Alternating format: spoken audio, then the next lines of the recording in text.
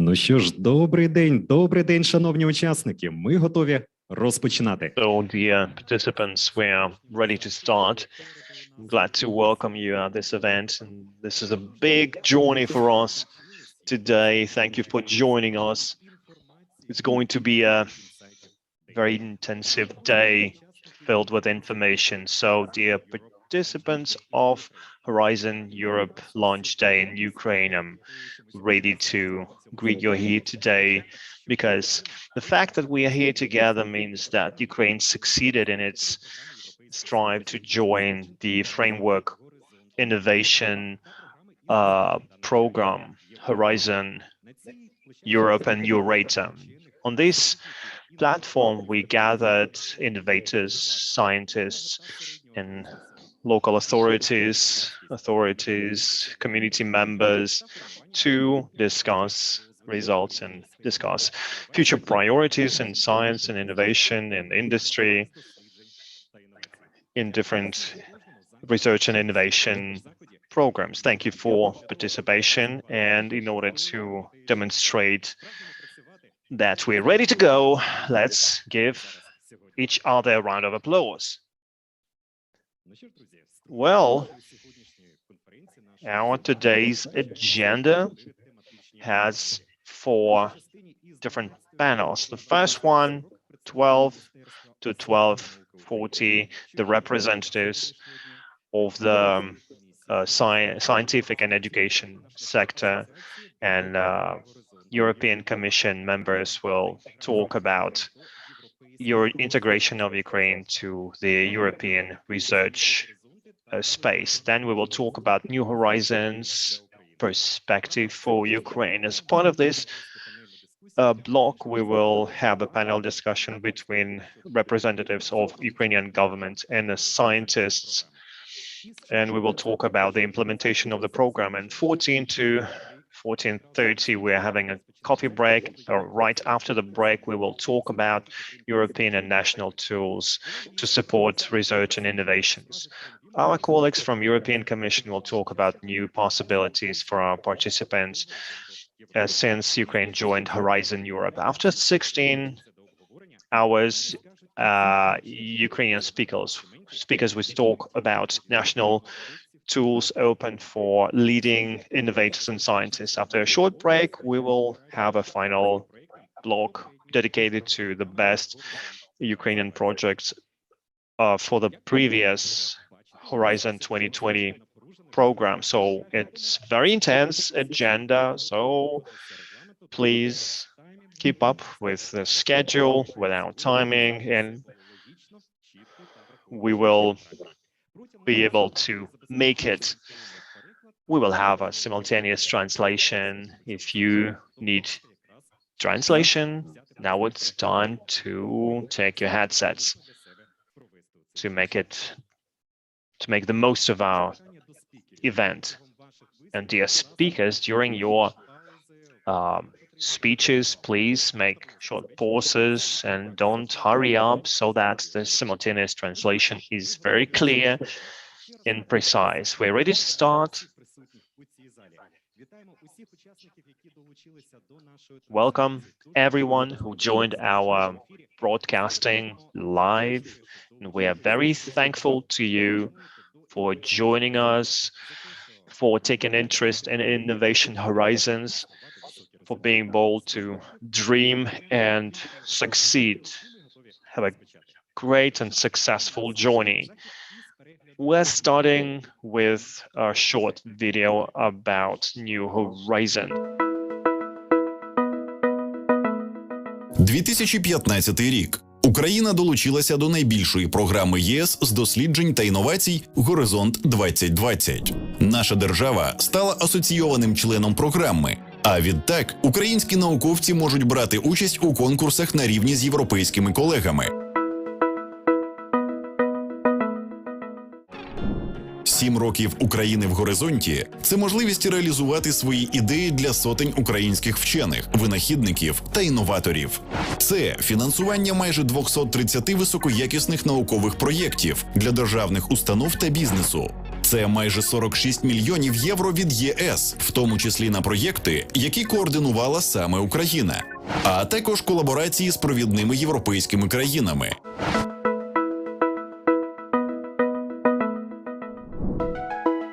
В «Горизонті 2020» українські науковці та підприємці працюють над передовими проєктами з доступом до унікальних даних. Мене звати Чигарева Анастасія. Я беру участь у проєкті під назвою Polar Res. Це проєкт в рамках «Горизонт 2020». Як науковиця Антарктичного центру, Анастасія досліджує полярні хмари в Арктиці та Антарктиці, щоб оцінити зміни клімату в цих регіонах. Завдяки «Горизонту 2020» ми маємо унікальну можливість співпраці з інститутами європейськими. Нас сприймають на рівних. Ми будемо використовувати унікальні дані. Маємо вперше за достатньо довгий час можливість реальної оцінки ситуації в полярних регіонах.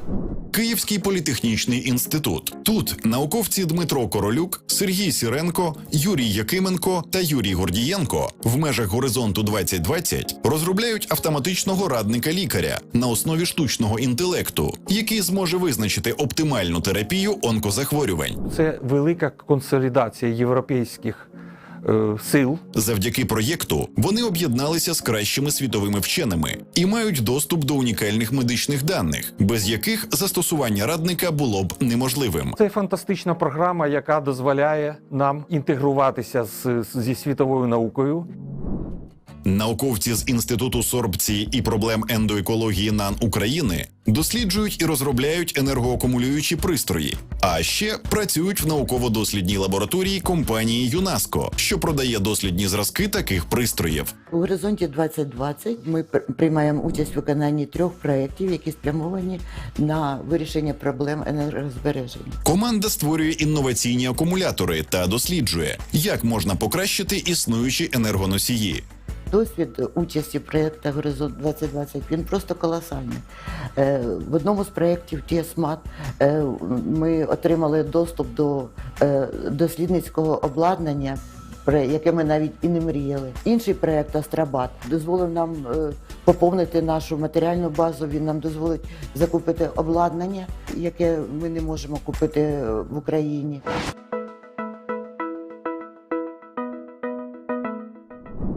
Україна й надалі продовжить співпрацю з ЄС. Угоду про участь в новій програмі «Горизонт Європа» та «Євратом» підписали 12 жовтня 2021 року. Це визначний крок для України. Українські вчені, інноватори та підприємці зможуть не тільки брати участь, а й залучати грантові кошти для реалізації спільних міжнародних проєктів по програмі «Горизонт Європа» та «Євратом», а також мати доступ до всіх інструментів підтримки вищезгаданих програм. Нова дослідницька програма Євросоюзу «Горизонт Європа» – це 3 основні напрями для наукових та інноваційних проєктів із бюджетом понад 95,5 мільярдів євро. Це додаткові інструменти фінансової підтримки та партнерства програми.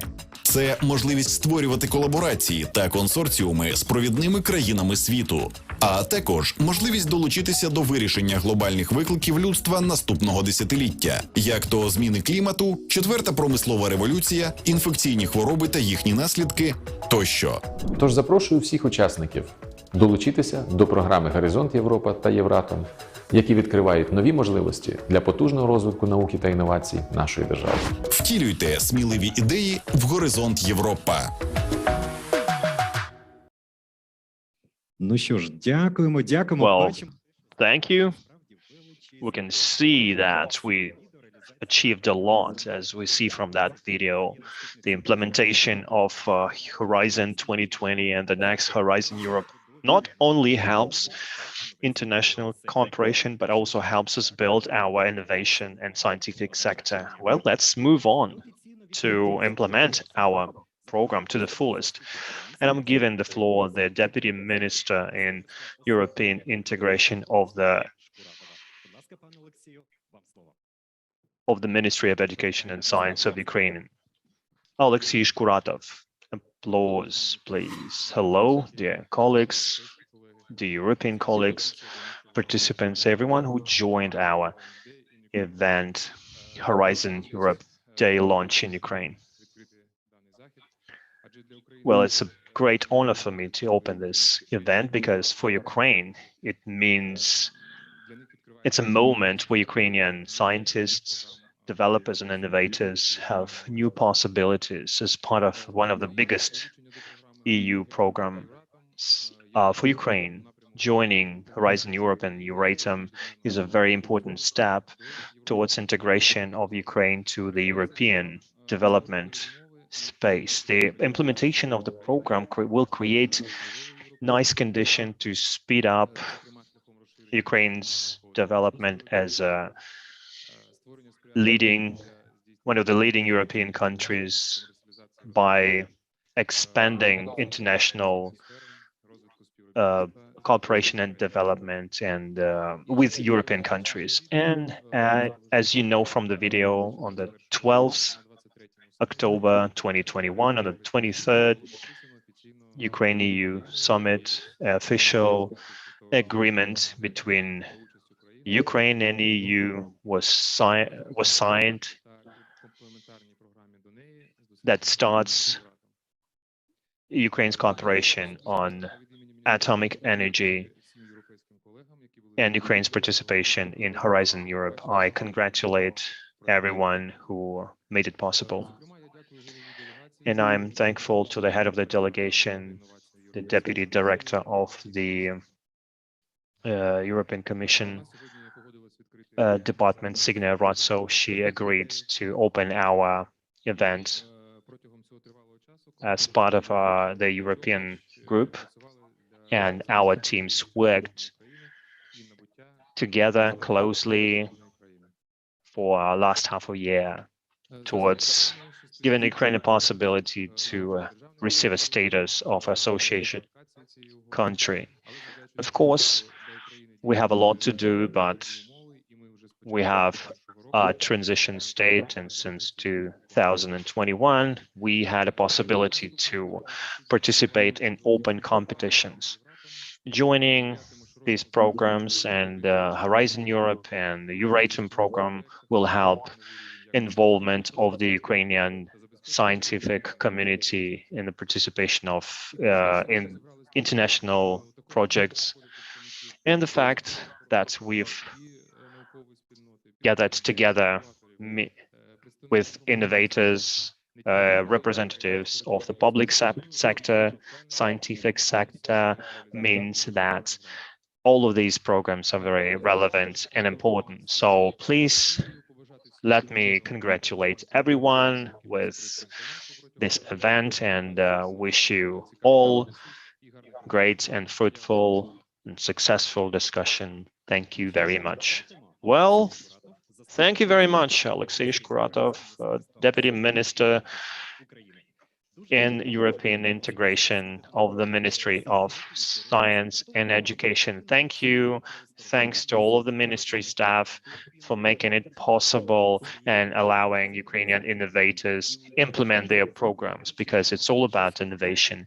Every one of us should feel that we have powerful instruments that we will be able to use to create, achieve, and implement great and incredible projects. So please join of these initiatives, because it's now possible thanks to the support of our European colleagues. Now we have a great opportunity to reach incredible results. Well, of course, it wouldn't be possible without our European partners, and I'm giving the floor to Signe Ratso. Good morning to everybody. Many thanks, dear Deputy Minister, dear Director General, dear representatives of the Ukrainian science and innovation community, ladies and gentlemen. Horizon Europe in Ukraine. I couldn't agree more with the title of your event. And I would even add, it's time for Ukraine to be in Horizon Europe as well. As some of you may know, I'm the chief negotiator for Horizon Europe and the Євратом research and technology program. And I led the negotiations to associate Ukraine to both Horizon Europe and Євратом research and training program. So I have witnessed firsthand the dedication of the Ukrainian authorities to make this happen. And this clearly paid off, since today we can celebrate the official launch in Ukraine of both EU research programs. I know that in a time of pandemic, with yet another variant looming ahead, and in these uneasy times of fragile economic recovery, speaking about research and innovation may seem remote, out of touch with reality even. However, research and innovation is at the heart of it. In the current crisis, the EU research and innovation programs are powerful tools to engage scientific communities, but also industries, including SMEs and startups, to look ahead and identify solutions to the many current and future challenges. Ukraine is no newcomer to the EU research and innovation programs. You have been associated to both Horizon 2020 and the past Євратом R&T programs. As Horizon 2020 ends, we count almost 320 Ukrainian participants that received over 45 million euros. With that, Ukraine is the most active country in the Eastern Partnership and ranks 7th among the 16 countries associated to Horizon 2020. Furthermore, Ukraine showed a good track record in the fission and fusion areas of the Євратом program, where Ukrainian entities gradually increased their participation in Євратом research and training activities. Looking at the future, you are now joining the most ambitious transnational research and innovation program that has been ever created, with nearly 100 billion euros of budget for the next 7 years. Compared to the previous program, Horizon 2020, it represents a budget increase of 30%. Here, I would like to take a minute to recall the objectives of Horizon Europe. It is our main tool to strengthen our scientific and technological base, develop solutions for healthier living, drive digital transformation, and fight climate change for our collective resilience. I would really like to underline these aspects. 35% of the budget will contribute to climate objectives. So the green and digital transitions are the core DNA of this program. The Євратом program complements the achievements of Horizon Europe's objectives, such as the energy transition, but also in providing continuous improvement of nuclear safety, security, and radiation protection, including in medical, industrial, and space research. I admit I have high expectations for Ukraine in the upcoming years. And in fact, I would call on the audience today, the scientists, the innovators, the companies, the researchers, but also the national contact points, the ministries, and Ukrainian research institutions to build on this rich past experience, to lap into the opportunities offered by our new European programs. And I'm pleased to see that today's agenda is tailored to bring information to the bright minds in Ukraine so that they can benefit from the different parts of Horizon and Євратом. I hope you will be inspired to the testimonies that you are going to hear today. I can only encourage you to ask questions, notably to my colleagues coming to present the different areas of the EU R&I programs. Let me highlight just some of the core components. As you know, Horizon is divided into 3 main pillars. In the first pillar, Horizon Europe will promote frontier research, while the European Research Council and the mobility of talents via the Marie Skłodowska-Curie actions.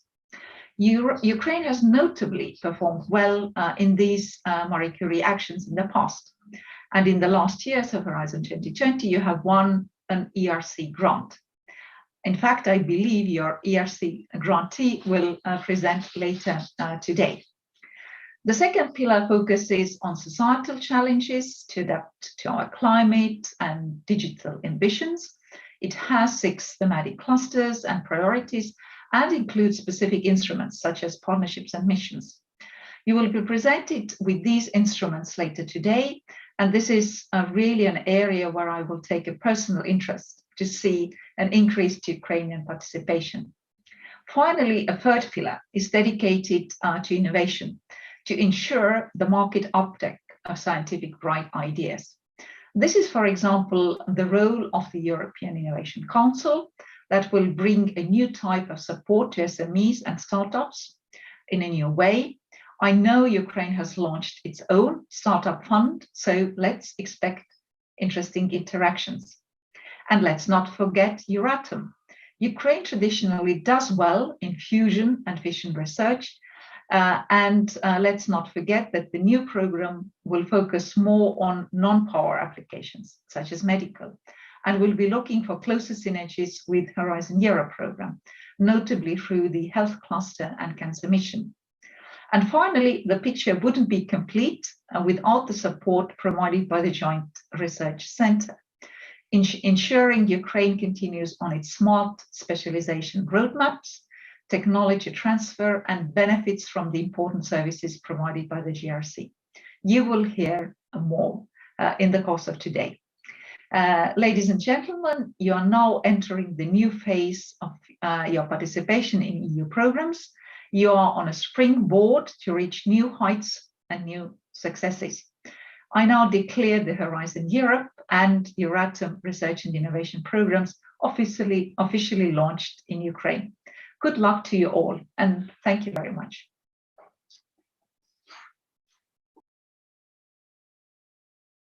Ну що ж, дуже дякуємо. Well, thank you very much for the program. Thank you for close cooperation between Ukraine and EU and the partner countries. And thank you for focusing on science and innovations. Thanks for that great support and the program. Well, colleagues, I can see your applause. I can see your smiles on your faces. I can see people who really want to jump in the discussion, and we have a lot to be proud of because we have a great journey ahead.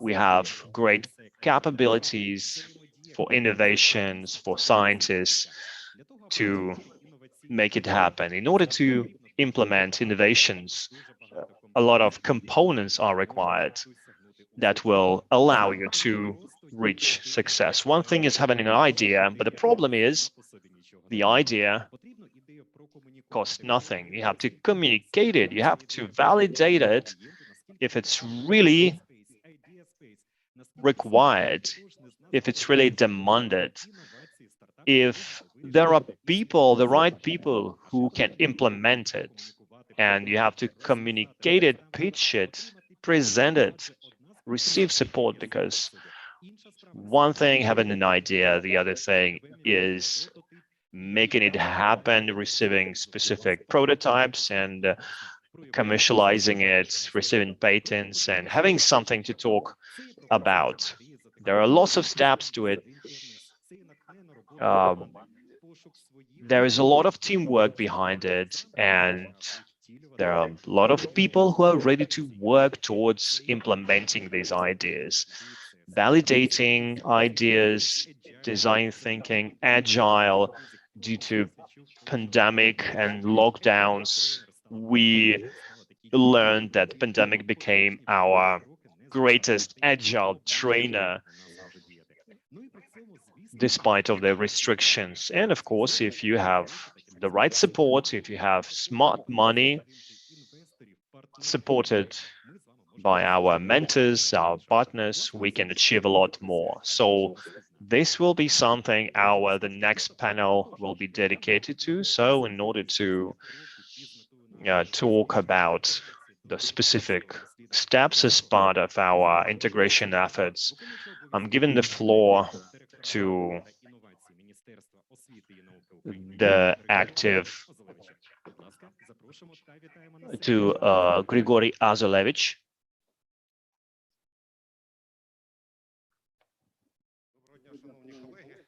Good morning, dear colleagues. I apologize for this impromptu arrival.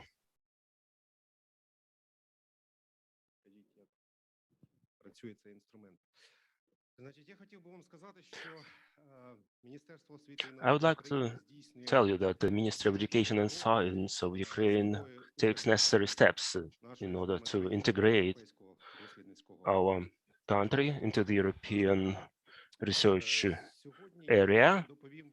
Today, I will speak about what we have achieved this year, what are our plans for the nearest future, what are our achievements, and what are the issues we're dealing with in the government and with our European colleagues.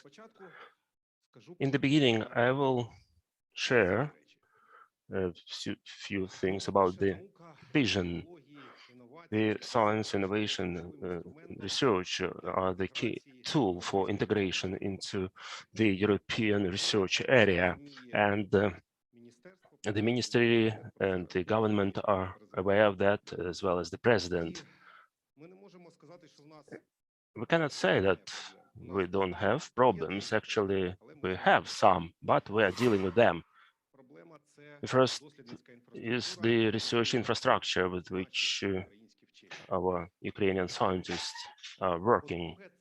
Secondly, this is imperfect budget instruments of support of projects at the national level and partially at the international level. Thirdly, this is so far low level of cooperation of Ukrainian researchers with the industry and business.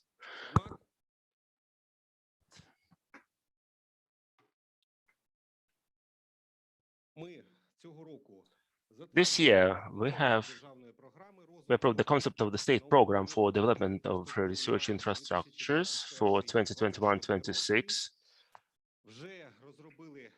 We have developed already the draft of the national program, and we are finalizing it with the Ministry of Finance of Ukraine, and I hope that in the nearest future, the review of this important state program will be submitted to the government. Secondly, this year, a law was adopted which contributes to development of scientific parks. This will enable us to reduce bureaucratic burden on the research and educational institutions to create such parks, and it will encourage their efficient development. Thirdly, this year, a draft law was submitted to the Parliament to incentivize the research and transport area. Last week, the Committee of Parliament on Research, Education and Innovations reviewed this draft law. There were some remarks made. I hope that in the nearest future, the committee will address those, and it will be reviewed by the Parliament.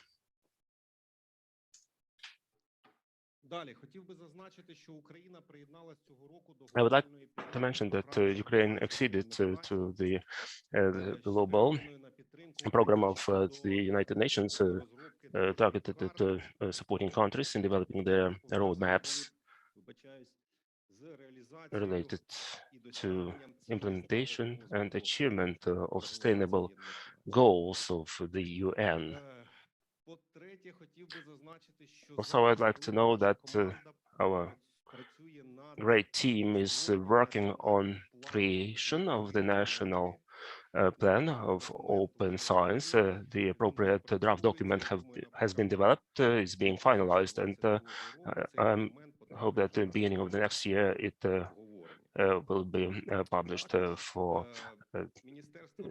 public discussion. Also, the ministry has developed some fundamental amendments to the law on research and scientific activities related to open science issues, related to the activities of young researchers and also development of research infrastructure. Also, I'd like to know that a lot of work has been done that in the EU, the project was created which would help us to carry out a quality audit of the research infrastructure which is available at the moment in Ukraine, and which would be instrumental for us to identify the quality priorities for developing that infrastructure. As the European countries has understood it a long time ago, that a country cannot build everything. Each country chooses its priority and enters the European research area with that priority, and it provides the infrastructure to all researchers, not only in Ukraine, but safe as Ukraine, and likewise, the European countries have having those unique research infrastructures will make those available for our researchers. And this project will start next year. We have information of proven finance for that, and experts have been selected, and 17th and 19th of January it will be presented.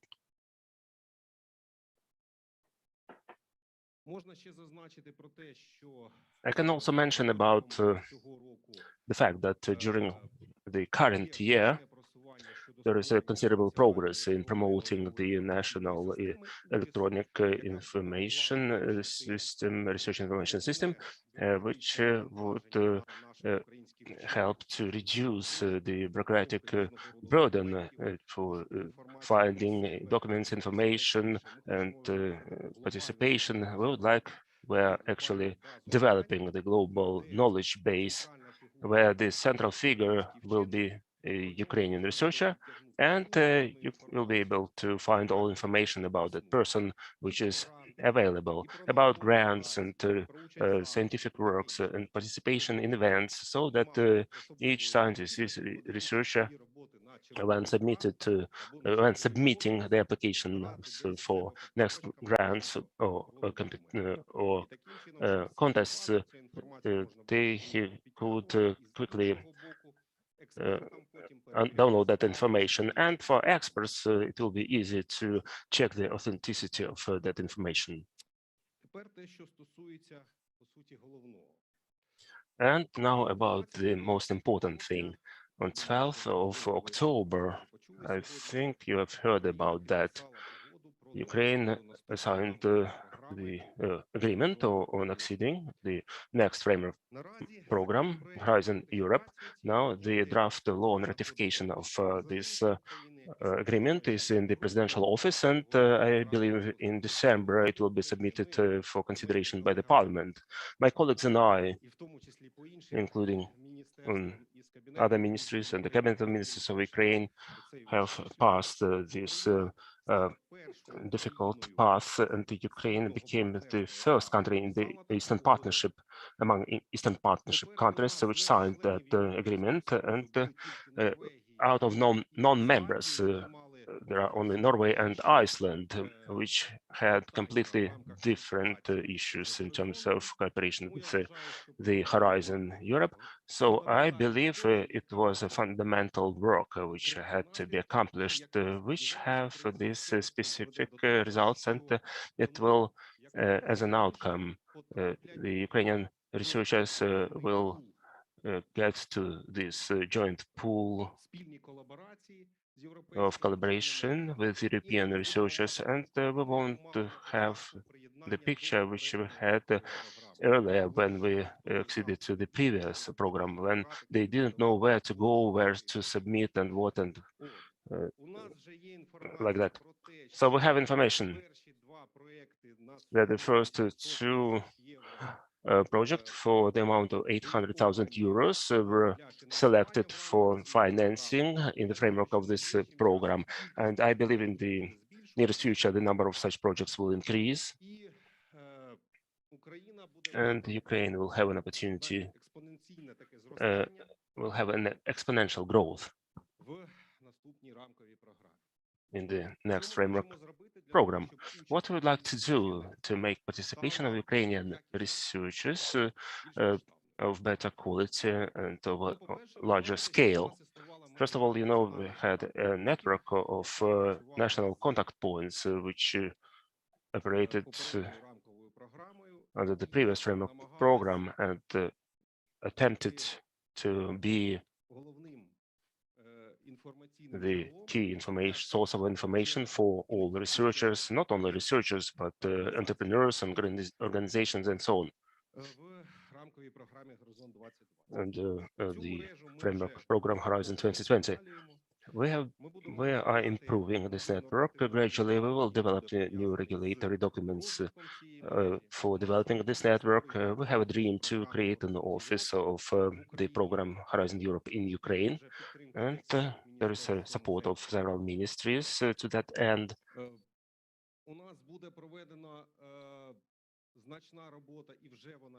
A lot of work will be done and is being done to launch the national portal for Horizon Europe. The terms of reference is being already acted upon, and they're working on this. Starting next year, we will be working with that portal.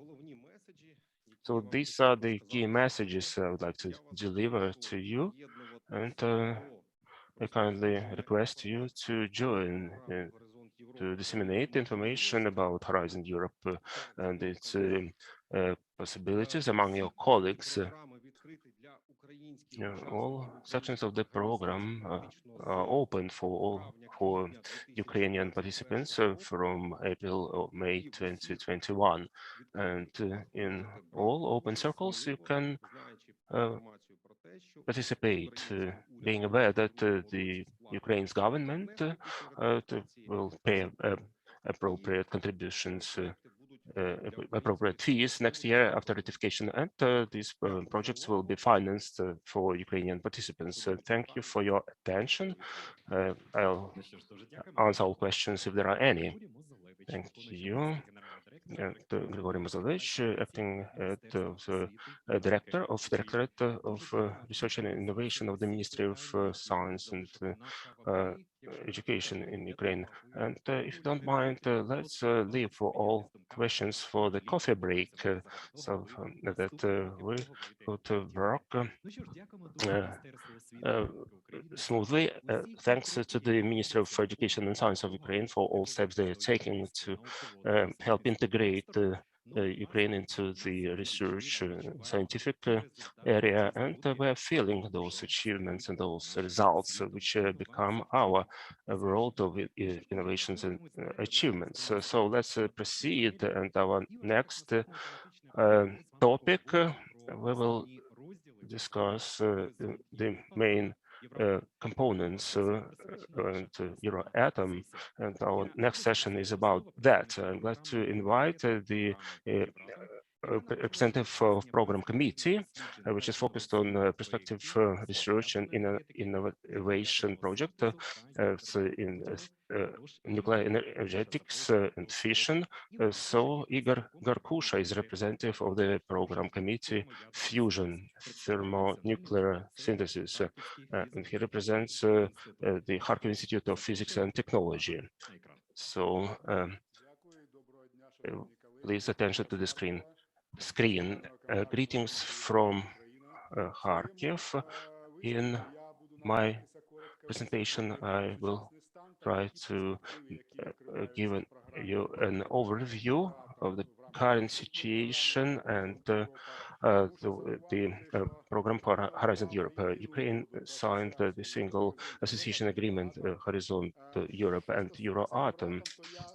Concerning Euratom, I'll focus on two areas of the action program. This is thermonuclear research as the basis for green energy of the future, and actual the source of energy without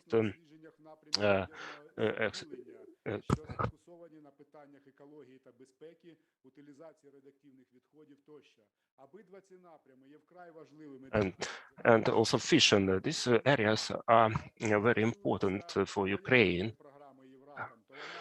About the thermonuclear program of Energy Atom, it's being done under consortium Eurofusion, which includes 30 beneficiaries from various countries.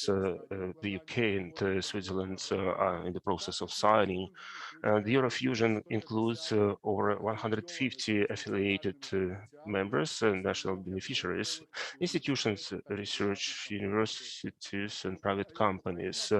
Ukraine was engaged in activities of Eurofusion starting from 2017.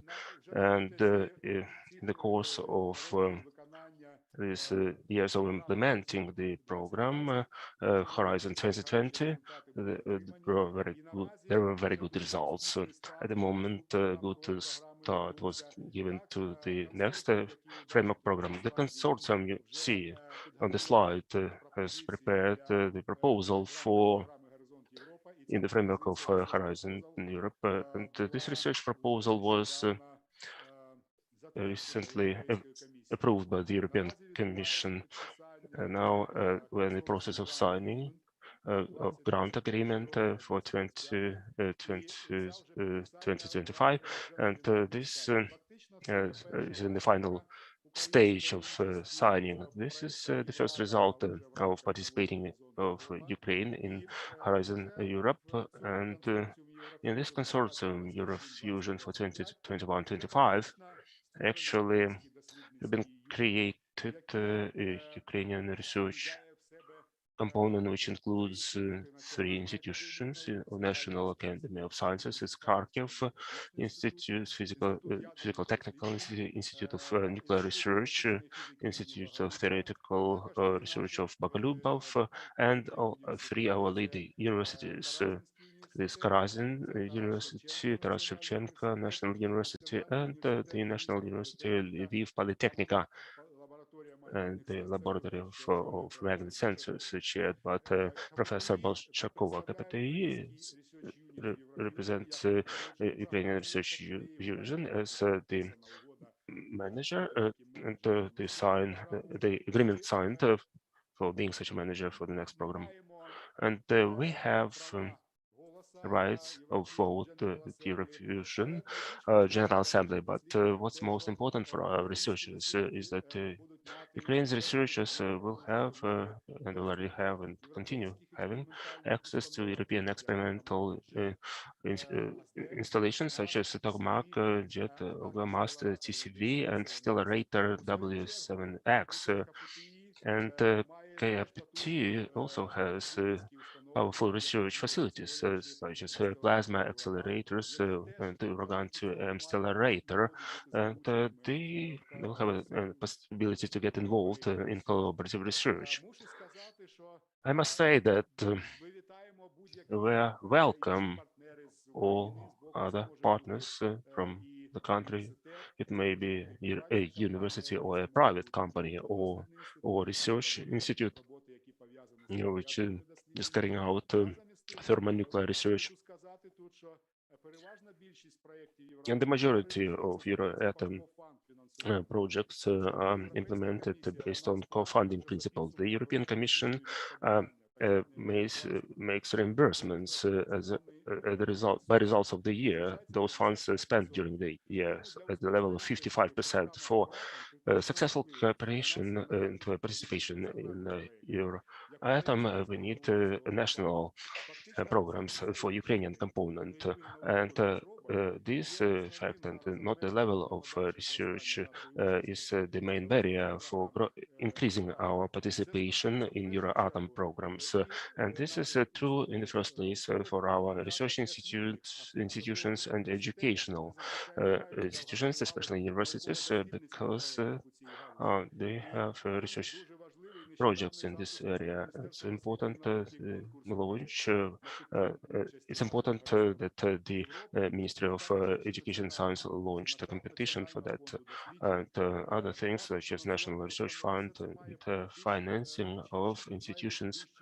This has to be more clearly focused on the European priorities of our participation, which will help us to incentivize our participation. I don't want to say that it's limited in some ways, especially in Euratom, and it's a pleasure to know that it combines research and education. And on this slide, you see educational activities within Eurofusion. At the moment, there are three major factors. It's FusionNet, the European Fusion Education Network. It's a pleasure that Horizon University already participates in that, and the FusionNet Association helps students, graduate students, to travel and to participate in meetings. And at the moment, we have about 60,000 euros for supporting working package training and education of the Eurofusion. So every institution, a beneficiary, can get reimbursement for that. Also, there is a targeted circle of research and education grants, especially also joint events are held in Europe. For example, recently there was an event, PhD event 2021. It was on November 23, which enables our graduate students to communicate more closely with their colleagues. In terms of the nuclear part, there are 15 ongoing projects which continue in the next Horizon Europe program. In terms of Horizon Europe, there are 16 calls closed on October 7. It was the deadline. And I anticipate that new projects with Ukraine's participation will appear. Also, there are 2 open calls for submission. It's an innovation prize for thermonuclear research, and the next round is anticipated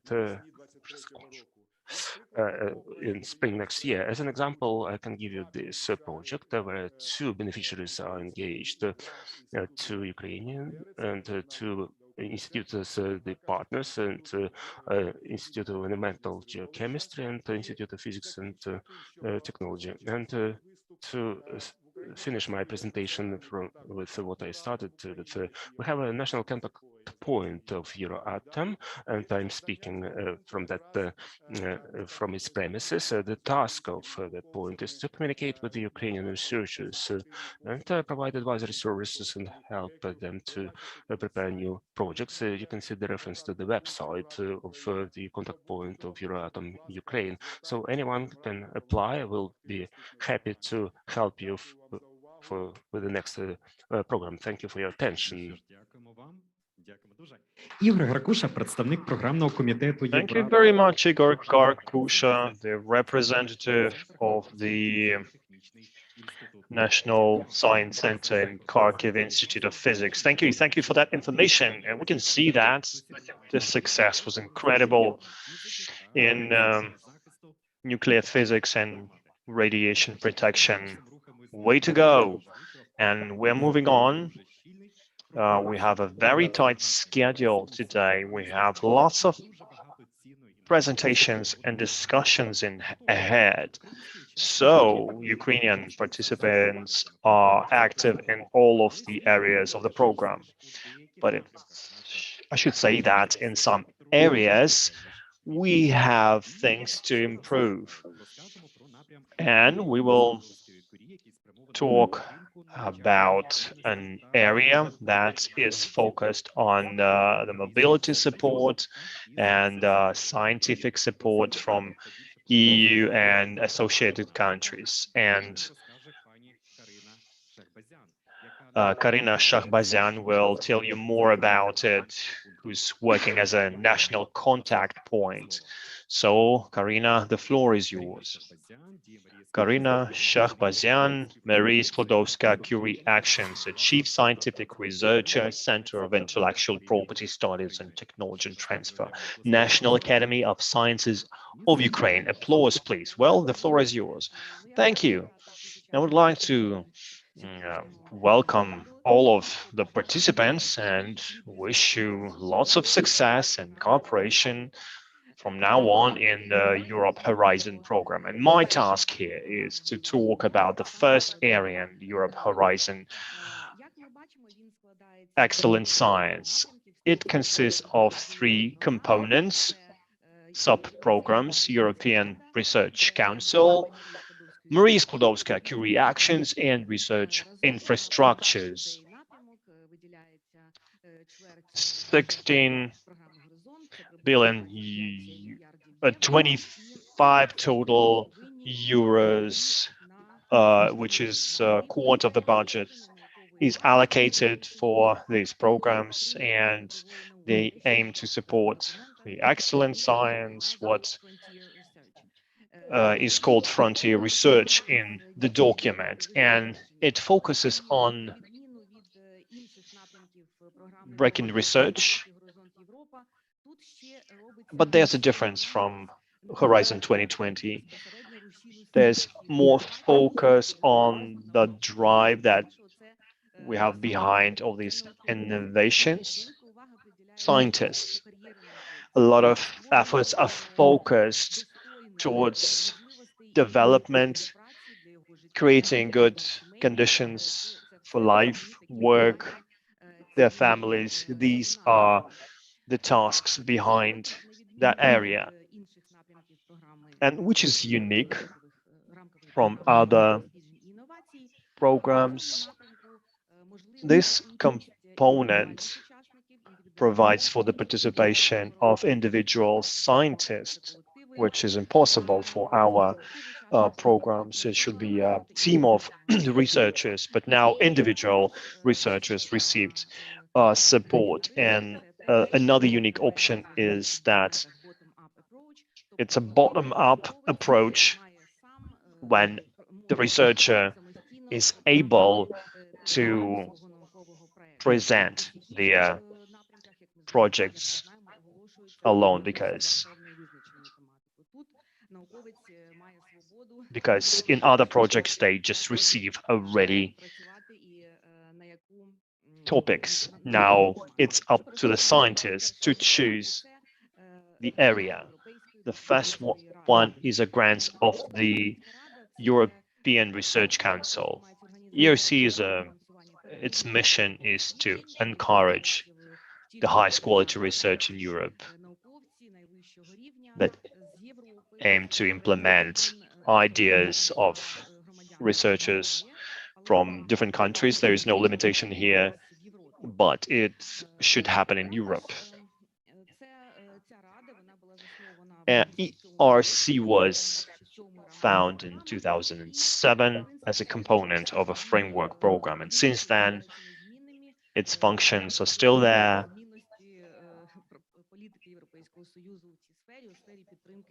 And it's a part of European support efforts for groundbreaking research. And ERC supports fundamental science, but it's gradually changing, and we understand that they don't just support fundamental science, but also applied science, innovations. The whole complex should be there, and the results should be groundbreaking, not just in basic science, but in everyday life. How they are evaluated? They're evaluated according to one criteria: excellence. The whole project is evaluated, and the curriculum vitae for the scientist submitting the project. After the scientist receives funding, the principal researcher of the project is free to gather a team of researchers and innovators to implement that project. There's a started grant, consolidated grant, and advanced grant. They are available for the most skillful scientists, and there's energy grant for a group of 2 to 4 researchers who get together to implement grants for a very ambitious project, a more long-term oriented, and of course they will receive more funding. The second program is the Marie Skłodowska-Curie action program. I'm a national contact point for this program. We had 4 programs in Ukraine. We had 4 contact points. Maybe we will have more in the future, but what it's all about, support, grant support is provided to individual researchers for postgraduate fellowships. Before that, we had individual fellowships with or without degree. They could participate as researchers, and they can do that research in EU countries or third countries, which is European or global fellowship. As for the doctorate projects, innovative training network, they are focused on the development of scientific programs with the result of achieving PhD by the postgraduate students. And the must-have is engagement of the industrial participants and follow-up supervision of the project. Another project that MSCA is engaged in is researcher exchange that is called Staff Changes. It's a program that focuses on implementation of research projects using short-term mobility and travels. There are different participants from European countries, Ukraine, and third countries. And it used to be international and intersectoral mobility. In the next program, we have also interdisciplinary mobility if there's a project within a sector, which is very important because it facilitates the selection of consortium and search for partners. Another 2 types of projects is co-founding on the national, international, or regional levels, where we have grant programs to postgraduate students. And if that grant is provided, also some funding is provided to the expansion of the number of participants and expansion of the funding. Another type is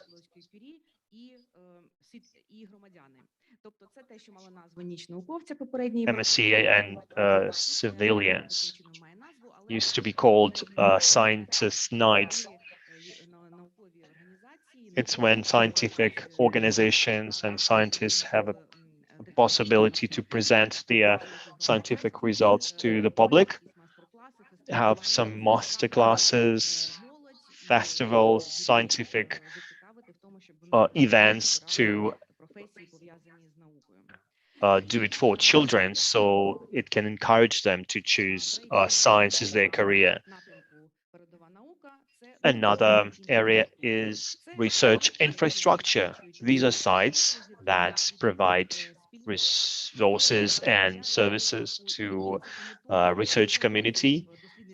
And the aim of this competition in the Horizon Europe and Horizon 2020 is to ensure development of these infrastructures, creation of big scientific structures on a global level. And apart from scientific activities, these research infrastructures can provide educational public events.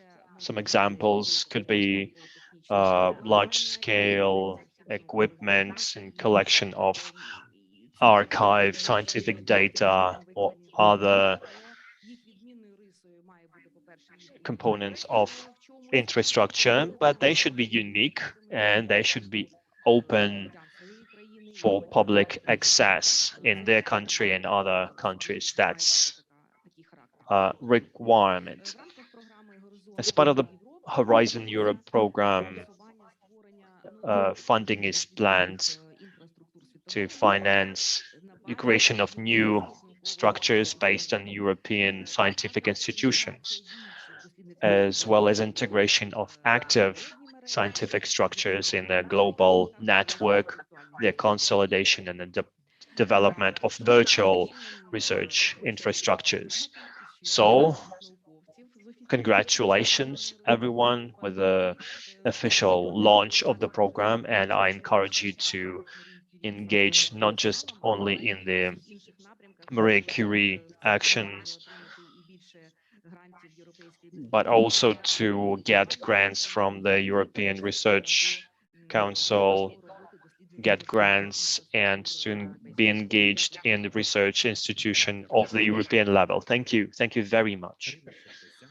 Карина Щербасян, головний науковий співробітник Центру досліджень інтелектуальної власності та трансферотехнологій Національної академії наук України. Ну що ж, Marie Skłodowska-Curie Actions, Chief Scientific Researcher. Well, it's been a half an hour, and we have so many ideas, so many areas to get great research perspective and capabilities. So let's move on non-stop. And speaking about Horizon Europe, the program is set for 7 years, and you can only imagine how many challenges we will all face. Climate change and the implementation of artificial intelligence ideas, green energy, and we will talk about these global trends during our session. Sergei Shukhaev, NCP, based on the Kiev Polytechnical Institute, named after Igor Sikorsky. Well, Sergei Shukhaev will talk about global challenges and European industrial competitiveness. Please, the floor is yours.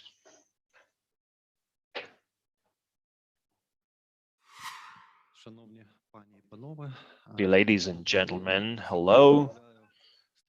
Congratulations with signing of the association agreement, and let's keep our fingers crossed to ratify that, to have this ratified.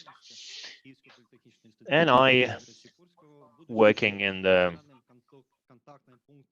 Kiev Polytechnical Institute, I'm an NCP for Horizon 2020, and I can say that these European framework programs is a unique phenomenon.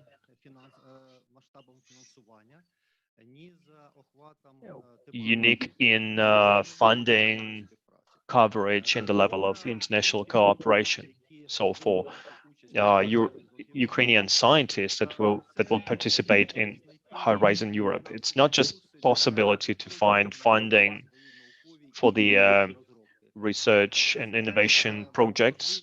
It's also a possibility to get new skills and knowledge, new experience, new friends and partners, and of course, demonstrate their achievements.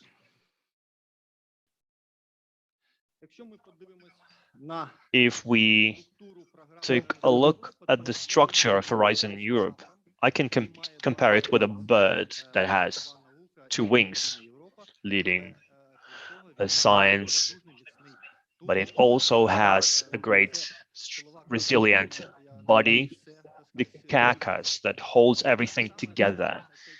And this body is the second area, second pillar, that's called global challenges and European industrial competitiveness.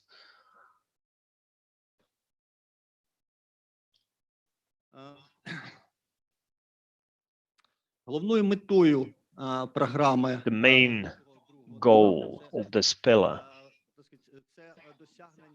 is reaching goals of EU policies and implementation of sustainable development goals of the UN. And it has 53.5 billion euros, which is 56% of the total Horizon Europe budget. This program is divided into clusters. It will support activities of the Joint Research Center. New financial tools will be implemented, which is R&D missions for European Union. High-level support is available. It provides for the creation of a consortium consisting of 3 legal entities from 3 different EU members or associated countries.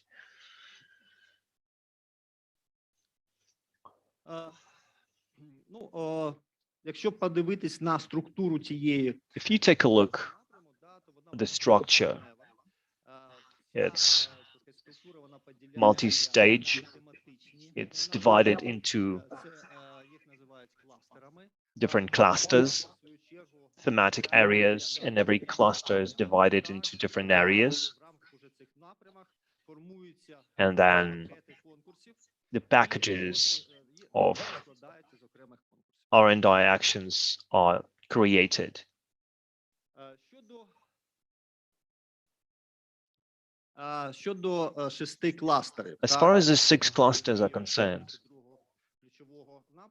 the second key area, this includes health, culture, creativity, and inclusive society, civil security for society, digital, industry and space, climate, energy, and mobility, food, bioeconomy, natural resources, agriculture, and environment.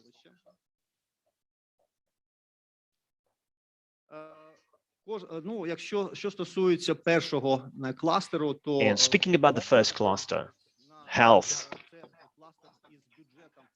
it's a cluster with a budget of 8.5 billion euros. And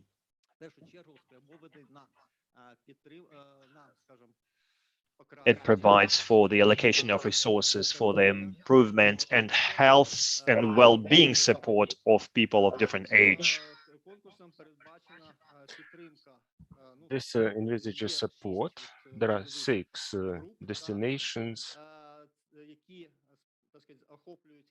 which encompass various aspects of in this area.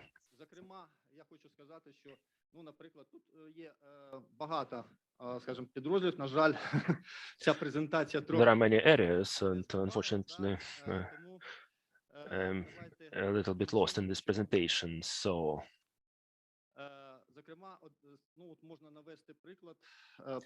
I can give you an example about the projects which are characteristic of this cluster, which demonstrate instant reaction of the EU to the challenges which appear.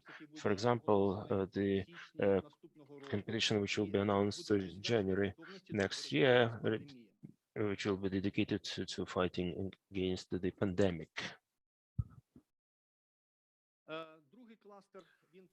The second cluster is about culture, creativity, and inclusive society. With a budget of 2.28 billion euro, it will be divided into 3 destinations. The first destination is focused on supporting European democracy and human rights. The second is will support the preservation of cultural heritage, European cultural heritage, and the third destination will be focused on innovative research on social and economic transformations of the society. An example of such competition will be The competition which will be announced in January next year. It's the safeguarding endangered languages in Europe.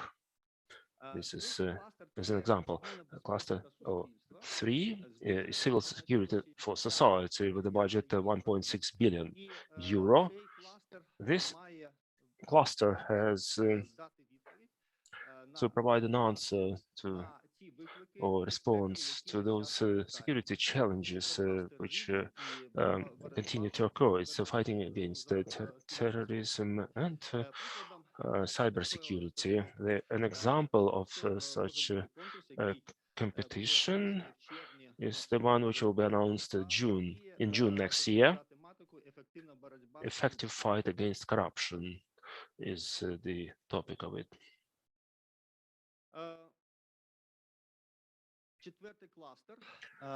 Cluster number 4 is called Digital, Industry and Space, with a budget by 5.35 billion euros.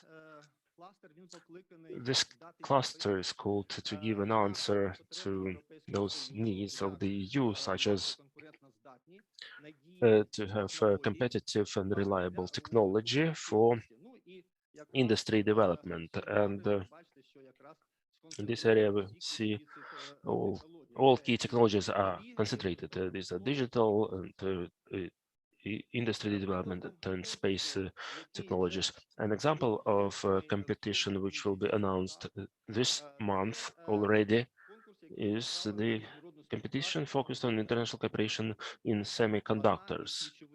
This is one of the key areas which requires development, and the EU focuses particular attention on that.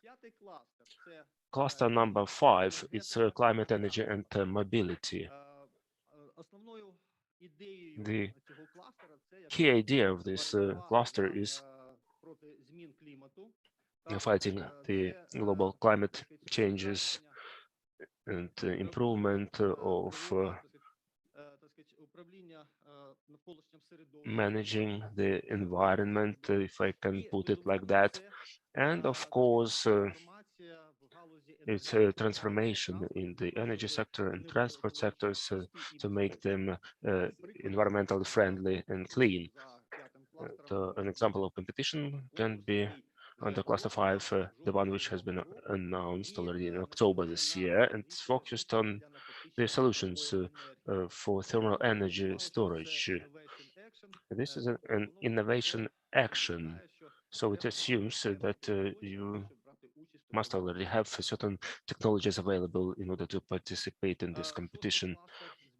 Cluster number 6 with a budget 8.95 billion euros is dedicated to food, bioeconomy, natural resources, agriculture, and environment. No doubt these issues are really urgent, not only for the EU, but for the international community and Ukraine as well. So the smart management of bioresources is one of the key targets for this cluster. An example of this competition under this cluster, the one which will be announced in February next year. It's environment of infectious animal diseases. In addition to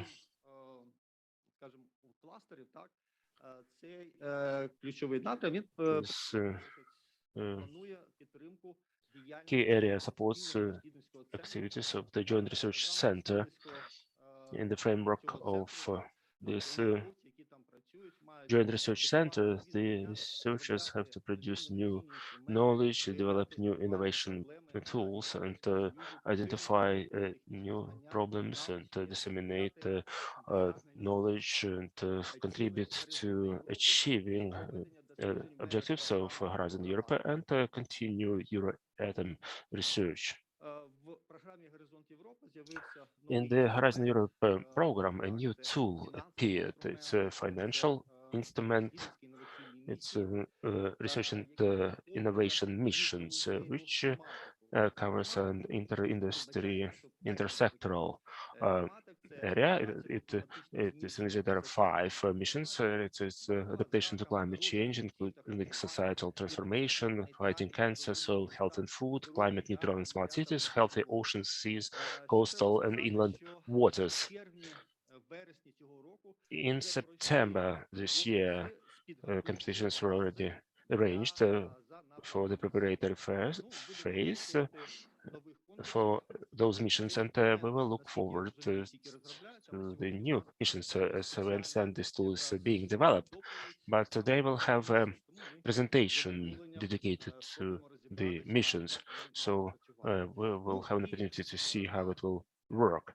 And at the end of my presentation, I would like to say that, in my opinion, it's very important to disseminate information about the program. Especially, it's important to do for young researchers and graduate students. So, as a representative of the higher educational establishment, we will initiate it in our university, and of course, it's really necessary for those graduate students to organize special courses to improve awareness of the Horizon program, because they have to understand whether their level matches those researchers which are now topical internationally. So this approach will help them to be more critical about their research. That's all on my side. Thank you, Sergei Shukayev, Information and Communication Technologies, National Technical University of Ukraine, Igor Sikorsky, Kyiv Polytechnical Institute. So we can see that we're really facing various challenges and problems which needs addressing with the new methods and approaches, including using innovative methods, frameworks, and various tools. So about innovation and tools for supporting innovation projects, and not only, we'll speak with our next speaker, and Ivan Kulchitsky, Director of Center for Innovations. So thank you for the opportunity to speak. Ukraine has over 20 years of participation in framework programs, and we as an organization started with a 5th program. But what's important now? This stage is important because with the end of Horizon 2020, and this participation in framework programs starts having a great impact on the Ukraine innovation policy. And when I will talk about such structures, the European Innovation Council, its model of interaction of science and innovation is a good model for Ukraine. So I really hope that during the next round we'll have a discussion. I will fire up that discussion, because one of the elements where we should take the information is the activities of innovative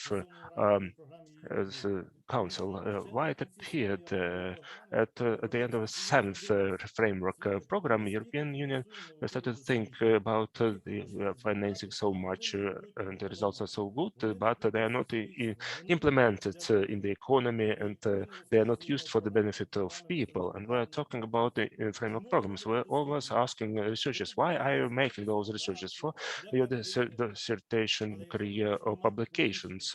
But if we wanted to get public money and state support or support of the community, we need to demonstrate how those research impacts our life. It's via new innovation policies, and the EU also wanted to have a competitive position compared to the US, China, Korea, and other active players internationally. And now, as we see, the budget for the second pillar is over 13.5 billion, and for over 33 is European Institute of Innovation, and 500,000 for European innovation ecosystem and links between various actors. So those who are interested in European Institute of Innovation and Technology, and there were two cities, Budapest and Wrocław, competed. Now it's in Budapest, but it has many branches in various countries. And so we see the main function of Innovative Europe, yes, it's support of startups and novelty solutions. But they have to be aligned with the national policies, and it will be a challenge for Ukraine. How our national policies aligned with the European one, and how it's implemented. It's good to have good goals about how to implement that. So the European Innovation Council was focused in the beginning for supporting SMEs, and we believe great success of 7 tools. We had 16 projects, Horizon 2020, phase 1 and 2, and this support was 10 pages of applications for SMEs to lower the barrier for participation and find those to have those breakthrough innovations or game-changing solutions. When we're talking about the European Innovation Council, it's a combination. It's of European Institute of Innovation and Technology. It's a range of our institutes are engaged. It's universities in Sumy, Kharkiv, Lviv, and Kyiv.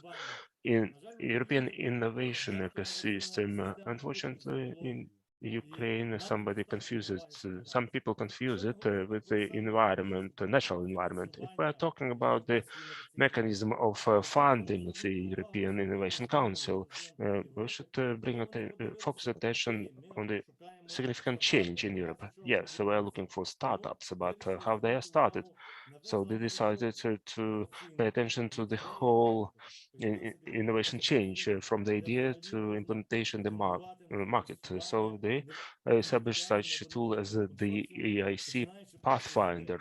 You can develop this, start developing it, and EIC transition. And this is in direction with the European Innovation Council in order to promote that innovation gap which we have in Ukraine. We don't have appropriate tools to commercialize innovations. They can submit the results from the previous Horizon Europe 2020 and those which were performed under the European Innovation Council. And when we are interacting with the National Academy of Science, the researchers say that we have done some research about what to do next with that. So this is the solution, how to do it. And if you can see that this can be implemented and brought to the market, you can get appropriate finance to create a prototype, something which you can demonstrate for business. And EIC Accelerator, this is close to the previous SME tool, where you can get financing to bring innovations to market. There are tenders which were already closed, and there is certain specifics compared to Pillar 2, this program for 2021. The European Innovation Council started in March 21. The program was adopted. There were a number of competitions. The topics were identified. These were included the energy sector and digitalization, but there are open topics. If you could submit ideas for any sector, if it's an innovative idea, and now discussions are ongoing. What will be in the next year? There is no official program yet, but there are some drafts being discussed, and but we are sure that the trend which we had will continue in the next year in certain spheres, and it's anticipated that first competitions will start in March next year. So for us, for Ukraine, the task is to analyze what have been submitted in 2021, what were the areas and what were the results. And here we have to build stories of success not only at the level of the Ministry of Education science, and it's a very interesting submission mechanism. It's different in certain ways from how the applications are submitted to other competitions or tenders, like its partnership when they evaluate it and so on. In order not to waste time, you can submit just a basic idea with a couple of slides, or make a video, short video, the so-called pitch, and later when you pass the first initial selection and you've been noticed that your idea is really interesting, you prepare the full scale application, and there are more valuation points to make it unbiased. What's interesting here, the platform of AI, which in dialogue with you helps you build this application, which simplifies this for business, because for business is quite a challenge. We have practice, they're engaged in their day-to-day operations and they don't have time to fill out those applications, and they often tell us that let someone else do it for us, and we'll submit it. But the EU Commission requires the businesses themselves to make applications. When we look on the map, it's a pleasure to see Ukraine here. It's as association member, but it reflects already. It's already reflected on the map of AI, and we can see the Crimea is a part of Ukraine, so it's okay with that. There is a community platform where you can get registered and get a lot of business services. This is also a challenge for Ukraine to see what are the services are provided for business and for what are available in Ukraine. There are many things which are approximated. They're relevant or similar. So I think the establishment of contacts or matchmaking events are very important for that. We need to understand basic approaches. You can submit your request anytime. Your application, there is a lot of support services for innovators, AI-based IT platform. In Horizon 2020, you can submit that anytime. This time, you can do that only after it passes a certain level. Enhance the quality of evaluation. You will receive a detailed explanation of the evaluator. Seal of excellence. It will be available for a good application. Innovation ecosystem. The European Innovation Forum was launched, and it's a stable platform of cooperation. We need to build such an ecosystem here and make sure that we communicate and develop our business. We have first competitions where we speak about the requirement to support entrepreneurs. These competitions are not research projects. These are coordination and support efforts, but we will have a lot of analytics and good material available. European Institute of Innovation and Technology. There is a series of activities, including strategy, innovation, education. We have good examples of cooperation. We'll have an event in January with EC representatives, and it has connections with different other institutions like Marie Curie, Action, and we will be able to integrate it and put it and enter the market. We know that we have innovation hubs in Ukraine, and we have to build communication with European institutions. There are some good links I can share, and we have mailing list. We have good projects, and we hope that Ukrainians will achieve success in this innovation area. And cooperation with European Innovation Council will support progress and the development of innovations in Ukraine. Thank you. Thank you, Ivan Kulchitsky, Innovation and Communication Technologies, President of Agency of European Innovation. So let's move on. Our stage changed a bit. That means it's time for panel discussion. Discussion between representatives of authorities and scientists. I'm giving the floor to the Director General in Innovations, Grigory Mazalevich, and our participants. So have a great discussion, and the floor is yours. Your applause.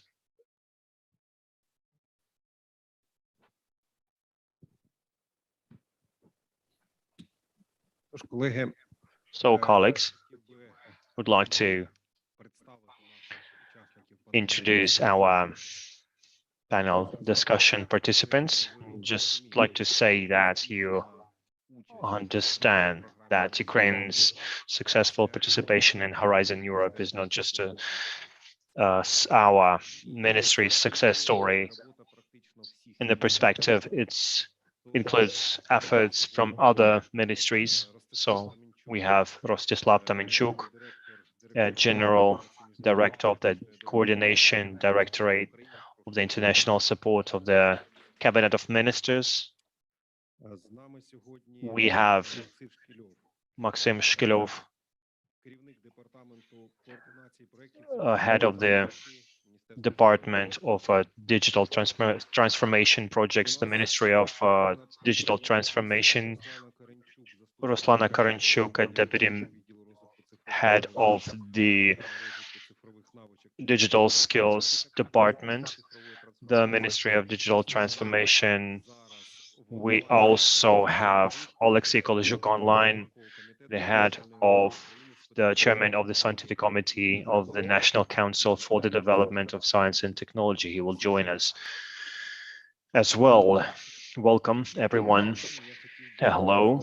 Well, I would like to ask you a series of questions. Well, first, what steps do you think are necessary to support the implementation of these efforts on the governmental level? What are approaches and the methodology of digital transformation projects implementation? The creation of a good environment for innovational projects and their participation, for the preparation for the participation in European projects. Is it a myth or reality? We'll talk about that. Well, first, I would like to give the floor to Rostislav. But before that, I would like to say that he's our good friend. And for the last couple of years, we've been cooperating very closely in different areas. And Rostislav has been helping us on different stages with the preparation of that agreement. So what do you think about it? Well, thanks a lot. I'm happy to be here. I'm happy to see our colleagues online and here. Just don't close that slide so that we are always on the topic. Well, Horizon for me is not just a horizon. It's just a whole world with a whole lot of capabilities and potential. I was very optimistic all the time. You have to aim high. We have lots of capabilities, and our directorate supports and maintains this participation of Ukraine in different EU programs, including this one. Well, Ukraine participates in the program and pays the fee, then gets funding, and that funding received by Ukraine is international technical support. It's registered as one.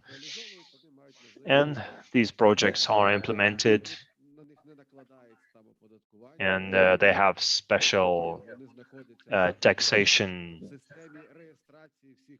capabilities. It's a part of the this big list of projects, and we need to make sure that we keep an eye on these projects, because there are other departments that monitor policy and implementation of the action plan of the government, because we know that it's about planning, it's about other components of these plans so that we can synchronize our efforts. But I went too far with this one. I will just get back to the steps necessary to implement the Horizon Europe efforts on the government's level. I will try to answer these two key questions.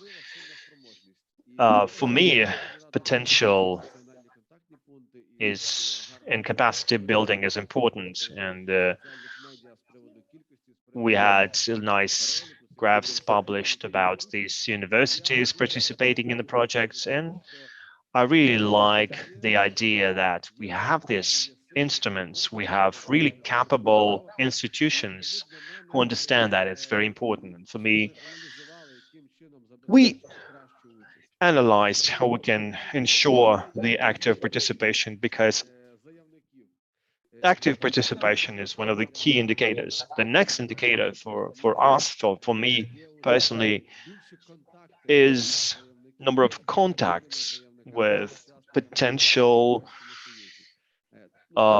parties in EU, and the third indicator is the increase of number of successful projects and real implemented projects. And the fourth indicator, it's easy to write, hard to implement, and some people face the situation where they just don't know what to do next, because you have put so much effort into it, and then you just don't know what to start with when you really won the competition. So we need to make sure that the number of participants grows, and we think how we can make the selection process to ensure these new initiatives keep on popping up and allow this scientific community to participate. And we talked about management, the importance of the right management, having these corridors and windows for those who want to participate. Since the experience that we coordinate other transporter initiatives, and we understand how important it is to support institute initiatives. And it's not just a matter of state policy, it's a matter of faith in these projects. It's having faith to people, that these people are capable to support out-of-the-box initiatives and keeping it growing. Sometimes people don't want to develop. We have lots of scientists, they heard about some projects. Yes, they think maybe it's nice to have them, but it's not for us. So it's very important to analyze these bottlenecks and find out whether it's possible on the governmental level to expand these bottlenecks, increasing the number of potential environments that are ready to compete, submit their applications and participate. Першому індикатору. По другому індикатору ми розуміємо, що надзвичайно важливо забезпечувати. As far as the second indicator is concerned, it's very important to ensure synergy between the Ukrainian participants and participants from other countries. And in our work, talking to other EU countries, we always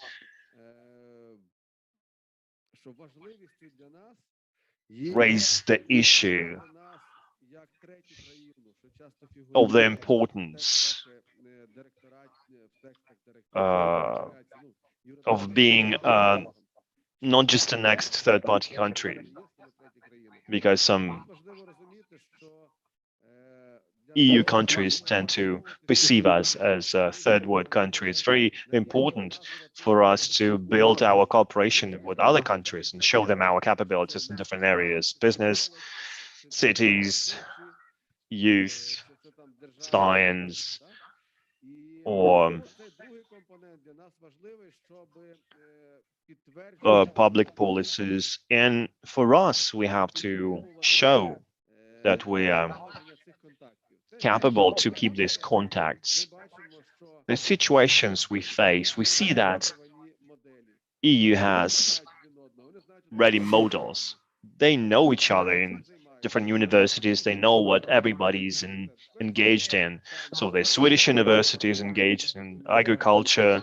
Swiss university is engaged in some aerospace cooperation. So they have that sort of networking, and we need to be engaged because it's something new for us, and it's important for them to understand that Ukrainians are capable, they can submit good applications, they can implement good projects, and they have good potential for these solutions. So what, I guess to wrap it up, well, there's a third component.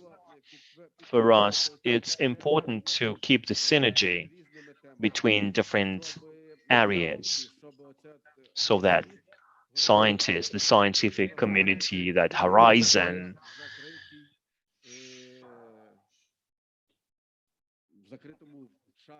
does not just exist in a bubble.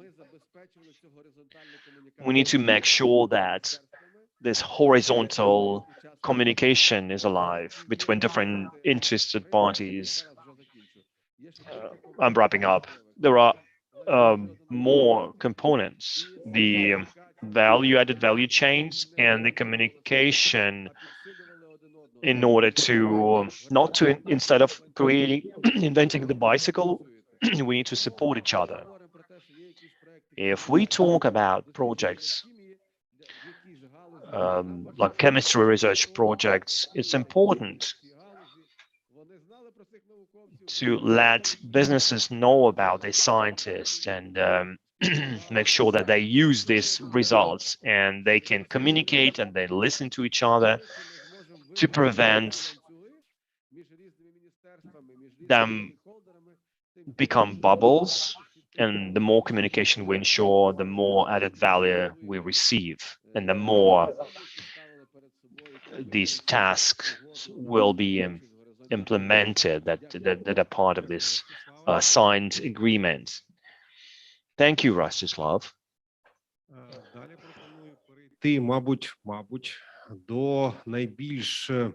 I suggest that we start to talk about the most innovative area, the digitalization area. Ruslana? Well, I have the information that you focus on digitalization in education. That's right. So what can you say about the capabilities provided by the Horizon program? Maybe a couple of words about your projects. Let's start about active projects. Well, I would like to invite all of you to go and visit the DIA portal. We have 4 strategic goals. One of them is we need to teach 4 million of Ukrainians to be able to work with digital tools. We need more user experience and using different skills. And all of the programs and projects that we work on in the Ministry of Digital Transformation in education, they are focused on easy, effective training. We realized in 2019, where it was launched, people really dig that process of learning by watching series and TV shows. because learning requires efforts. We try to launch a project where in 5 or 7 minutes you are able to learn something. How to use a digital signature, how to pay your bills online. There are not many series, but it's a good idea when we have experts who know the topic well and who know how to organize different processes in the digital world. And we have, let's call it a star, a TV or movie star or rock star who can fire people up, who can join this journey with the user. We have more than 70 series like that on the platform, and we redesigned our platform. Now we have text content describing the procedures like how to edit your photo in Photoshop, and podcasts where you can just listen to it on your way to work in public transport. So you can visit the project digital education. We also have different online schools for teachers and school kids during the pandemic. We also have offline efforts like a network of thousands of hubs where people can get this first-hand experience with any digital device. And accordingly, we invite people for cooperation because we have a lot of topics to cover and to convey to the users. And we say that we have a goal of training 6 million of users, but we want to train more. We have more than 1 million registrations on the digital education and online schools. And I also am proud of the fact that no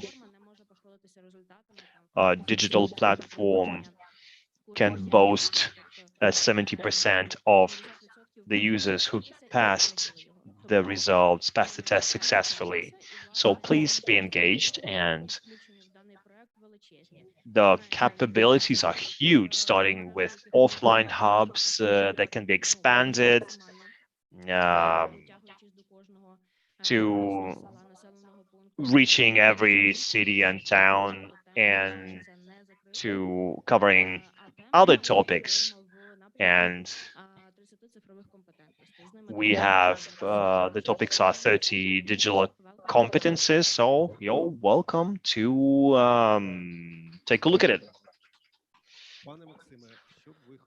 Maxim, what would you like to complement? When I analyzed this program, I understood in what way we can be we can join, I mean, the Ministry of Digital Transformation and people who will submit applications for the program. There are objectives which was already articulated, and there was another one, 100 services online. In what way this can be done? There is a whole system, CDTO. These are people, deputies of ministers of digital transformation, the deputy heads of centers of digital transformation, and there are digital teams. This is only a part of those people. These are central executive bodies. There is also the CDTO at the level of oblasts and cities. There are digital projects. For you to understand what they are, They consist of two parts. First is to enable people to get some services from the state, and another part is the information contained in the registries and the information systems. The majority, and we lack the majority of those systems. So most of the information is kept either on paper or in Excel files. What's being done? There is a technology which is used for all the projects for digital transformation in the country. These are 4 steps, which you can see on the screen. Is initiation, that is designing, and implementation. The first 2 steps, we have a request to you. So now there are over 300 digital transformation projects in all the ministries and SOVs. And these projects mostly are in need of development, so they require analysis, searching similar working solutions in Europe or other countries, and development of TORs for those projects.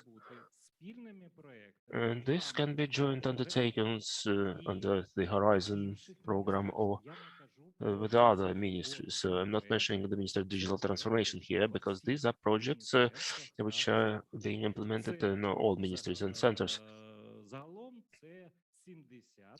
This includes 75 governmental bodies, including ministries, SOVs, commissions, and so on. There are people who I showed you, deputy heads or deputy ministers, who will support you in your projects. So we invite you to collaborate. Thank you. I would like to contribute that in the framework of Horizon Europe program, there is a special tool created for collaboration of the ministries and the European research area. It's the so-called TOR, and they are relevant for Ukraine and other countries like Slovak Republic or Poland or Germany. So there are prospects for collaboration for the central executive authorities and for researchers who could propose those innovations. I would like to invite Alexei Kolazhuk. Are you with us? The question you heard for discussion, or you could probably give a separate lecture on Horizon Europe. Now, I'm not a big expert in Horizon Europe. I will speak rather on behalf of the position of a researcher. What could be a state support in relation to international programs, including Horizon Europe? I would split it into 3 areas. The first is to increase engagement of our researchers to the European activities in general, because it's a well-known fact that submission of international applications makes a certain barrier for the researchers. It's easier, to be in comfort zone, to do business as usual, and to submit some applications at the national level rather than go internationally. And often the reason for that is a low level of integration and engagement. People accidentally may find some partners, and those who participate are usually those who have already developed or established international links. What needs to be done, first of all, to improve the mobility level of the professor staff. Students are more or less successfully able to travel, but with the researchers and the professors, it's more difficult, especially when we are talking about longer periods of mobility, like a year, annual contracts, for example. They help to establish contacts which transform into joint undertakings. And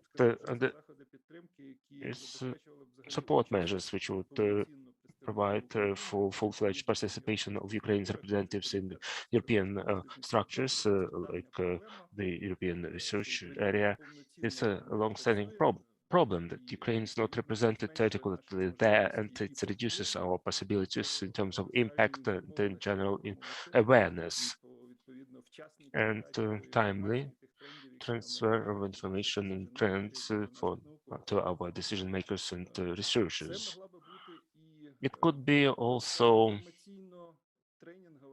information and training support. I understand that there is a national contact points system, but I mean somewhat different. It's not only support in finding partners or a consultation on some general issues. I'm saying that we have a certain number of people now who have personal experience in writing applications, successful applications, and successful managing of projects. If we could organize such a sharing of experience, it's very easy for a person who have already submitted applications to look at someone else's application and see what's missing there. I can look at your application for Maria Curie and tell you what will be accepted, what not, and give you an advice what needs to be improved. So this kind of advice could be useful and to help or address this barrier for participation. Another area is the management. I know two, not people who won the applications for Horizon 2020, but who were coordinators from the Ukraine side, and both of them told never again. They're not going in terms not to applying, but in terms of being a coordinator, because if you are in charge of the whole consortium, it's like a nightmare. And there are certain incompatible things set forth by the Europeans compared to our budget legislation, despite the fact that it's a special fund. This results in a whole pile of problems. So the state should think about organizing certain separate forms to have some grant offices or some dedicated accounts to enable more freedom to use those. For example, there was a requirement when the final 10% of financing you receive only after successful termination, completion of the project and submitting all the reports, but where that coordinator could take the 10%. So it should provide certain mechanism for that, because that problem appears, which is difficult to overcome. So creation of the structures which could be piloted on other projects, so excellence, which is jointly with Germany, we're organizing. So we could pilot that the practice of establishing such structures, which would make it easier and lift the barrier and to help people understand whether they should deal with those difficult in managing things. And the third thing, what is called innovation projects, when we mean not just fundamental science, but somewhat closer to innovation. There is a whole range of problems. We need to incentivize private structures to have certain business with the state based on PPP principles. Before those projects grow to the level of Horizon, the problem is to incentivize it at this level so that we start having them. On the other hand, we should get the state structures interested, research institutes or universities, to make them interested in creating such partnerships with business, which could grow later into something bigger and to be able to apply for international funding. So there is a whole bulk of problems, including tax incentives. We could use international experience, for example, exempt startups from taxation for a certain while, so that from this could be used in the criteria of evaluation, and the state funding could be available to incentivize them to submit applications or create some things, even irrespective of the fact whether they win the grant or not. So there is a whole range of things I could articulate, but probably I will wrap up on that. Thank you, Alexei. Дякую нашим гостям. And thanks our guests. Ну що ж, будемо дякувати і вам. Будь ласка, ваші I області. will thank you, your Дякую за цю справді плідну applause. дискусію. Ми багато чого дізнались, багато чого почули. Thank you for this fruitful discussion.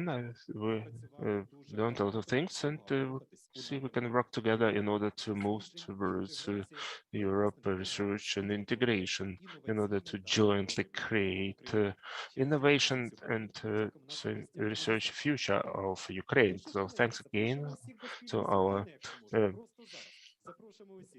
participants and panelists. I invite you all to come up to the stage and make a photo. So the first part of our forum comes to the end. We invite everyone to take a break, and please come to the stage so that we have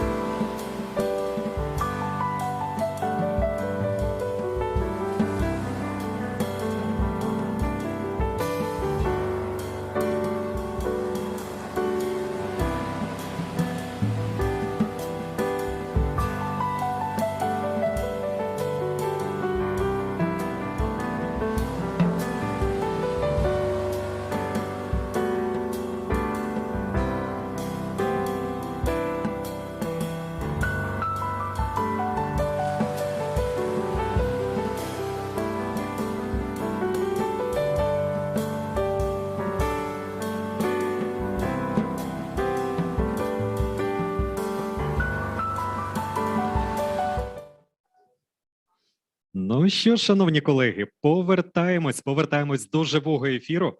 Час нашої перерви вибіг, нетворкінг під час перерви був плідним, але ж повертаємось до нашої пленарної роботи. І саме отут, на головній сцені нашого сьогоднішнього заходу, буде відбуватись найцікавіше.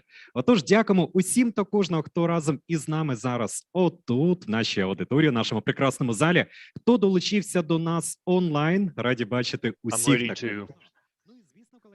We're ready to start, and we will talk about the perspective, we will talk about the future, we will talk about the European horizons and the perspectives provided by the program. We'll have lots of interesting things ahead, and our today's sprint will be non-stop and will bring lots of insights, networking, and discussions. So, dear colleagues, we will give you a couple of seconds to join us. If your colleagues and friends are not here yet, hurry up, back, and drop us a line that you're back and we're ready to continue. We'll have lots of information from our European colleagues and Ukrainian presentations from startups, innovators and scientists. And we will talk about lots of interesting things. And the most important thing, you can get a hold on it and you can be able to experience it. So let's continue. Please take your seats. The next block will be dedicated to European and national support tools for research and innovations. Since we are tight on schedule, please make sure that you keep up to make sure that our event has a good balance for everyone. So let's start it with a video that was created by our European colleagues. Every great project starts with an idea. They're brought to life by our excellent researchers, entrepreneurs, and citizens. Together, we will transform these ideas into new solutions to recover from the global pandemic and ensure a green, digital, healthy, and fair future for everyone.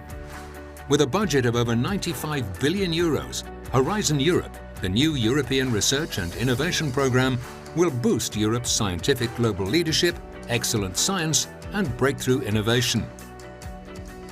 Address the societal challenges that matter the most to you through our EU missions.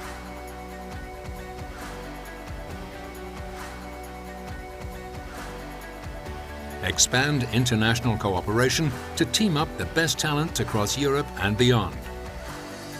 And form new partnerships between research, innovation, and industry to bring solutions directly to you.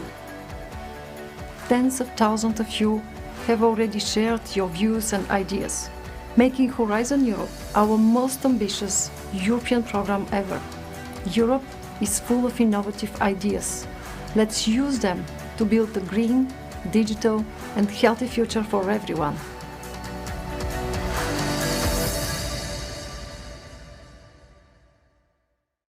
Ну що ж, дуже дякуємо. Бачимо те, що потужні можливості відкриваються. Well, thank you very much. We can see that we have great, powerful capabilities available, and it's really worth it to experience and participate in corresponding programs.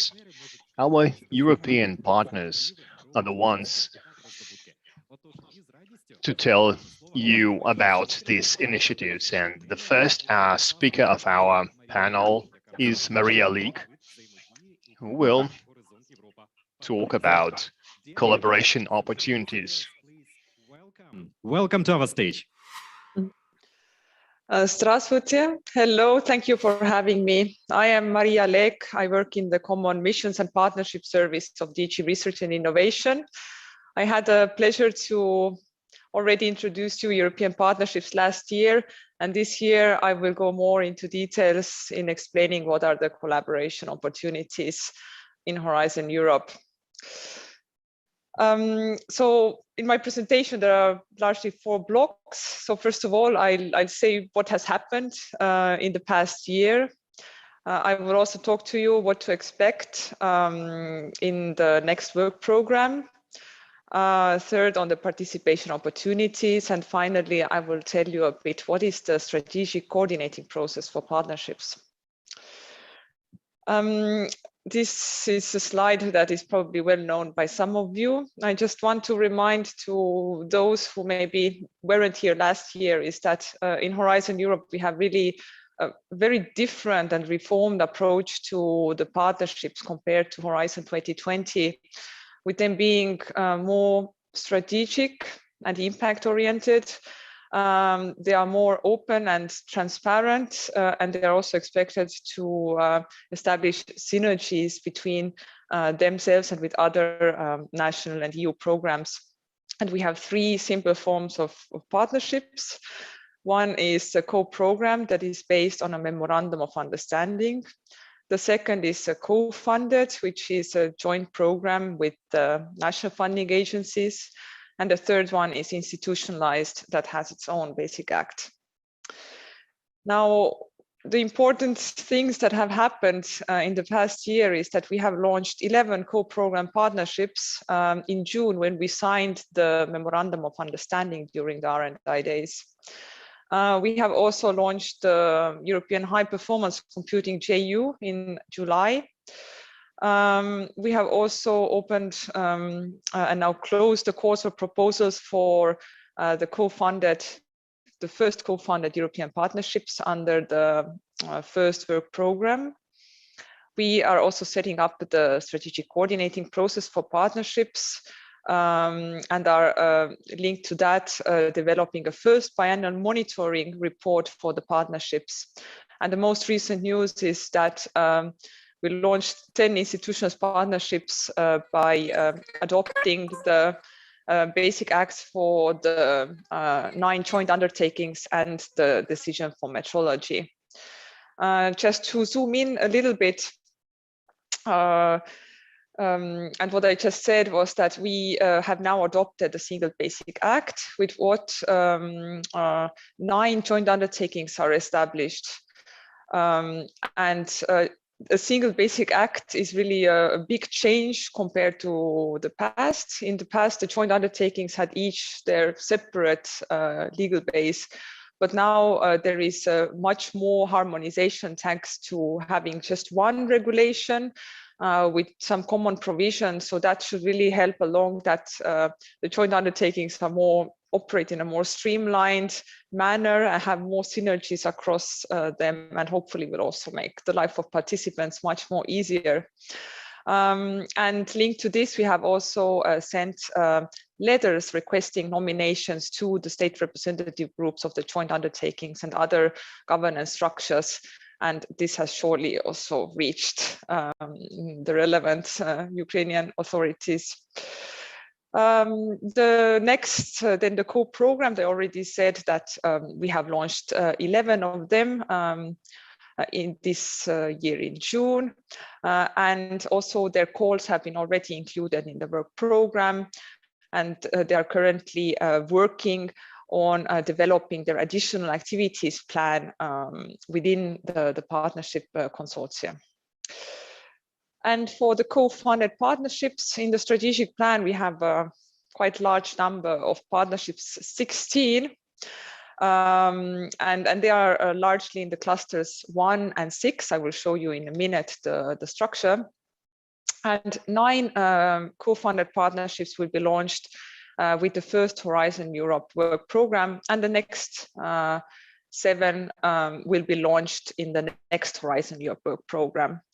A little bit more into detail, here are those co-funded partnerships that we have included into the first work program.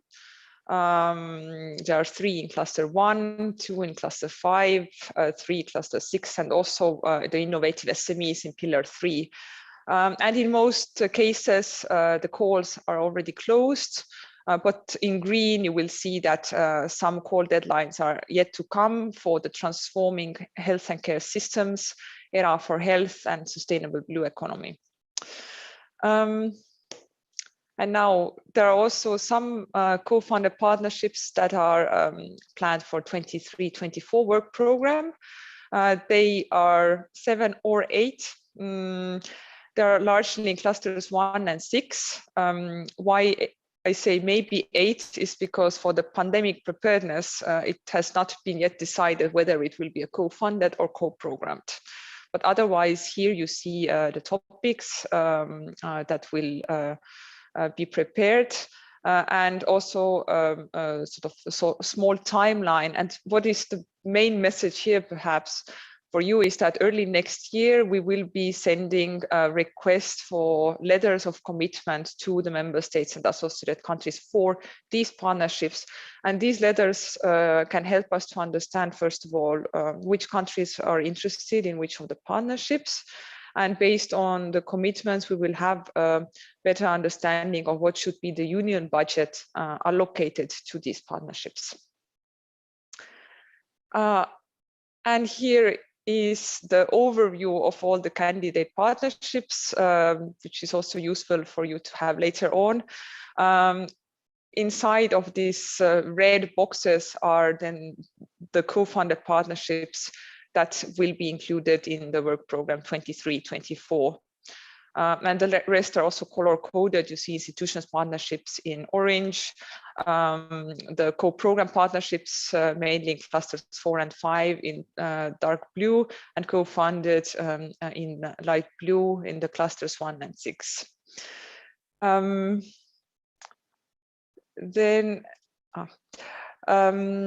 Yes, I will come to the discussion on how you can participate, or what are the participation opportunities in the partnerships. Here are these partnerships that are that require the participation of countries, or that are with the countries. You will see that they are largely in the clusters 1 and 6. There are also 2 partnerships in the cluster 5. And some joint undertakings like key digital technologies, high performance computing, global health partnership, which are also together with the countries.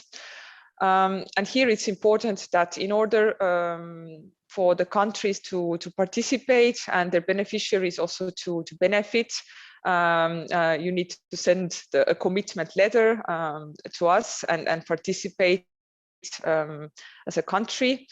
And funding is typically limited to the legal entities of the countries that are partners in the partnership. Now, as I told you, some partnerships have already are about to start or are just in the preparation phase with their grant agreements being prepared. So it is possible to join these partnerships, but it's important to know that already a lot of preparatory work has been done. If you're interested to join, please contact the coordinator of these partnerships. Either they will find a way to add you already into the grant agreement. If not, there will be possibilities to make an amendment to the grant agreement and add you to later stage. But those partnerships that are in these red boxes, they are those that start in 23 and 24, and really encourage you to get engaged if you're interested in participating, because they are in full preparation phase and you can really be involved from the beginning. You will find the contact points for these partnerships on our website, and also, of course, you can indicate your interest once we send this request for the commitments early next year. And for the key digital technologies, high performance computing and metrology, we have just adopted the Single Basic Act. And if you're interested to participate, then you would have to send a letter of commitment that would notify of your participation. Now, this is about the partnerships that are not with countries, but are with industry participation. Here, as a rule, private members are usually represented by associations. And in that case, really, how your entities can participate is that they join the associations. There are 3 partnerships: Clean Aviation, Single European Sky, and Europe's Rail, where the members are really in the basic act listed separately. There is no association, but there will be an open call of expression of interest to select new members. So keep an eye on those. And also the EIT kicks, there are open calls for members usually. But of course, in all these partnerships, your entities can participate in the open calls. They don't have to be necessary partners in order to participate in projects. But by being partners, you have, of course, added benefits. I see my time is coming to an end. Here is just a useful overview to see the eligibility of associated countries per form of partnership. I already said you can become a partner in any of the partnerships. And as for projects, also the projects are open to participate, but please attention, in the co-funded and the metrology partnership, your country will have to participate and contribute to the call in question. And in that case, your entities can apply in calls. And also, there is the new Article 22.5 in the Horizon Europe regulation that also allows to restrict some calls due to strategic interest or security reasons. So this is also something to keep in mind. But otherwise, also the calls projects are open. And finally, there is a new governance structure for the partnerships that is called strategic coordinating process. It is basically to have a structure to establish a dialogue between the Commission and the countries and partnerships on how do we select and implement partnerships, and to have a strategic oversight on the whole portfolio of partnerships. We are implementing this via the new Partnership Knowledge Hub, which is exactly this working space that I just mentioned. The Partnership Knowledge Hub has been established. It has its own terms of reference. Currently, the members there are member states, Iceland and Norway. And in line with terms of reference, the associated countries' authorities can join this group by expressing their interest. So what the group does is really discussing all the horizontal partnership policy questions and seeing if the new policy for partnerships is being applied. And one of the most visible outputs of this strategic coordinating process is the biannual monitoring report. And we are planning the first report towards the end of first quarter 22, where we will be showing the new landscape of partnerships, what are their ambitions, what is their baseline, and then the next report will be in 2 years, and we have a dedicated Commission expert group also supporting the drafting of this report. And hopefully, once we publish it, it will also allow you to have a better understanding of the partnerships that are out there, what they are aiming at, and just have a more transparent overview of it. So I finish here. I'm done with the 15 minutes. Thank you for listening, and happy to take any questions.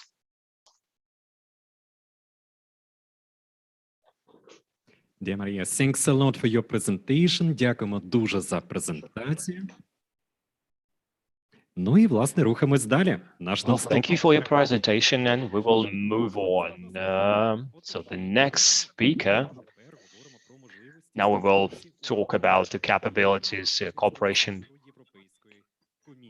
capabilities with a joint research center, Jelena Vidovic and Ramos Rumeris from the Joint Research Center. The floor is yours. Thank you. Good afternoon, everybody. My name is Jelena Vidovic, Policy Officer at the Joint Research Center, and I'm really happy to be here today to have an opportunity to present you the Joint Research Center and collaboration opportunities with us. Few introductory words about the Joint Research Center. Joint Research Center is one of the Commission Directors General, that it is a science and knowledge service of the Commission. As such, it has a mission to support the EU policies with independent evidence throughout the whole policy cycle. In other words, the JRC has a unique role on the interface between science and policy. In order to address the scattering of evidence needed for policy making, JRC created and coordinates a number of knowledge centers knowledge centers are entities that bring together experts and knowledge both within and outside the Commission in order to provide the latest status of evidence needed for policy making. As you can see on the slide, there are a number of knowledge centers, like, for example, on migration and demography, territorial policies, and just recently, 3 new ones were launched on biodiversity, Earth observation, and cancer. At the other hand, competence centers are focused on analytical tools that can be applied in any policy area, like, for example, microeconomic evaluation or competence center on foresight or competence center on technology transfer. And finally, JRC hosts 56 unique physical research infrastructure facilities spread over 5 member states. And here you can see an example of few of them, like vehicle.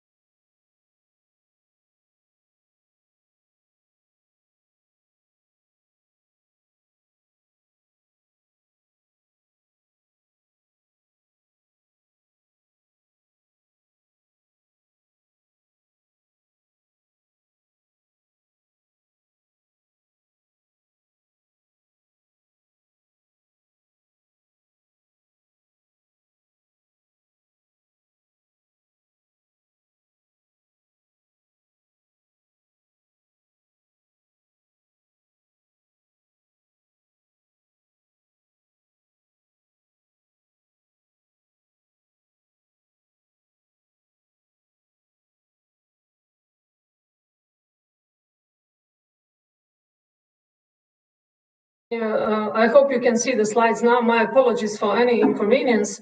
I will just repeat maybe the last thing about JRC research infrastructure, and that is that JRC hosts 56 unique physical research infrastructure that are spread across 5 member states. And here on the slide, you can see an example of a few of them, like a vehicle emission laboratory, battery testing facility, nuclear forensic laboratory, and so on.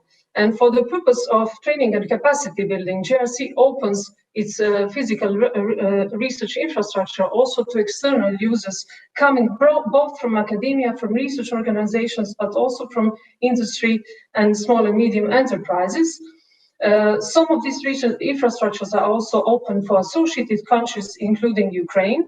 And actually, there are currently 5 calls open calls for which Ukraine is eligible to apply. So I invite you to take a look at the link that's provided here on the slide. And now, from what you heard about JRC in these 2 minutes, you can understand better the objectives of our collaboration with the East Partnership and with the Ukraine. And the main objective is to help strengthen research and innovation systems, to promote evidence-informed policy making, to support policy design, technology transfer, and finally to foster approximation with the EU acquis. This is done through different strands of work, mainly through smart specialization and technology transfer, but also through green transition and environmental issues. In the renewed agenda from July 2021 that sets a joint vision for the future of Eastern Partnership, there are 5 long-term objectives and there are a number of post-2020 deliverables. One of the research and innovation deliverables is implementation of smart specialization strategies and development of technology transfer roadmaps. Concerning the smart specialization, as Ukraine is one of the most important partners for the JRC when it comes to this, our colleagues working directly on smart specialization will present this part immediately after my presentation. So I go directly to technology transfer. And it is known that, speaking about technology transfer, it is known how difficult it is to transfer research results to the market. For this reason, Joint Research Center, our competence centers for technology transfer, together with DG R&I and DG NEAR, is conducting a diagnostic and benchmark analysis of the state of technology transfer in the Eastern Partnership, including Ukraine. The main objectives of the study are to describe the main characteristics of the ecosystem, to identify strengths and weaknesses, and finally to provide conclusions and recommendations. The ultimate objective is to provide the information for evidence for policy making and to support commercialization of research results. The report of this benchmark analysis is still in development, but the number of technology transfer country reports have already been prepared and published. And for Ukraine, you can find the report on the following link that's provided on the slide. Just to give you an idea of recommendations for Ukraine, they include the proposed legislative reforms, so simplification of legislation, establishment of a special intellectual property court, capacity building, international twinning of technology transfer offices, proof of concept funds, innovation vouchers, tax reliefs, and finally, networking with diaspora.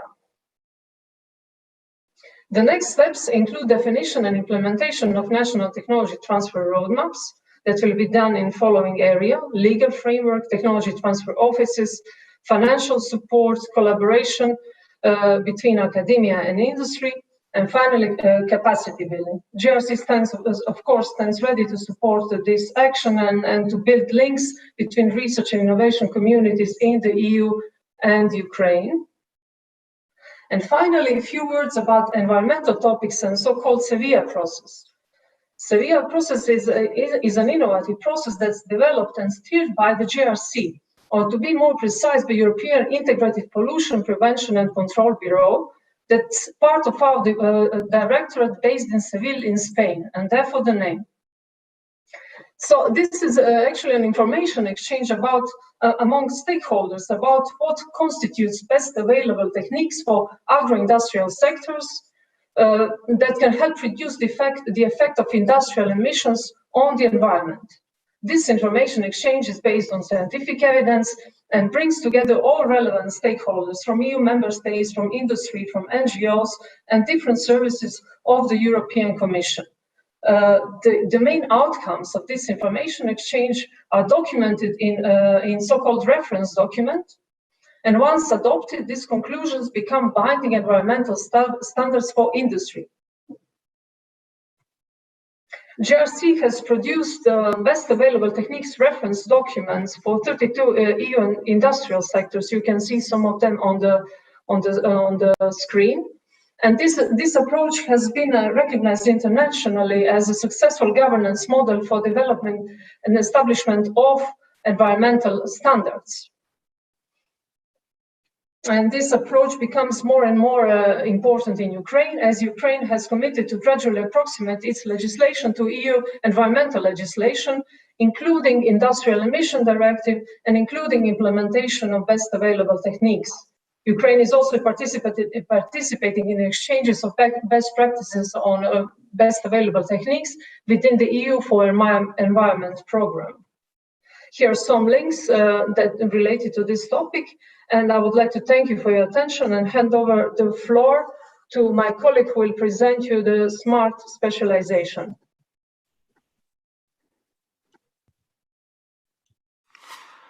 Yes, thank you very much. Thank you very much, Elena. I'm sharing my screen. Hopefully it's visible now.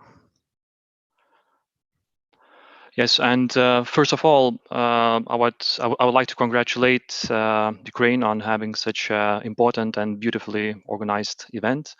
It is my great pleasure to take part in it. I'm working with Eastern Partnership countries and smart specialization.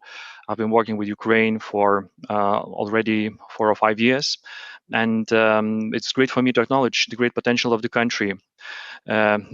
I will be very brief because of the limited time. I cannot go into details of smart specialization, but I believe that it might be aware and known for this distinguished audience of the event that smart specialization started as a research and innovation policy for a better alignment for economical and societal results, and lately for results of sustainability across the member states of European Union, but it's been already applied globally in European neighborhood and enlargement policies in some other continents as well.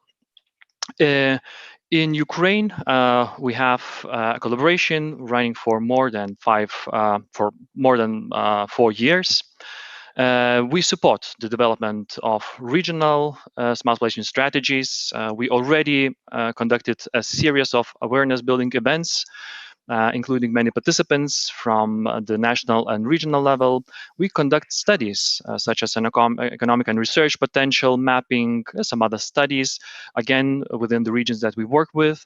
We also conducted workshops where our experts engage directly with their representatives to transfer some skills to be able to use them on the developing of smart specialization strategies afterwards. We also engage in a very direct expert support for the regions who are developing smart specialization strategies with us. And of course, a lot of networking activities that we try to bridge and bring different regions across our territories together.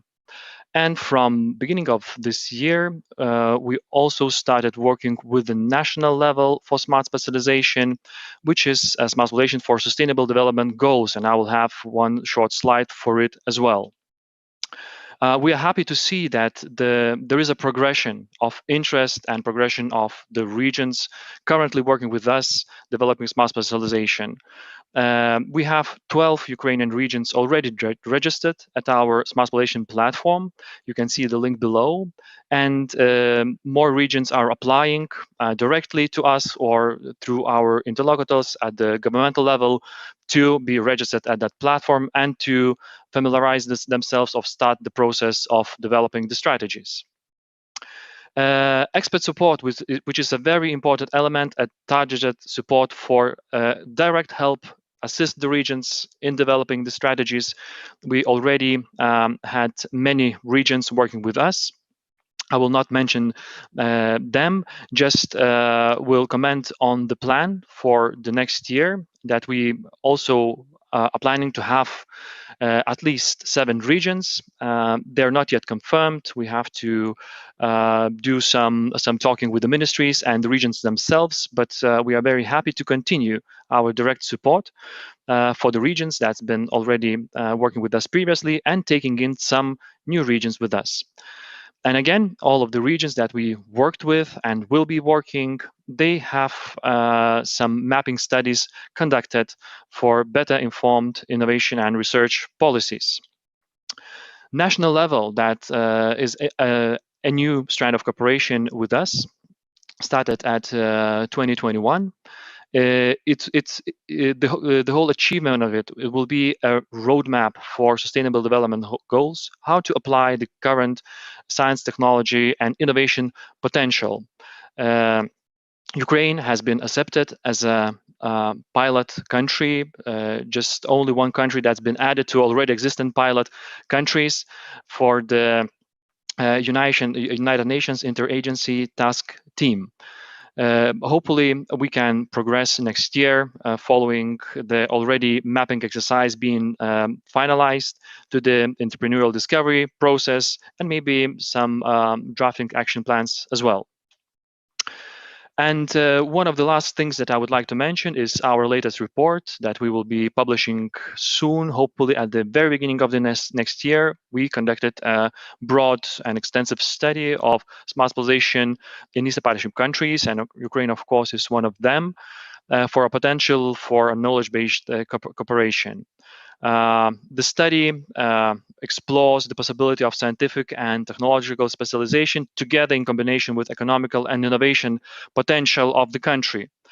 I just have a couple of slides to demonstrate what's going to be the outcomes, but of course the full study will present the methodology, the findings, the comments, and many other many other aspects of our study.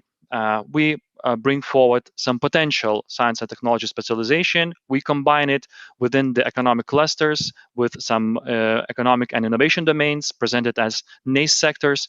And hopefully this can be helpful not only for smart population development, but for any other kind of policies that would rely on research and innovation potential of the country. And here I conduct and finish my brief presentation to save some time for any questions that there would be from the audience. Thank you so much for your attention. Дякуємо нашим спікерам за презентацію. Спринт у нас дуже щільний. Ми усі наші питання спробуємо зібрати. We thank our speakers for presentations. Our pace is quite quick, and we'll leave questions for the coffee break for the speakers who are in the audience and those who are online. We'll collect those questions. Please write your questions and we'll address them to the speakers. Let's move ahead. So we have a very tight schedule.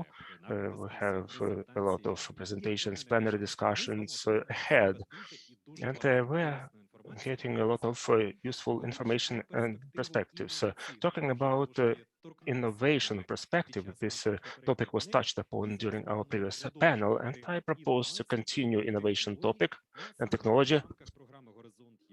The framework of Horizon Europe at full-fledged European Innovation Council was launched. Our next speaker will present about that. Our next speaker, Eric Olivier Palou. The floor is yours.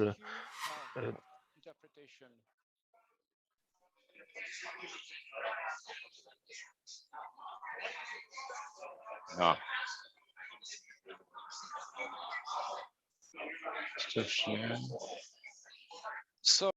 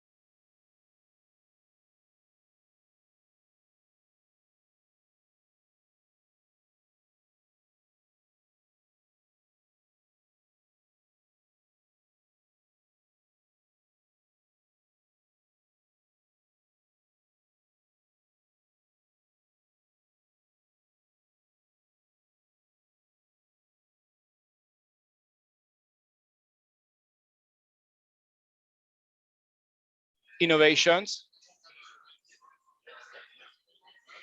and it is unique in the world, combining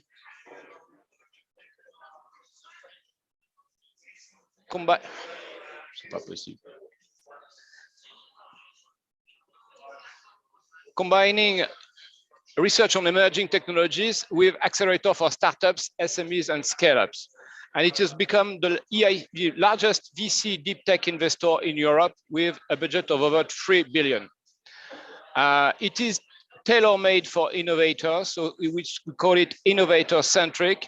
And we have a very proactive approach with a flexible funding, with different ways of funding the SMEs and the startups. And also we try to build a genuine European innovation ecosystem. So the reason why we set up the European Innovation Council are three. There are three reasons. First, we have a problem of performance. We have a strong research basis and a strong research performance, which is not translated into innovation. And secondly, also we have, compared to the United States especially, a lack of breakthrough and disruptive innovation that can create new markets worldwide. And we also identify two financing gaps that we also call valleys of death. The first one is relatively well known. It's the transition from the laboratory to a venture, to an enterprise. So we have to deal with that first gap. And the second one, more recently identified, is the fact that we are not able to scale up our startups and SMEs that are highly risky, and to transform them in big corporates. Also, as you know, we have a problem with your global innovation ecosystem in Europe. It is very fragmented, and we need to include all regions and all talents, especially women. We have this traditional figure comparing the venture capital investments between the EU and the United States. And you can see the difference. It's 4 or 5 times higher in the United States than in the EU, which is something that is a big disadvantage for our startups. So the result is there. We have less, in Europe, we have less unicorns than in North America and in Asia, notably in China. A unicorn, I recall, is valued over 1 billion euros on markets. And so in the race for technology and in terms of technological sovereignty, we moved from a position of co-lead during the 20th century with United States. Now America is leading with Asia and a part of EU. But the question is whether who will lead within 20 or 30 years with new breaking technologies. So we had a pilot for 2 years under Horizon 2020. We used a budget of 3.1 billion. And we introduced the novelties that are the blended finance and as a consequence, the setup of the IC fund. The idea is to provide the financial needs to fill the financial needs of the companies we are supporting. I will explain more in detail. We are facing a very high demand. It was already the case under the pilot phase, as you can see, but it's still the case right now with about 800 applications received every month. Under the pilot, we provided a special support for COVID-related innovations, for Green Deal innovations, and we are continuing. And also we are especially supporting women innovators. And also we are recruiting progressively program managers.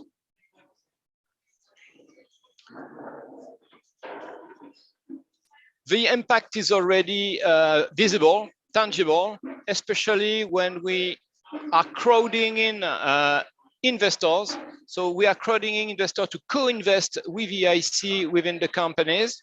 And also we are looking at the follow-up investments to the companies we are supporting. And for the time being, we have identified close to 10 billion follow-up investments in our companies. We have recorded also already 3 unicorns and 91 centers that were previously supported by VIC and that have grown and become big companies. You can see we are very active on thematics that are the Green Deal, digital, and health, including the COVID solutions. But we are covering the whole innovation chain from research projects until the market. So you can see it's a pipeline of breakthrough technologies that we try to establish.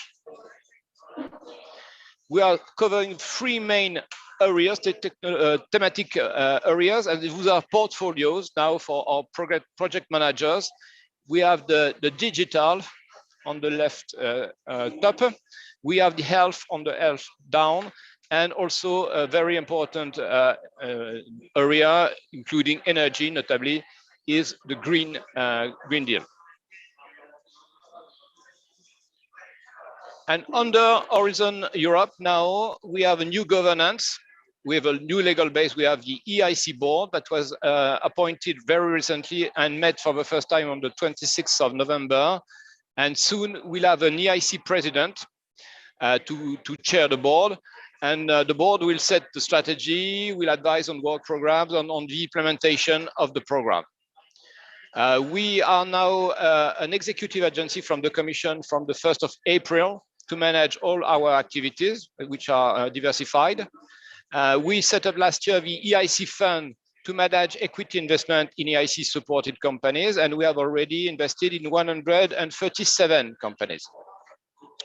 And finally, the European Commission is overseeing the activity to appoint the board, to adopt the work program, and to monitor the implementation. This is the composition of our new board.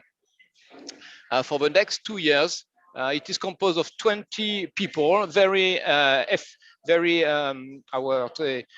prominent as innovators, researchers, investors, or experienced investors. So the fully fledged EIC is composed of these different elements. And what is important is we have now three different instruments to cover the whole innovation chain. They are there on this slide. So the Pathfinder for the early stage research, so TRL 1, 2, 3, 4. Those are consortia. And the funding is composed of grants up to 3 or 4 million. And then in case of success, we reach the transition phase, as I told you, to help these technologies to maturate from the proof of concept to the validation of this concept. So it's to prepare the business and market readiness. And again, those are grants up to 2.5 million. And finally, when these projects reach TRL 6, I would say, on average, we have the accelerator to develop and scale up our company. This is so a mono-beneficiary or single beneficiary instrument. It can provide blended finance, which is composed of grants up to 2.5 million, but also equity investment up to 15 million for the time being. You can see our results for this year in 2021. Notably for the accelerator on top. The first cutoff, we had 800 applications, and we are selected 65 companies, which are now funded. And the second one, the results were very recently available. We selected 99 companies. You can see there are also selection process for the Pathfinder and the transition activities with the corresponding budget on the right. The companies we are supporting are access to what we call business acceleration services, and you have the list there, notably the coaching and mentoring, and also the corporate days. I know that there is one Ukrainian company that was previously selected under the pilot phase. It's called, if I remember, Pipes One. And CEO of Pipe One will tell you more about his experience, I think, later in the afternoon. And we'll let you know what is his EIC experience. And finally, a word about the program manager, the way we are now managing our portfolio of projects. We have already 4 program managers, and we are recruiting 6 more in the coming weeks and months. Thank you. I'm sorry for the noise around me, and I'm afraid I will not be able to answer any question because I cannot hear you.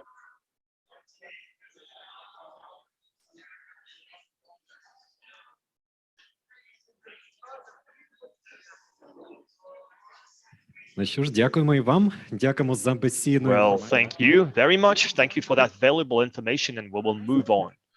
Well, we already talked about one of these instruments that is a part of the Horizon program. We have a European Innovational Council. We heard a lot about it, and we will learn a lot more today about how we can make it happen, how we can implement it. We have many people who are experts, who have experience in working with Horizon, so use that capability, exchange contacts, and together we can really reach big European horizons, and we will move on and have a feeling that we already gained a lot of information and there's still more. So, in order to continue, I'm happy to present Marta Tomaselli, the next speaker, and the next presentation will be dedicated to priorities, opportunities. So, Marta Tomaselli, the floor is yours. Thank you. Thank you very much for the invitation, and good afternoon to everyone. I'm very happy to be here and present you a bit more what the EU missions are and why are this important novelty inside Horizon Europe.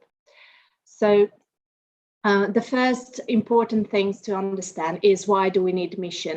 Many of you possibly already know that the mission approach was developed by Professor Mariana Mazzucato, who's a lecturer at the London School of Economics and University in California, are a way to achieve a goal that it's time-bounded and it's well-defined within a time frame and with very clear objective.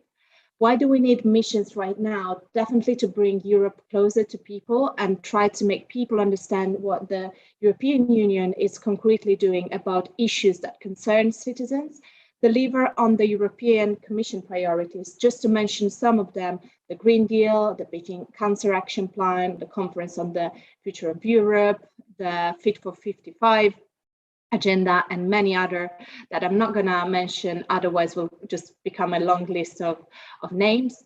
And they also aim to have a different way to impact, and this different way is represented by having a portfolio approach. And this portfolio approach is also taking advantage of the fact that mission should help to align programs and policies, not just at European level, but also at national level.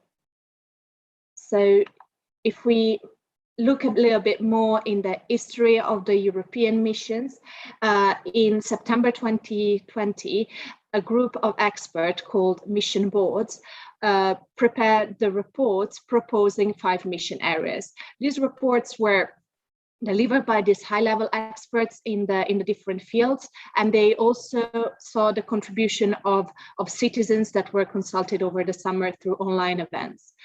In October 2020, when the Horizon Europe strategic plan was approved, inside the strategic plans, 5 different mission areas were included. One on adaptation to climate change, cancer, ocean, seas and waters, climate neutral and smart cities, and healthy soil and food. Since October, missions started a preparatory phase during which they developed very solid implementation plans. Those implementation plans were nothing but a blueprint of the actions that missions throughout their lifespan will deliver. What are their objectives? What are their goals? And what are the actions they are planning in order to achieve those goals? Some initial actions were included in the first version of the Horizon Europe work program that was published in June, and those actions had the aim to prepare the foundation for the launch of the missions. Then over summer, the implementation plans received their political endorsement, and then on the 29th of September, we had the official communication from the European Commission that signed the launch of the 5 European missions. Obviously, EU missions aim to tackle one of the 2 or many of the major societal challenges that Europe is facing at the moment. The most important ones are probably the climate challenge and the health crisis. All the missions are rooted in research and innovation, meaning that this is the basis we are starting from. And through them, we aim to address societal challenges and reconnect citizens with the Europe in general. And missions will work across policy areas. They were created bringing together expertise from different fields, including science, of course, engaging with companies, so looking for a collaboration between the private and the public sector, engaging with local communities, innovation communities, cities, and the social society, the civil societies at large. How they will operate, obviously delivering impact through a new role for research and innovation, because it will represent the root, and then the results of research and innovation will also need the support of other fields, that is to say, the private sector to deploy and scale up results, the regulatory area, the governance area, because sometimes we know that some of the bottlenecks are just not technology related, but also regulatory systems, governance, infrastructure issues. So we really need an all-in approach where all the different sectors come together, working through a common challenge that's basically indicated by the mission. And obviously establishing a new relationship with citizens. Citizens have been involved, as I mentioned, in the preparation of the mission board reports on which the EU missions are based, but they will also be involved in the implementation of the missions, in the monitoring and in the implementation phase of those. As you probably know, all the missions are programmed under Pillar 2 of Horizon Europe, and for the first 3 years, because missions are subject to a legal review that's foreseen for 2023 in the legislation, and up until 2023, they will benefit from 10% of the total budget of Pillar 2, and that adds up to around 1.9 million in total. The 5 EU missions that were identified are indeed adaptation to climate change, the mission on cancer, the mission to restore our ocean and seas, the mission on climate neutral and smart cities, and a mission on a soil deal for Europe. Just to give you a bit of an overview of all the 5, I'm gonna run through all the main goals. In the presentation, we will find a series of QR codes that will redirect you to the documents, the implementation plans that outline more in details what are the aim and the objective of each mission. So I will kick off with the adaptation to climate change. The main goal of this mission is to support indeed at least 150 European regions and communities to become climate resilient by 2030.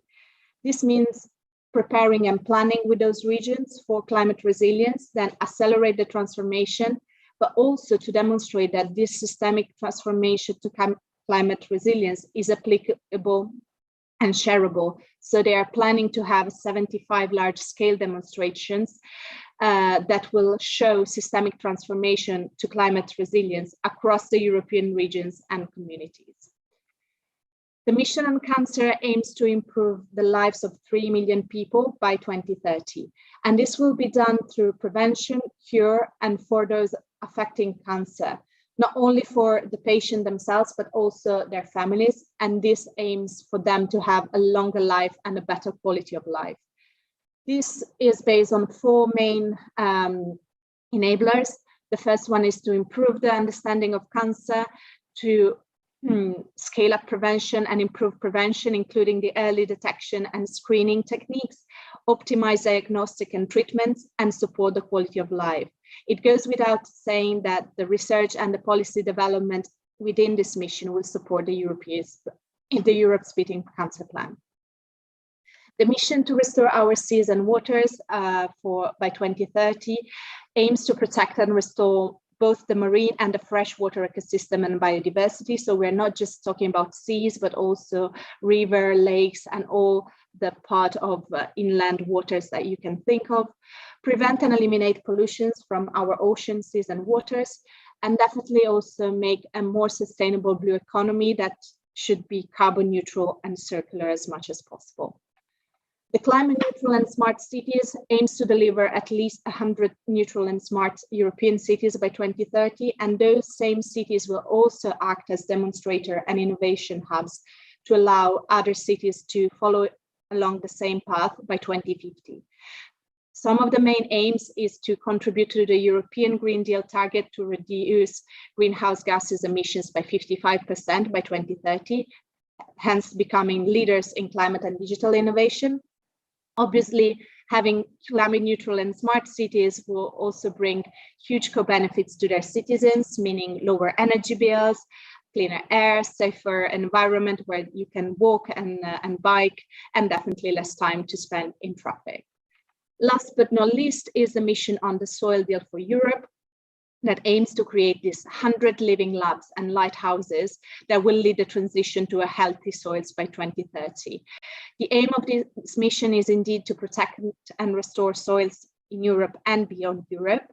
And they really have a focus on communities and stakeholders to be at the center of the innovation process, to create knowledge and solution that would work in real life conditions, because we are very well aware that no one size will fit all. And finally, acting together so that the future generation will have a cleaner, more productive and resilient soil, both for the food production, but in general for people, for nature and the climate in general. We're therefore now in the implementation phase of mission. Missions have been officially launched on the 29th of September. We are currently working on an update for the work program 2021 that will be published by the end of the year. And then there will be a second amendment that's foreseen to be released for the spring of 2022 that will have more research and innovation action. So how to get involved with missions? Obviously, the implementation plans that I mentioned in the presentation set the grounds of what the missions will be. So please use the QR code and browse in our website if you want to know more. In terms of goals, there are already opportunities. Some have already been published, as I mentioned, in June 2021. In the 2021 update, there will be published by the end of the year. You will see a larger amount of research and innovation actions, and even more will come in the work program 2022 update. We're also trying to organize EU mission info days that will take place in January. And for any news on the matter, please follow on our website. Thank you very much for your attention. I hope this presentation was useful for all of you.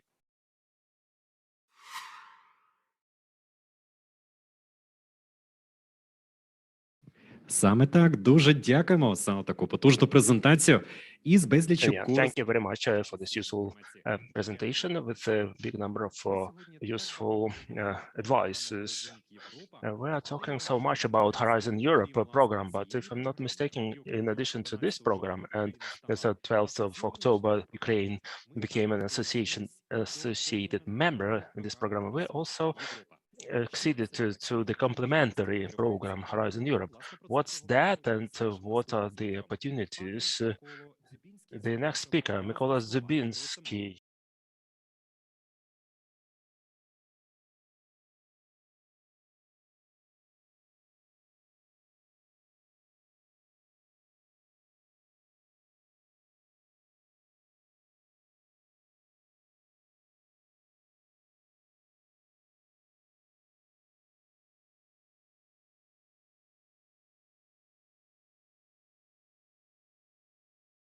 Сьогодні говорити.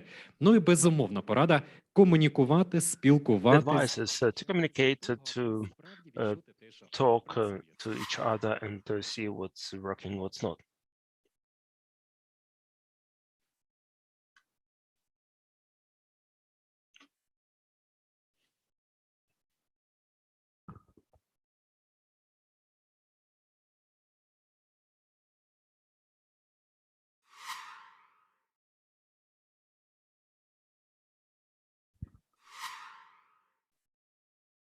Паша. Добрий день. Good afternoon. Я можу продовжувати, так?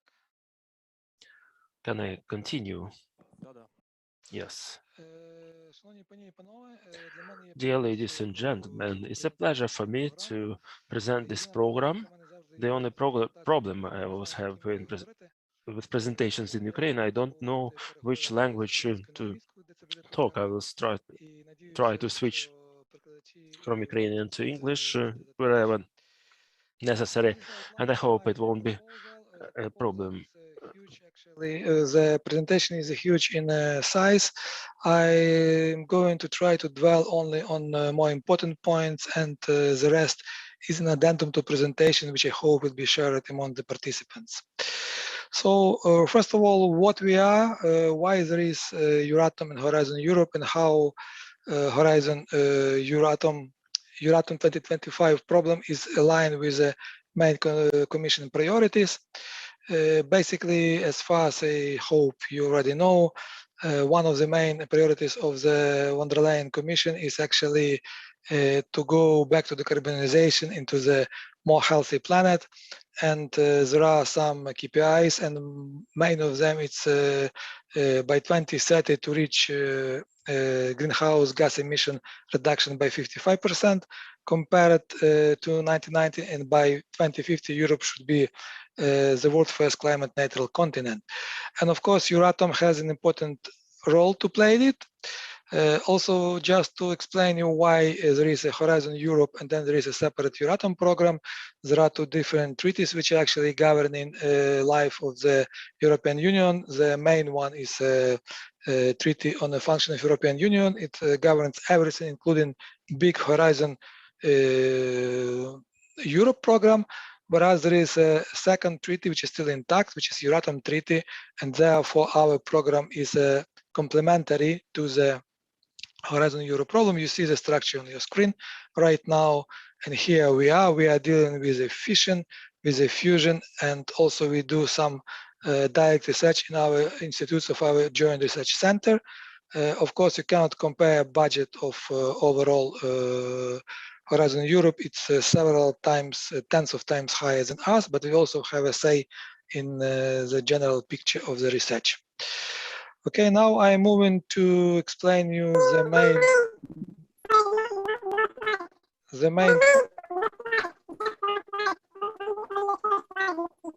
So I have some problems with connection. Is it okay? Can I continue? Yes, yes. So now I'm going to talk about the main aspects of Euratom Research and Training Program. And again, as I mentioned before, because we are addendum, we are a separate program with a separate Commission decision, the Council decision. That's why we have a 5 years duration, whereas a big program has 7-year duration. And usually, then our program is extended for another 2 years to match the 7 years period of the Euratom, of the Horizon Europe program in this particular case. So our main goals are given by the regulation, by the Euratom Treaty, and it's actually to pursue research and training activities, trying to support the highest possible standards, safety standards, security standards of nuclear technologies.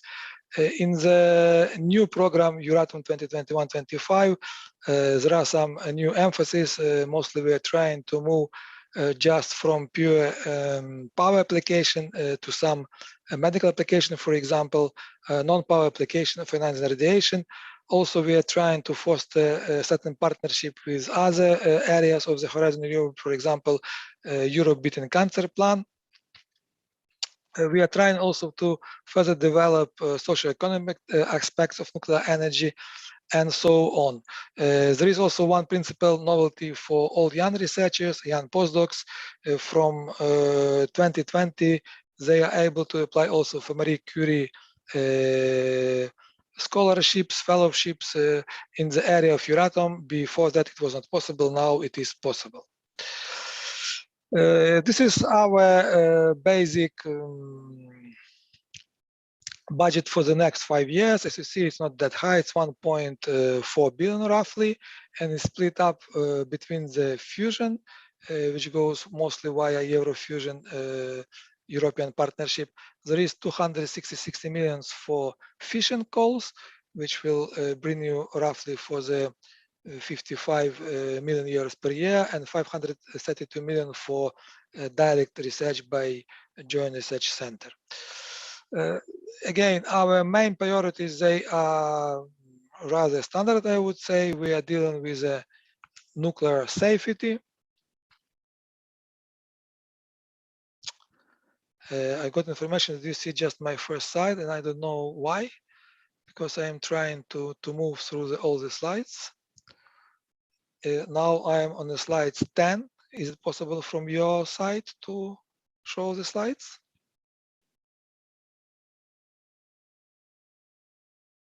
Sorry for the problem. Okay, I'll try again. Otherwise, you will just listen to me, but will not.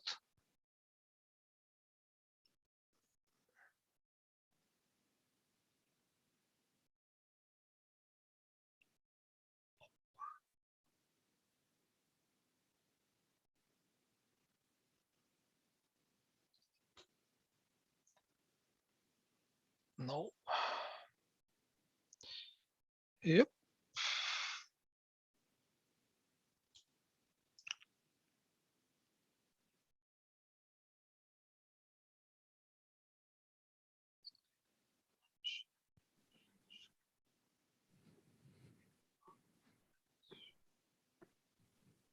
Отож, бачимо те, що можливостей насправді багато. Кожна із них різна, але There кожна are a із них... lot of opportunities, and each of them opens new horizons. Okay. So I am sorry for this small problem, but now it seems that everything is working.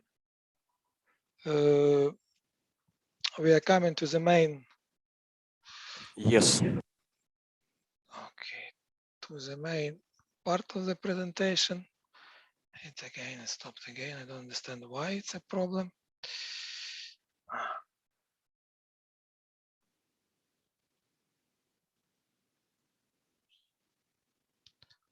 Again, sorry for the technical problem.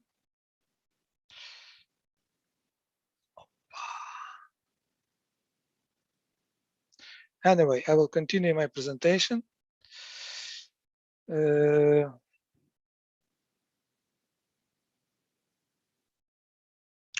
The main point of my presentation right now is that although we had just a call launched in September, again, we have 2 years calls, and not only biannual work program, but also biannual calls, which is a difference from the other part of the Horizon Europe. So we have one call for 2 years, and for the fission purposes, it's about 110 million for such a call. We just had a call closed in September, and right now we are evaluating it. And it seems that there are some Ukrainian participants in proposals. What will be the outcome? We are not ready to deliver it to you, but all the applicants will be informed before 15th of February.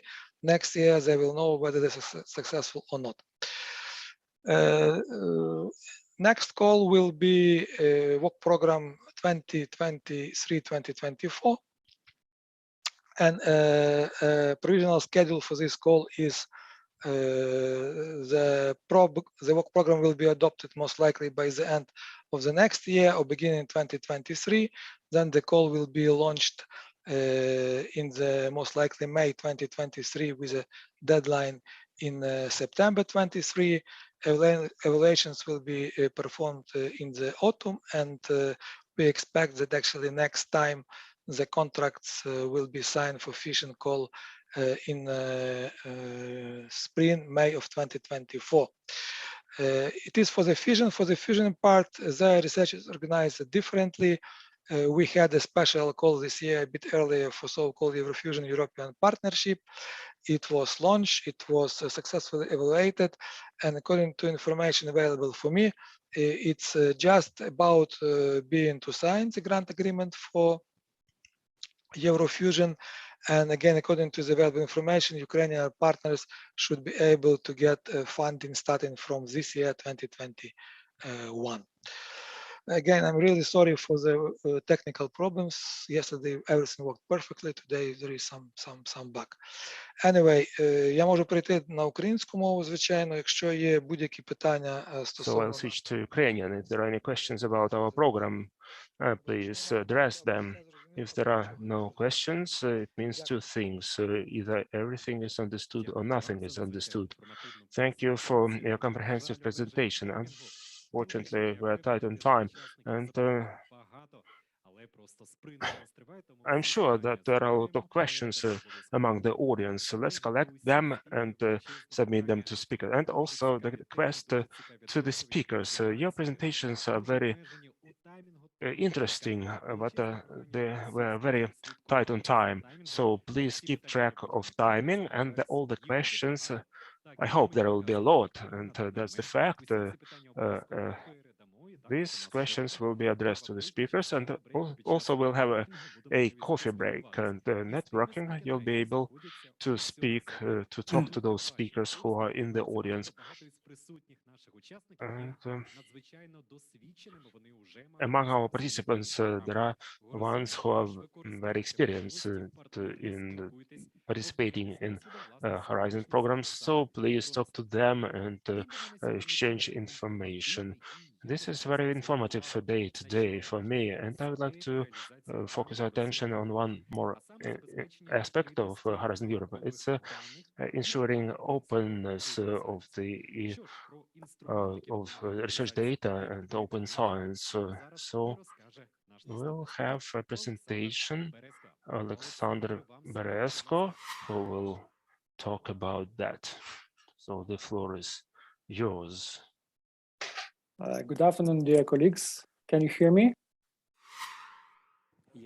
Yes, I hope you can. And thanks for having me. My name is Alexander Beresko, and I will tell you about collaboration opportunities under the Open Research Europe platform.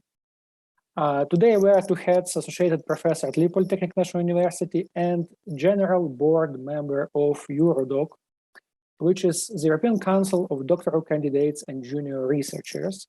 EuroDoc is an international federation of 28 national organizations in 26 different countries of Europe, from Portugal to Azerbaijan, so you can imagine that's a big network. EuroDoc is a non-profit organization based in Brussels, which develops and informs policy. And Ukraine has been a full member of EuroDoc since 2014. EuroDoc has several focuses, and today one of the main focuses of EuroDoc is open science. Generally, there are still some discussions regarding the definition of open science, but generally, open science is an approach to scientific process that focuses on spreading knowledge openly, right? And open science is not like a single term, but rather an umbrella term for set of various open practices, such as open access, open data, open reproducible research, open peer review, and many others. Open science is in the core of Horizon Europe program, as was stated by the commissioners, and such tools as European Open Science Cloud and the Open Research Europe platform are aimed at enabling actually open science practices in all Horizon Europe projects. So, as I said, EuroDoc is very much committed to open science. There are many examples of this, such as EuroDoc input of UNESCO Open Science recommendations, the EuroDoc Open Science Ambassadors Program, and many others. And not long ago, EuroDoc became an expert partner in Open Research Europe platform. So let me tell you a little bit about this platform. Open Research Europe, or ORI, is an innovative publishing platform launched in March of this year by F1000 in collaboration with the European Commission after a public procurement process. The platform aims to offer beneficiaries of Horizon 2020 and Horizon Europe an easy, high-quality venue to publish their research at no cost and in full compliance with the European Commission's open access policies. ORE has now published over 100 articles with over 30 having passed peer review already, right? So the European Commission wants to lead the way in promoting open science and has a number of requirements to the platform. So the platform has to adhere to open peer review, immediate publication, article-level metrics, full transparency over policies and fees. Open Research Europe operates on a past publication peer review model of publishing. This means papers are published open access with DOIs as preprints, whilst the platform carries out the peer review process, allowing for very quick publication and public access to the work. Once the paper is deemed to have passed peer review, it will be sent to indexes and repositories. So, what does it mean in practice? The ORI platform has 6 main areas of focus, let's say, right? And so open methods and others. Open methods allow other researchers to know exactly how they can do the specific experiments themselves, so they know all the process. Open source means that any source code produced by research is published alongside the papers together with open data, and this also enables reproducibility of research outputs. Open access, of course, you are all aware that even now, not all scholarly literature is publicly available and is hidden behind the paywalls, unfortunately. To be honest, it's a very strange situation in the area of World Wide Web and the 21st century technology. So open access policies have to do something with it. Open education means that tools and resources needed to learn, actually, such as open textbooks, are openly available. And open peer review is a very important process, and I will elaborate a little bit more on this. So why open research? There are 4 key principles. Transparency allows everyone to understand how things are happening at all stages. So all stages are open, right? Accountability ensures that it's easy to verify all the outputs which are submitted, and publishing research data and code alongside the papers enables it, right? Fairness. Being open enables people to see the full picture.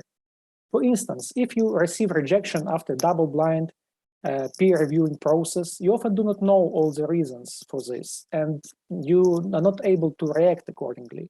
And it is very important to develop, let's say, a fair play field where everything is clear to all the players, to all the stakeholders. And if you know everything, I think it's much easier to trust. So open research principles really support the idea that what is published is trusted by researchers, by society, by policymakers. Peer review process, right? Today, peer review process is perhaps the most widely accepted way to validate a piece of research. However, let's say if peer review was started not 50 years ago, but in the area of internet, I'm pretty sure it would not work the way it does now. Peer review is still accepted as a golden standard for scholarly verification, but at the moment it is probably not. And many major publishers such as Nature speak about this openly. What's the problem with peer review? The biggest problem with peer review is perhaps that it's not pure science, it's art. It's people's opinions on certain work. It brings a level of subjectivity because it is based not on a structured process, but on individual thoughts about some work.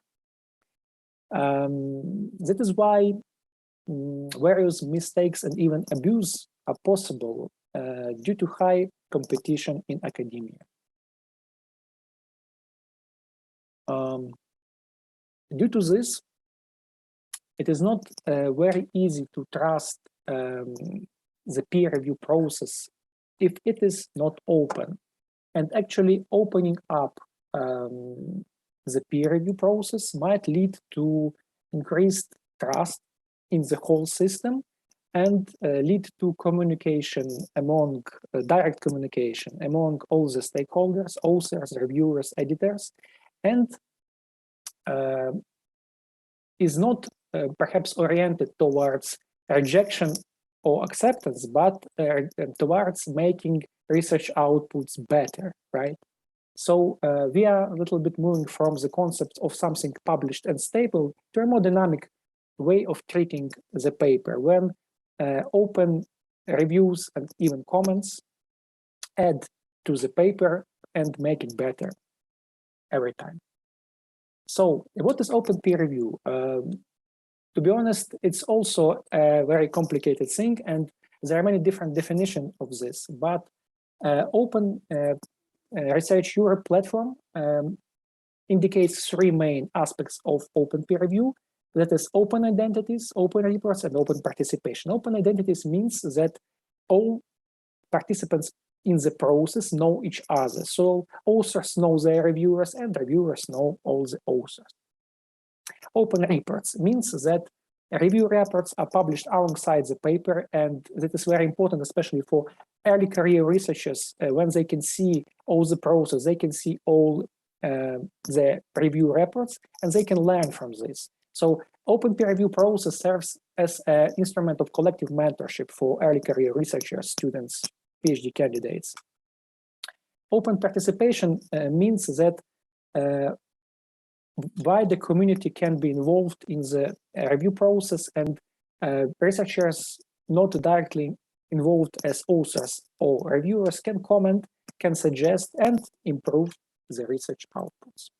So open peer review has many benefits for authors and readers, and also for reviewers. Actually, for authors, it really allows to make the research outputs better, right? And reviews became more constructive, more tactful. As I already said, published reports can be examples for early career researchers, for younger researchers. And for reviewers, it's also very important because reviewing research papers, research outputs, is a labor. It's a hard work, which is very often not being rewarded properly, right? Not only in Ukraine, but worldwide. And in this case, open reports can be treated, open peer review reports can be treated as, let's say, research output, and add to the reputation of a researcher and to the researcher's public profile. So that's a way of recognition of peer reviewers. Okay, so let's say we have all the technology. Will we be able to start the peer review process immediately? Perhaps not. As Professor Baron Bones of GoFair Foundation said several weeks ago at the conference in Prague, research culture is a bottleneck, not technology. So we can have the most advanced technology, but if we don't build the culture, the research culture, which is oriented towards openness, towards open participation, it will be almost impossible to proceed. So let me just say that, of course, we are today speaking about the Horizon program, but let us not forget about other instruments of, let's say, capacity building, and especially in the field of higher education. And let me just show you our optimal project, which stands for Open Practices, Transparency, and Integrity for Modern Academia. And the main aim of this project is bringing open science practices to Ukraine. So we are starting to build this culture, which will help researchers to adopt open practices in more, let's say, easier, right? And really help to integrate Ukrainian research system into the European one. So that's mostly all from my side. Thank you for your attention. If you have any questions regarding the Open Research Europe platform, or want to collaborate, learn more about Eurodoc or Optima project, you are more than welcome to call me, text me on any messenger, or write me an email. So many thanks for having me today, and if you have any questions, you're more than welcome to ask them. Ну що ж, дуже дякуємо вам за вашу презентацію. Well, thank you very much for your presentation, for the capabilities that you presented. we will make sure we'll use these capabilities. And of course, you have questions, please ask them to all of the speakers. And after the previous panel, you may have a feeling that European support tools are the only one that work, but the state cares a lot and makes sure that technologies and innovations are developed in Ukraine. And the next panel will be dedicated to the tools that will show you what is going on in Ukraine, how Ukrainian organizations, what they do to attract that support. And we'll start with a presentation of the state fund that is providing financing to support Ukrainian developments in research. Also, the foundation was created in 2014. It shows nice results in supporting our scientists. Well, I'm giving the floor to the executive director of the National Research Foundation of Ukraine, Olga Polotska. Please welcome. Hello, dear colleagues. Well, first of all, I would like to congratulate you with that Horizon Europe launch day. Of course, this is a day that we'll all be waiting for, and inviting the National Research Foundation of Ukraine means that we are a new institution, but we have some success stories to tell, and we will make sure that you know about them. I'm an executive director of the National Research Foundation of Ukraine. It was created in 2018, actually, but it started to actually work in 2020 because our first competitions for the research and development projects, they started 1.5 years ago. We are a state budget institution, and we are a result of reforms and strategic progress of Ukrainian scientific community towards Western standards of grant support, project assessment, and project implementation. And we were created as a mechanism, special mechanism created by a state to fund the best scientific research projects based on their quality. And this quality is assessed during competition. So we provide that grant support based on competition principles. We were created by the Cabinet of Ministers of Ukraine as an independent institution. And this is the second year that we exist. But I'd just like to focus on the main principles of our work. Well, first of all, we support the best intellectual potential among all of the scientists, and we focus especially on supporting young scientists. Well, I don't need to explain why it is a reason, but you guessed it right. The young scientists, we make sure that they don't give up their research activities in Ukraine. And also another focus is expanding capabilities of our researchers, because without the required equipment and materials, it's impossible to conduct global level research. The year 2020 changed our lives a lot globally. And of course, scientists can't stand aside and ignore these challenges that the humanity faced in 2020, 2021. And this is why one of the priorities for us is research in medicine, biotechnology. We pay a lot of attention to research efforts that solve security problems on the national level. different levels of security, environmental, informational security. This is one of our priorities. Besides that, the foundation controls and monitors research that are conducted in Ukraine. Our main goals when we created the National Research Foundation is funding the best scientific projects that are both fundamental and application level. We use bottom-up principles that previous speakers talked about, and this is a nice European tradition where the scientists are the ones to decide what area they should specialize in, what they should research. And then during the assessment, the expert assess the quality of these efforts. Development of research infrastructure, and I don't only mean equipment in its primitive state. We're planning to finance more infrastructure projects, and this will be one of our priorities.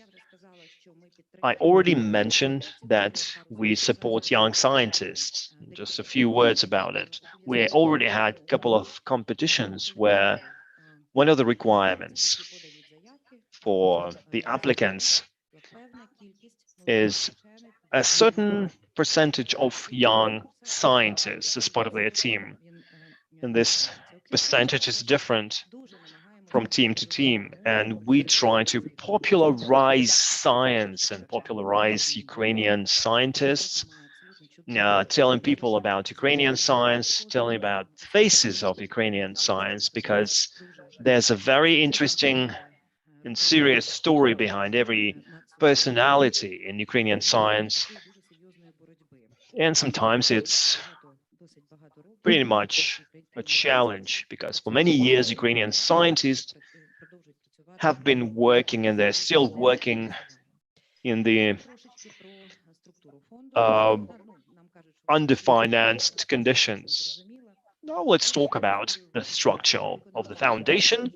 I'm head of the executive department of our foundation. Our functions are operative work, communication work. And our next department is Scientific Council. The head of the council is the head of the National Foundation. And there's another foundation, which is the Supervisory Board. And it allows to minimize a conflict of interests, because nobody acts as a head of any other institution. These are scientists who have very long experience in science, in certain expertise, and they have also some experience in participating in different grant programs. And this is a very simplified diagram of selection processes, because every competition lasts minimum 5 months from the time of the call until the agreements are signed. Well, first there's a call for a competition, and the requirements are designed by the scientific board. After that, the applications are submitted electronically, and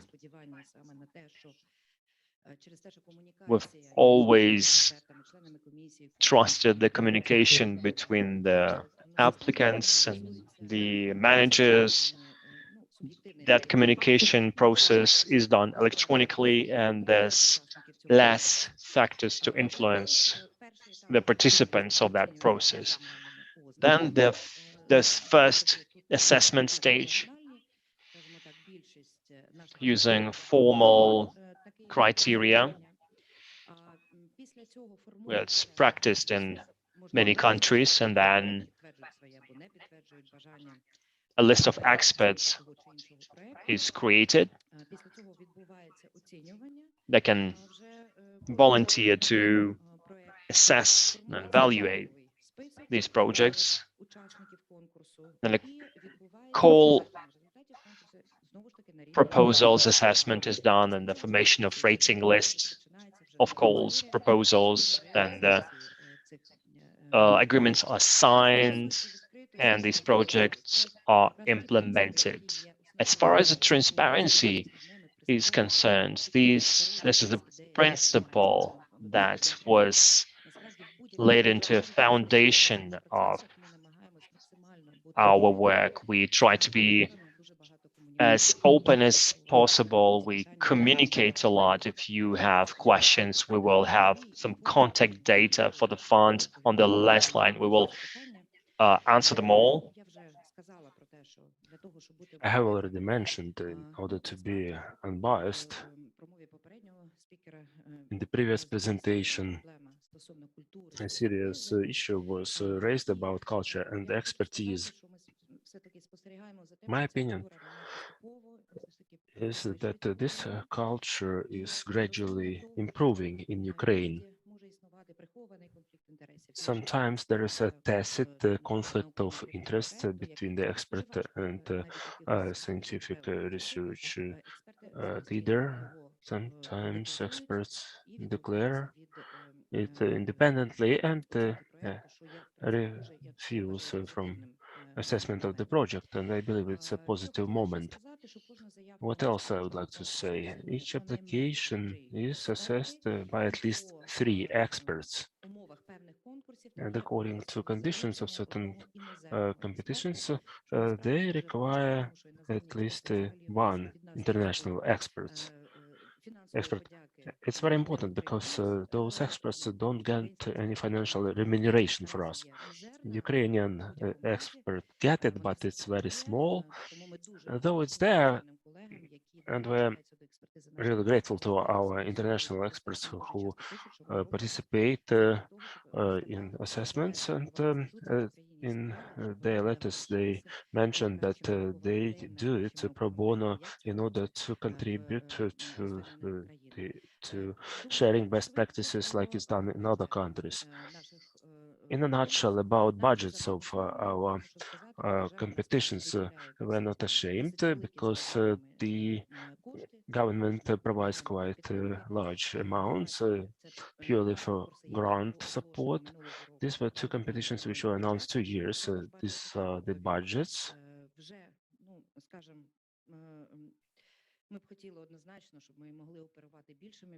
Of course, I would like to operate the bigger amounts, but nevertheless, it's quite a big step forward.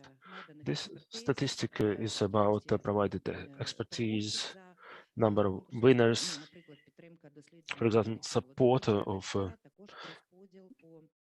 lead researchers, and distribution among winners. I like this slide because it's beautiful, not only because of that. It contains important information about international experts from the countries who agreed to provide expertise and help assess the projects. It's Great Britain, USA, Germany, Poland, as usual. They help us a lot. But there are countries who provided at least 1 expert, and we are grateful for that as well. This is results of the call Science for Security of Human Beings and Society. The results of evaluations and the number of winning projects, it's quite big. The success rate is different for various calls. There are more competitive ones and there are less competitive, but in any case, you can see that over 200 projects in for the period 2020 and 2021 have been financed by the fund, and happy to mention that this year the fund announced 3 calls. First is has the budget of about 5 million euros. Again, it's about security issues, and 2 more calls. We differentiated them. One is for applied science and mathematics, and the other one is for humanities and social sciences. For us, it's a kind of an experiment. Let's see how it will work out. These are my contact data, and thank you for your attention and invitation. Thank you very much, Olga, for your presentation, and I hope that our participants will use this information.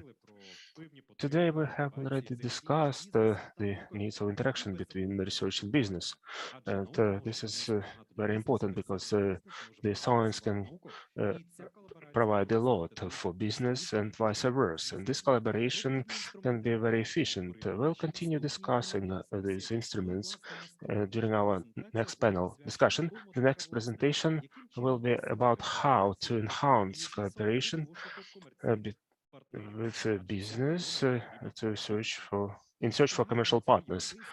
And the European Enterprise Europe Network helps. The head of EEN Ukraine will give a presentation on that, Olena Fesenko. So the floor is yours. Good afternoon, dear colleagues. I would like to share information with you about a very useful European tool, which has been operational in Ukraine for over 3 years. This year, we have a transformation, and the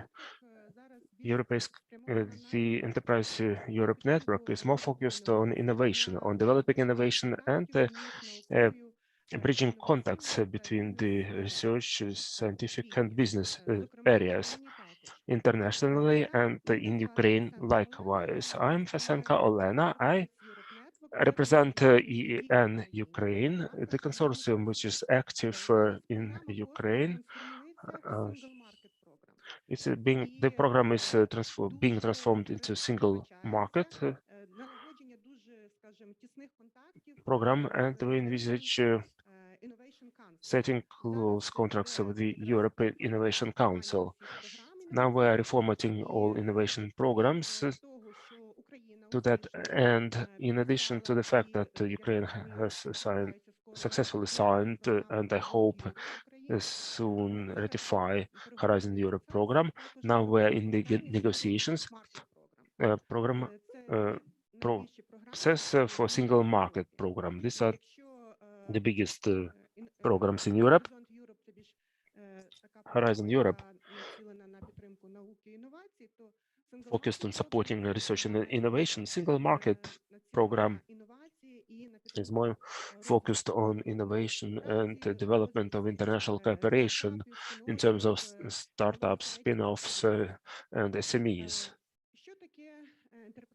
What is Enterprise Europe Network? It's an international platform which is active in 65 countries. This is a very powerful tool for communication and collaboration. Actually, this tool can be considered as an international corporation which is active in 65 countries of the world, including Ukraine. For implementing this program in 2017, a consortium and Europe was established, of which I am the chair.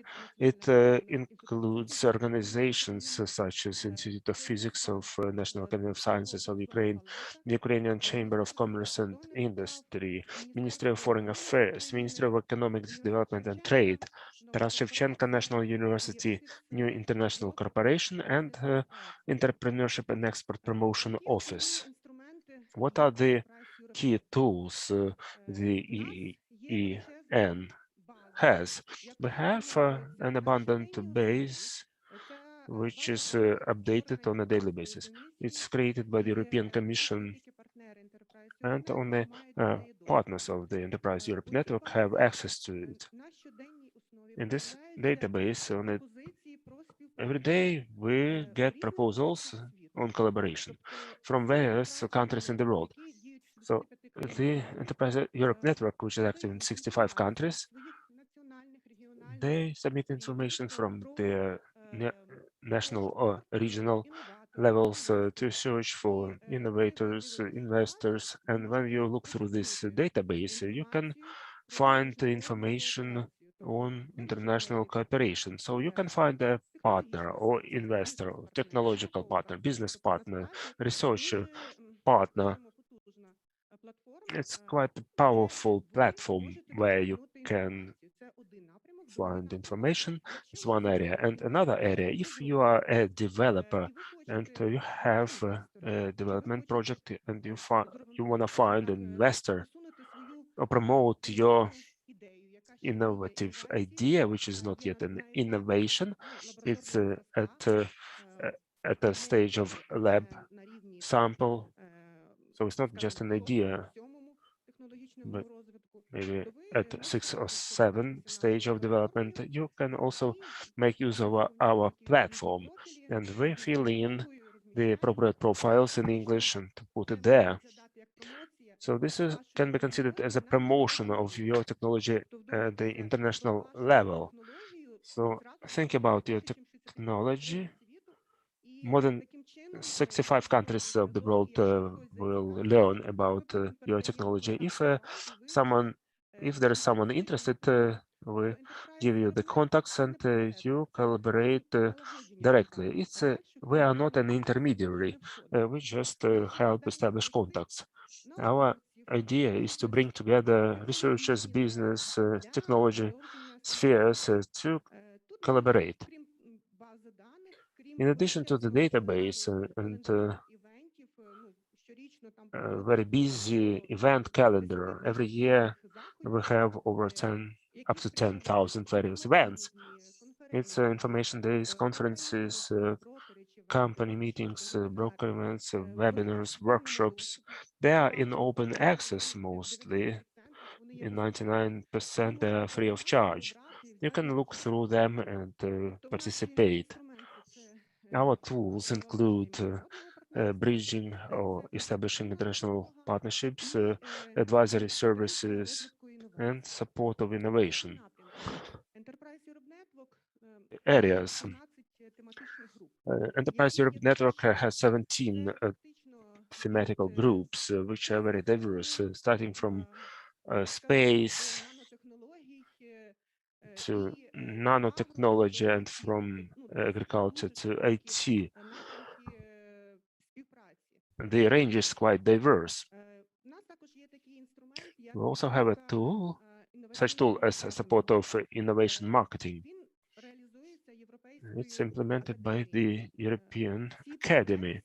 All partners and all members in the consortium have access, have passwords, and using this system, the algorithm of analysis which has been developed, we can analyze startups, spin-offs, and SMEs in terms of how in their system they have the units or areas for engaging innovation, because it's problematic to implement an innovative idea in the market and make it a real innovation, because it's quite a risky business. On one hand, it's risky. On the other hand, it's a very lucrative one, which gives a lot of benefits. So for the companies, startups or spin-offs to correctly build their strategy of entering the market using this innovation principle and approach, which we developed via the platform, getting information, your statistical and financial data. If it's a startup technological data, we conduct an analysis. The platform realizes it, and we issue charts and certificates and compare with the best and worst enterprises in the sector. So you can find yourself and compare yourself in the segment with the best companies or those which are at a lower stage of development. That will enable you to rightly build a strategy. We are working in innovation and digital innovation. These are two areas which we support and develop. In addition to that, we have created, in order to streamline the information and cover the bigger audience, we have weekly and monthly digests where we collect information about all open calls and programs. Mostly we are focused on the international ones, not the domestic ones. We provide information on support and what resources you can use, and we publish calls for international cooperation. You can use it. There are contacts, so you can find a partner for submitting projects or a business partner or tech partner. So the toolbox is quite diverse. And also in summer, we had a number of training modules. In summer, we organized also the online school. We selected 30 enterprises which systemically during 3 months period passed this online trainings. In 3 years, we collected quite a wide network of partners at the local, national, and international levels. So we have quite a number of success stories, and for promoting them, we make videos which you can find on our website. And it's a pleasure for us that these videos are also placed on the European website. We have technology support in the help IPR platform in order to get information on intellectual property in various countries. Also the database for certification. You can find information how to certify your product in that country. Our achievements.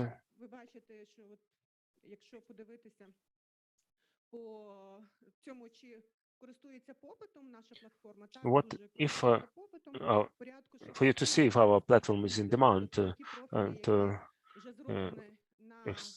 the number of expression of interest, about 6,000.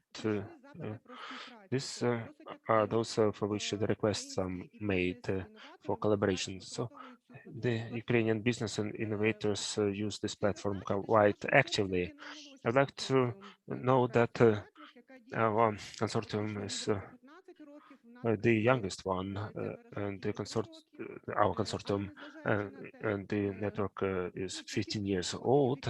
But despite of that, by the number of profiles we put in the system, our country ranks 5th. So we accelerated,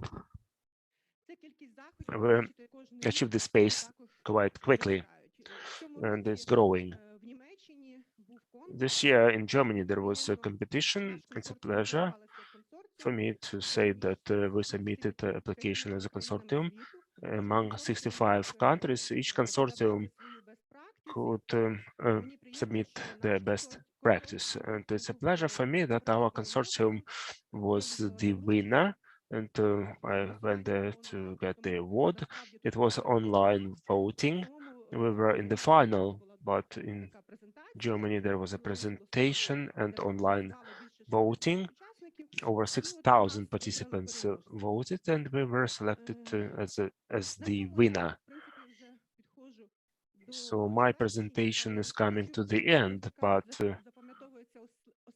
as they say, the last slide is remembered the best. As I provided you a lot of various information to summarize what tools are available and which can be used by developers or innovators or representatives of startup spin-offs and SMEs.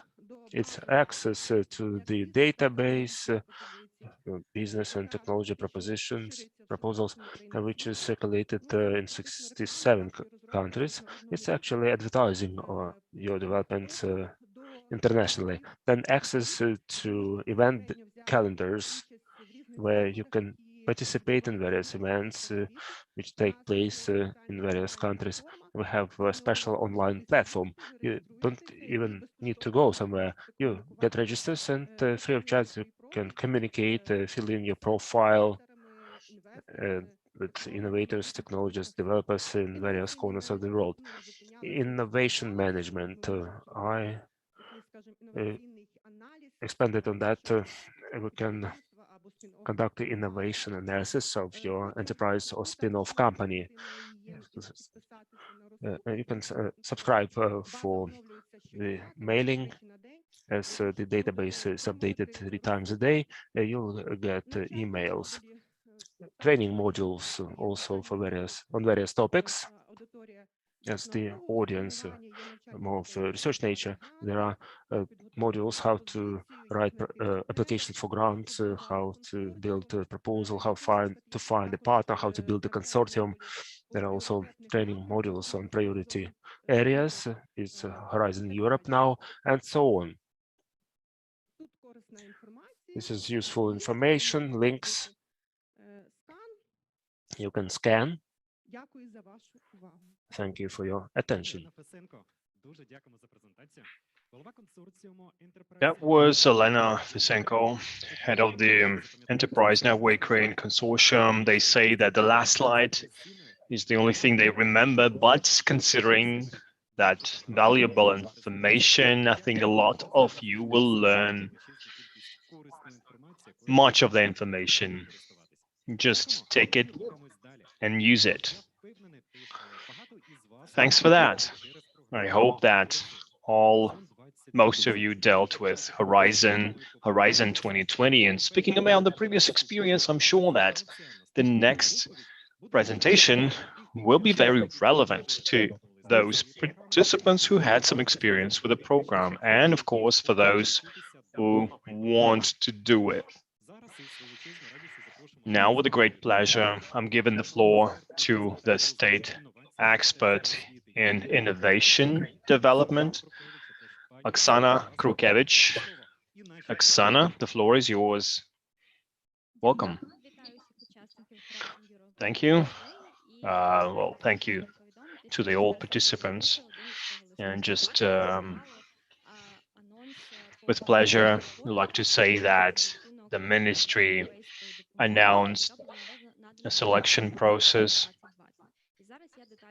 as part of Horizon 2020. I will tell you about the requirements, about the criteria, and all of the valuable information needed to apply. And the most important thing, that the deadline is 20th of December.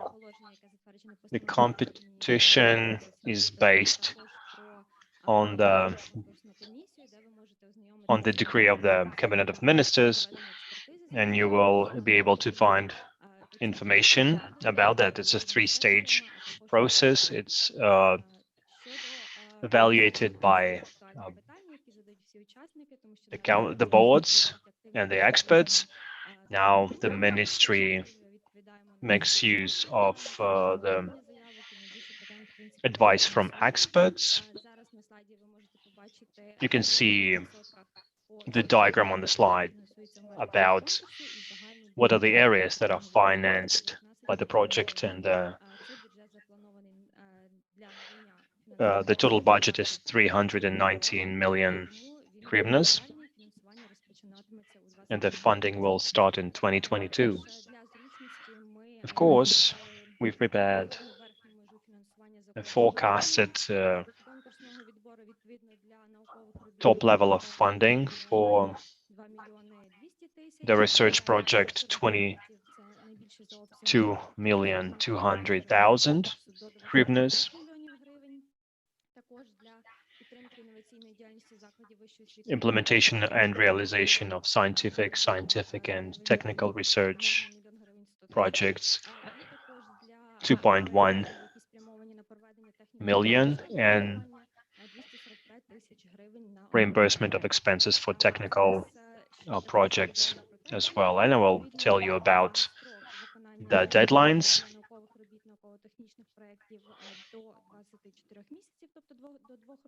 For the technical and scientific projects, may not exceed 24 months. It depends on how you plan your research.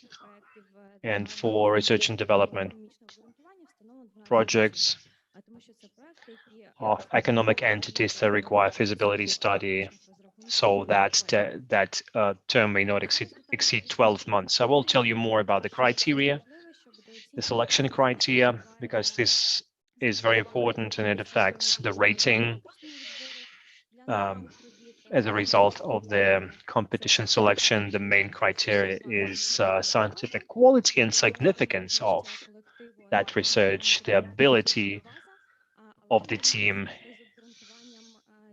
the resources, but also you can apply for receiving some equipment as part of funding, availability and success of the experience of submitting applications for participation in the Horizon 2020 program. And it also aims to encourage teams to participate in the follow-up. And as for the criteria for scientific and technical projects, the main difference from scientific works, they should be more practical related.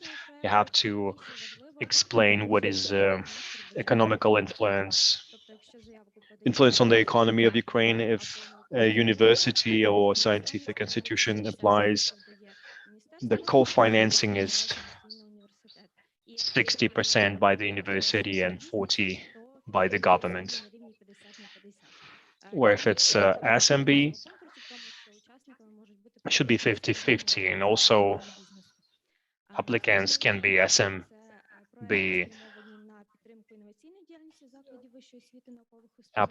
applicants. You have to show the efficiency of more commercialization of scientific and technical results.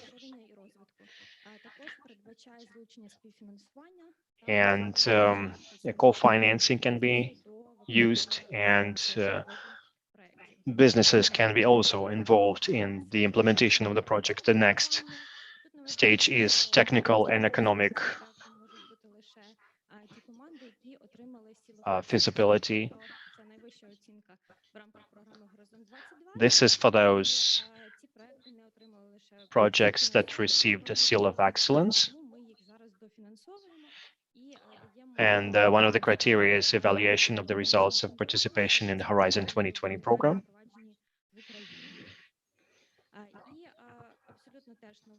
And also new area is infrastructure projects with a top level of funding.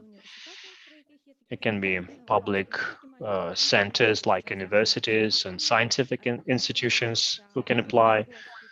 There is no requirement of Horizon 2020 experience, but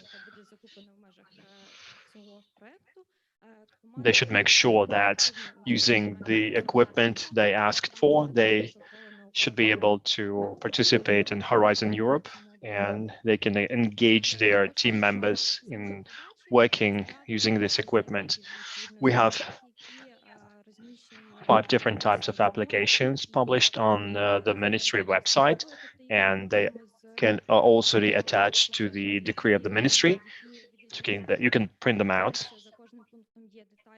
The difference is there are different requirements, and you can also download expert analysis with criteria, with the points legend, and at the application stage, you can predict the number of points that you receive. We selected experts in September, collecting applications from universities and scientific institutions, and we also evaluated these experts, and we published an announcement on the website. As for the timeline, we're waiting for the applications until the 20th of December. Then we will use a formal evaluation during January. Then we'll have expert evaluation in February. Then we gather the sections. They formulate proposals for the boards, and they formulate proposals for financing. After they do that, participants can be called and for discussion. Then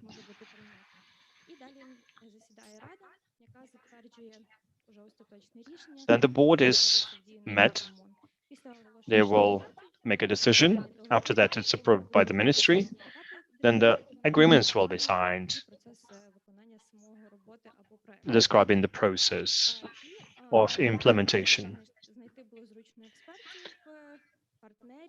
In order to facilitate the process of finding experts, the ministry has launched a science and business platform.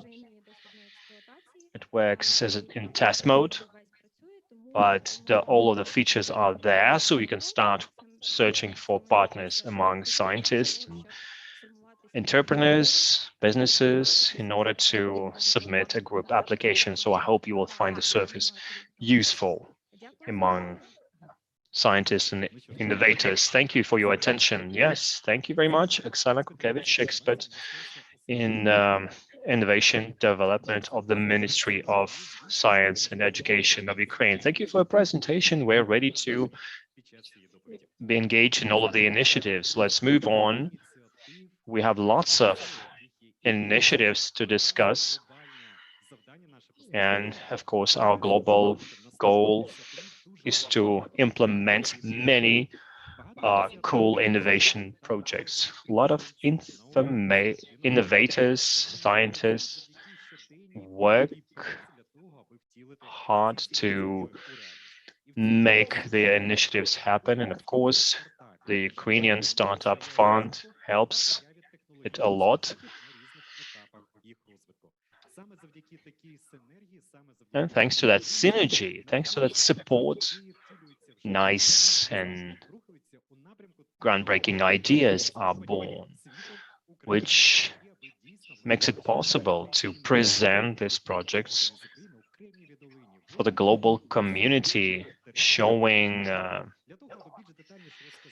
lot of talents existing in our country. The next speaker will tell you more about these initiatives, how these projects are supported. I'm inviting the manager, compliance manager, Maria Krasnyshoka. Well, Maria, the floor is yours. Thank you for joining us.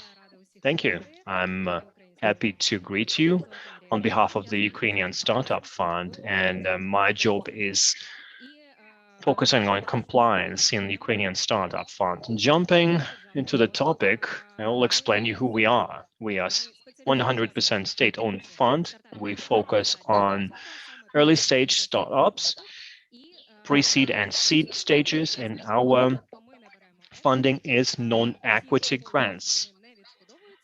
We do not reimburse that funds. And who is our audience? We're aimed at Ukrainian market and international market. We support innovators who work abroad, but they're ready to return to the Ukrainian market and present their products on national markets. As of today, we have applications from other nationals, but the main criteria for application should be an registered legal entity or a private entrepreneur. Our team is, we have our internal team led by the director, Pavlo Kartashov.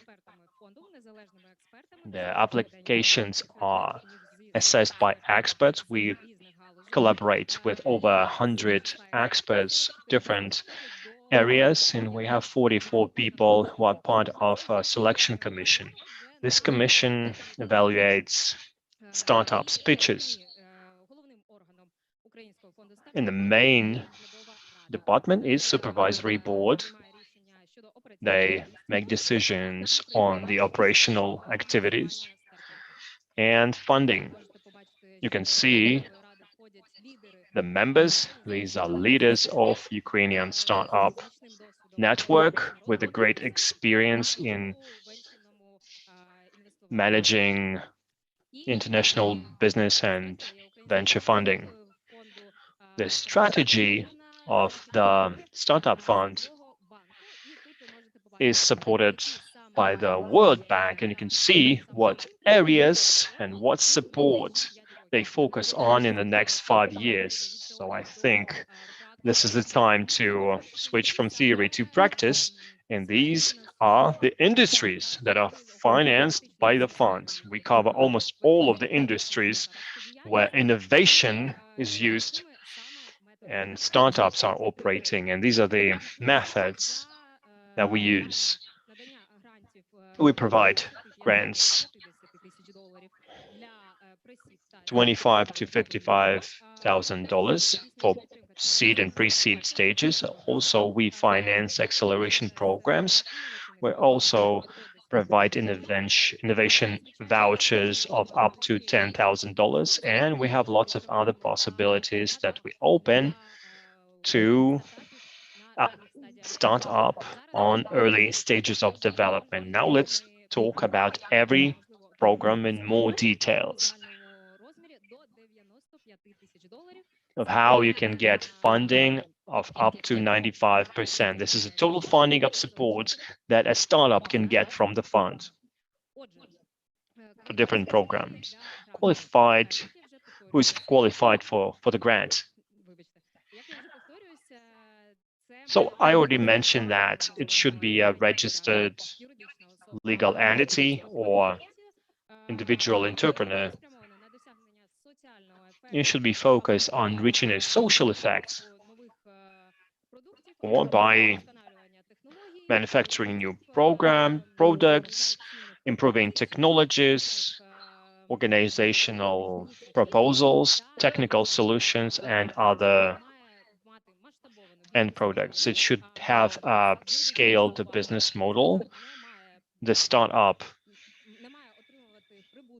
should not receive a profit of $300,000 in total,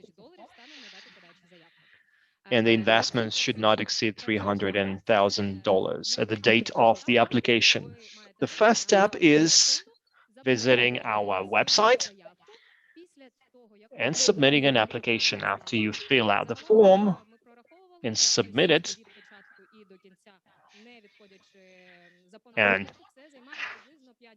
it takes about 5 hours, but of course, you can save your information and get back to it anytime you're comfortable with. After you submit the application, it is assessed for formal criteria. After the application was assessed for criteria, it is sent to the expert assessment. And after the startup was assessed,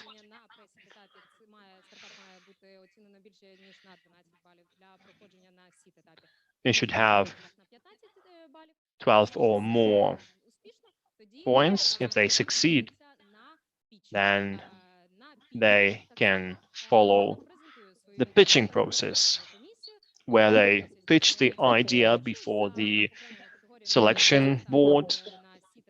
They also assess their idea against different categories, and after the startup successfully pitched their idea, a funding decision is taken by the supervisory board of the fund.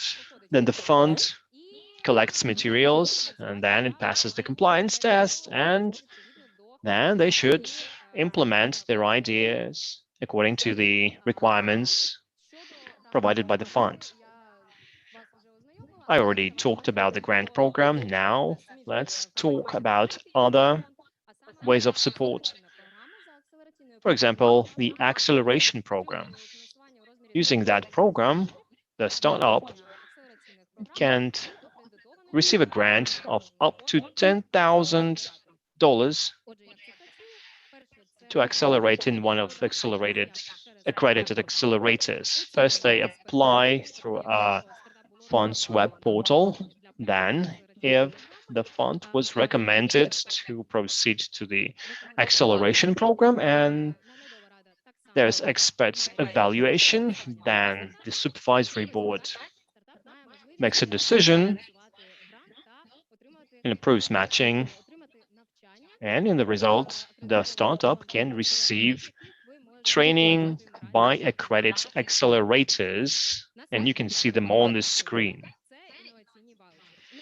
The next format of support, innovation vouchers. There are two types, promo vouchers, and the promo vouchers for enabling startup to visit international conferences, events, and present it internationally. And prize vouchers are issued as a result of participation and victory of the startup in partners events. How to get financing under this program? Again, you have to apply via the web portal of the fund. After the application was submitted, it's assessed according to, for compliance with formal requirements, then pitching. After assessment of pitching, decision of the supervisory board of the fund. Which innovation vouchers have been issued already? The web summit was over several weeks ago, and Ukrainian startups were able to present their products. International Consumer Technology Association in Eureka Park in Las Vegas, Nevada. It was possible to get 4,000 USD to present your product in the Ukrainian pavilion of startups in Las Vegas. And you can submit your application for Expo 2020. It's an international exhibition where startups are able to present their products before the international investors and tell about Ukraine and your product. There is one more program for fund where the fund helps. It's corporate innovations. According to this program, the fund provides collaboration of startups and big business corporations. So the corporations have certain business problems, and the fund finds those startups which help them to solve that problem and help them. And now we're on the eve of our 2 years anniversary. In these 2 years, we have handled over 3,000 applications, over 200 startups received funding, over $6 million totally under all programs were disbursed in Ukraine. And this year, the fund became the largest angel investor in Ukraine and one of the largest in Eastern Europe. And of course, we can demonstrate the results of our activities. On this slide, you can see the companies which entered the international market. They have certain competence and experience working internationally. What's common among those startups? That their initial investments were gathered through the fund. We are investing in Ukraine so that the future of our innovation ecosystem becomes the most attractive for us, for international and for the domestic investors. I hope that you will join us and submit your applications. So we'll be glad to see you and your projects on the slides of our startups. Thank you for your attention. Maria Krasnachok, Ukraine Startup Fund. Thank you. During this presentation, I found my new telephone and started getting registered to get engaged into these unique opportunities. We're trying to get the maximum, and there are more and more opportunities which become available. And for me, the best thing is to talk, to get more opportunities for networking during the coffee break. So the coffee break is for 10 minutes. In 10 minutes, we will come back and discuss those possibilities which were opened by the Horizon 2020 and how to get the maximum for yourselves. So please be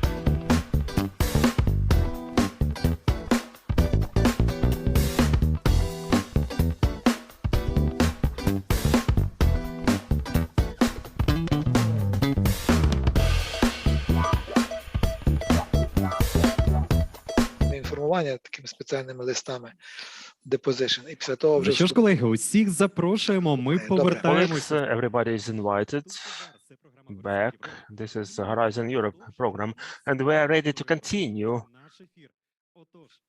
our broadcasting. So welcome all our colleagues. Thank you for those who stayed with us and who joined us recently.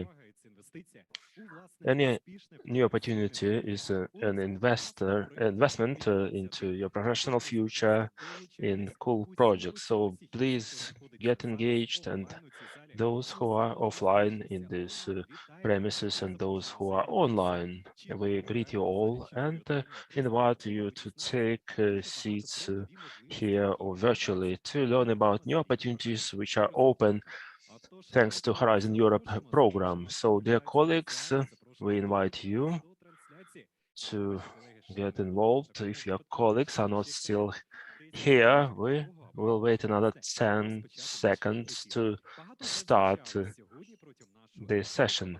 A lot of things were mentioned and we learned about many new opportunities. Now we'll learn about success stories on the Horizon 2020 program, and I believe this can become a trigger and turning point to submit and to test for yourselves how powerful this support is and how it can help you invest in your future. So please take your seats. Horizon 2020. So Ukrainian Science Technology Center is represented by Mykola Lubiv, first deputy director of Science Technology Center in Ukraine. So let's start the success story of the startup on the Horizon 2020. So it's a pleasure for me to invite our speaker to this stage. Mykola Lubiv, please, Deputy Executive Director of the Center for Science and Technology. Good evening, dear colleagues. My greetings to all the participants. I'm really grateful for being invited. And my name is Mykola Lubiv. I represent a Science and Technology Center in Ukraine. And today I would like to share our success story and our experience of participation in Framework Horizon 2020 program. Before I start, I would like to give a background of our center, because often when researchers apply to us or engineers for the first time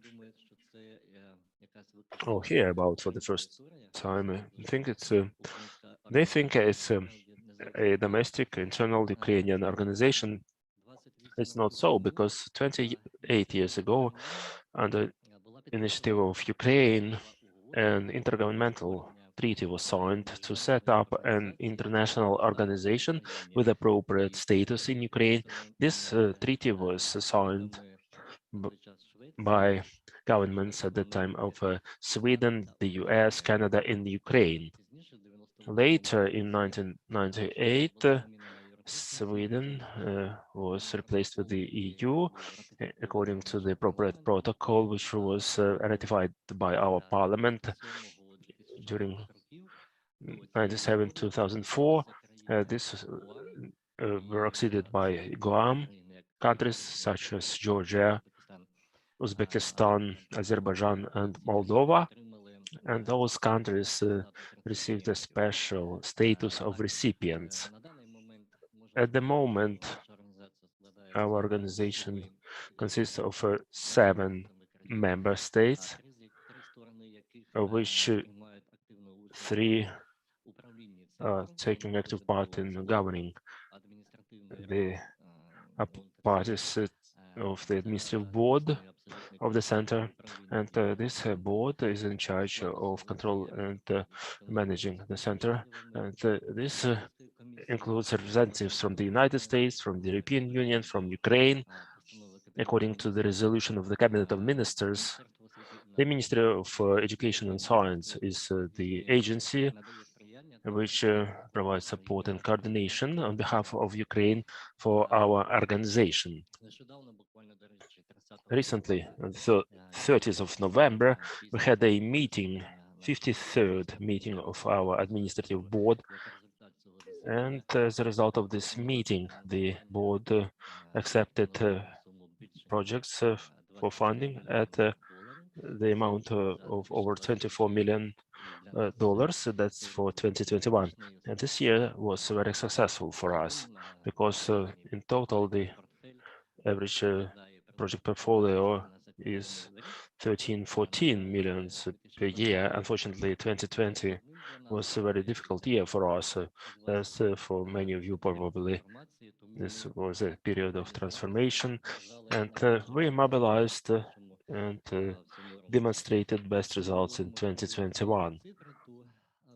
To give you some figures, you can see that during 27 years of our activities, we actively collaborated with over 1,000 scientific institutions in Ukraine and in Guam countries. Over 18,000 scientists received grants, including 10,000 of them were scientists in defense sector. Those were people who used their knowledge to improve the defense system of the Soviet Union. In 28 years, our center implemented over 2,000 nearly 2,000 projects for over 350 million USD. Is it a lot or not? It depends. If you compare it with Horizon Europe, it's not much, but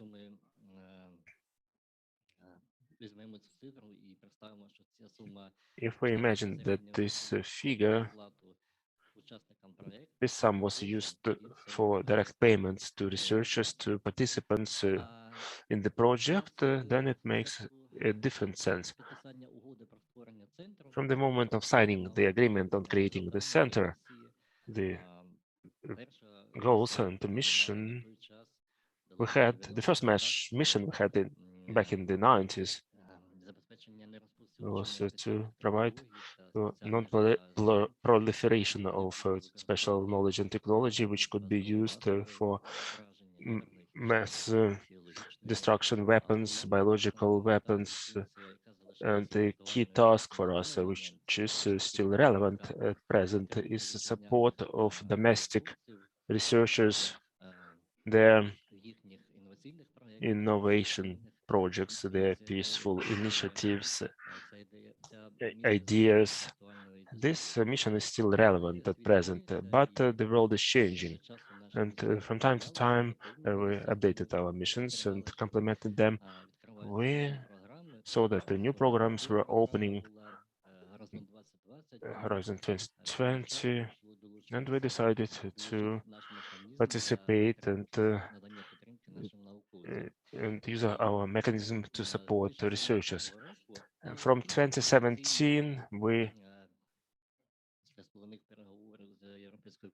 officially, after negotiations with the European Commission, we passed the status of special partner in 2020, received the unique ID, which enabled us to actively participate in Horizon 2020.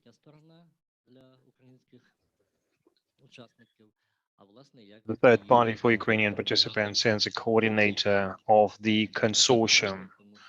That's also very important because maybe you know, and you take any European consortium, as a rule, they hire some consulting company that provide managing services and coordination services. They take 10 to 15% of the project profit. We do it free of charge. And As part of Horizon 2020 program, we participated in more than 43 projects worth over 14.75 million. We're proud of this number. Well, is it a lot? If you take the Ukrainian statistics, it's good to know that this is not a small figure. You can see a short list of European companies and universities that asked us to join their consortiums and provide our services as part of their implementation efforts. As of today, we have only 3 active projects, and we act as a project coordinator. All of them were won and funded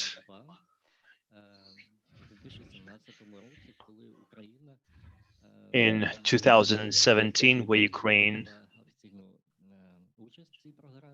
participated in that project. And that was the year where we received a good team, and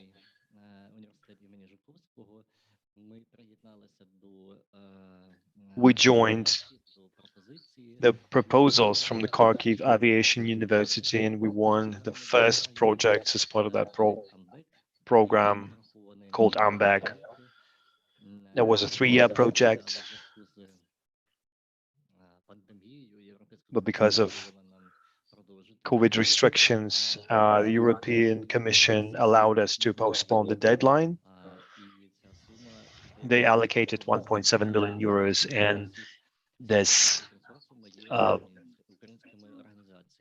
funds will be distributed among Ukrainian organizations, just like Ivchenko Progress State Enterprise, Kharkiv Aviation University, and Motor Siege Company.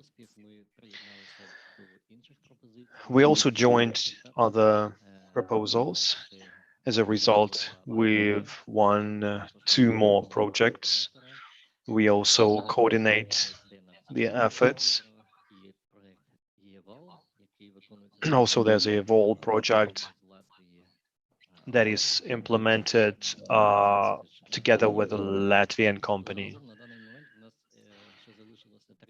So we still have 3 projects worth over 3 million euros. And if you take a look at the report that was recently published, you can see that Ukraine won 4 projects total, and it's good to know that 3 of them are coordinated by our organization.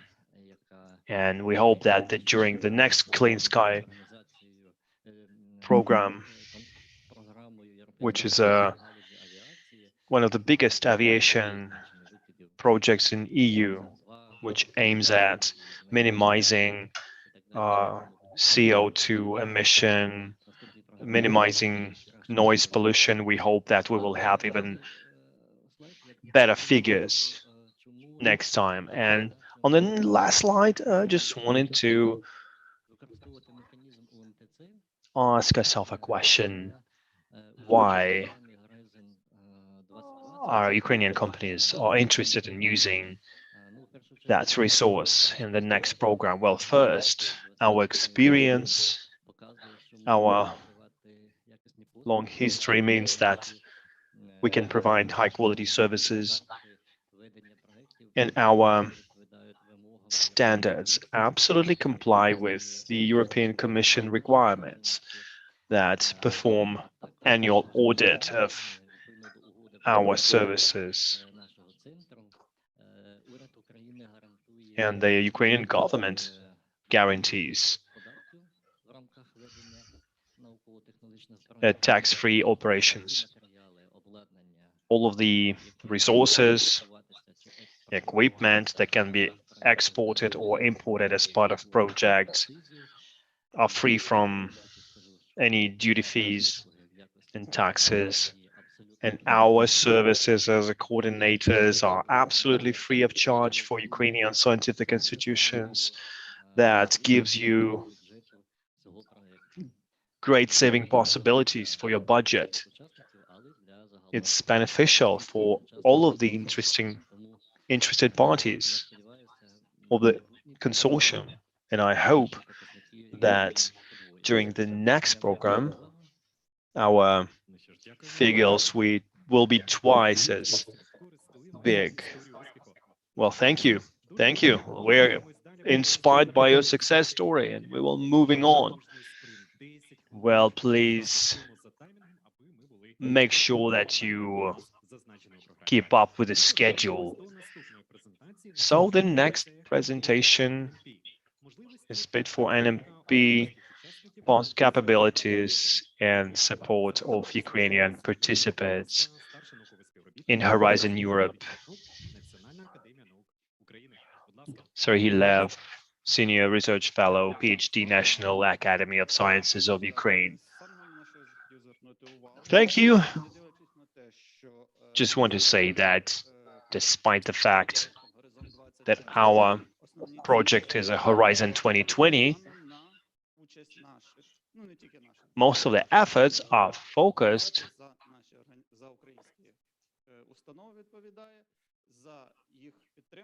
on supporting Ukrainian organization in participation of in the Horizon Europe projects. 9 of 10 countries are European Union countries. Ukraine is the only associated country that is represented. The main objective of our project is to increase the participation of talented newcomers from underrepresented regions in the Horizon Europe programs and projects in the following areas: nanotechnologies, advanced materials, and advanced manufacturing and processing. What do we mean under talented newcomers? These are organizations that either presented their projects in Horizon 2020 project and received evaluation, but were not successful, that didn't receive funding. And it also includes organizations that were interested in that area. During our Fit for NMP project is implemented, they will be included in the database and included in our project activities. So how we selected these underrepresented regions? We selected them out of the regions presented by the European Commission. These regions had potential for these areas, but their success rate was under certain criteria, and these criteria changed dynamically throughout the projects, but it constituted around 10%. Our areas are coordinated with Horizon Europe program. Mostly they are focused on Pillar 2, Cluster 4 destinations 1 and 2, namely advanced materials, manufacturing technologies, and clean and circular industries. What other services provided by our projects for talented newcomers? We're going to organize innovation workshops with top innovators for each area. And top innovators are organizations from the European Union that have a lot of success stories in project implementation for the selected areas. Besides, trainings will be provided on tech transfer, proposal writing, and trainings on use of European networking portals. Besides, we will provide hands-on support to talented newcomers and support in proposal writing for Horizon Europe projects. What are these innovation workshops with top innovators are about? Already mentioned that top innovators are organizations that have been repeatedly successful in Horizon 2020, NMP, for example, CA, VTT, TU Dresden, TU Delft, organizations that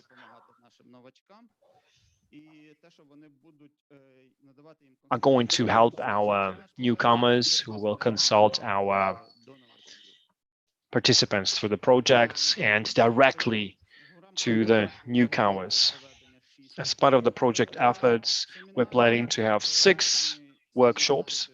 Every workshops will be hosted by each top innovator. Each workshop will be focused on a different NMP theme, and the talented newcomers will be invited to attend different events and competitions. The trainings on technology transfer. Well, there's a lack of tech transfer skills, and it is often a bottleneck to collaboration between public research organizations and universities and private industries. We will organize 6 technology transfer trainings. All of the trainings will be organized by one of our partners, SDP. Each training will be held in one of the underrepresented regions. Unfortunately, we haven't selected them yet. We just hope that one of these regions will include Ukraine. The first training, the first workshop will be held early in 2022. Besides, we will organize trainings on proposal writing because according to the studies as part of our project, this is one of the bottlenecks for application submitting and proposal writing is one of the reasons. We will organize 6 proposal writing workshops. We will invite specific selected newcomers selected by one of the top innovators, and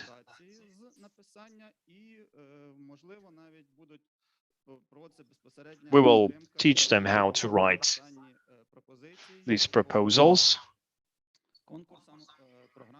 and including proposals for participation in Horizon Europe projects. We will hold trainings on using European networking portals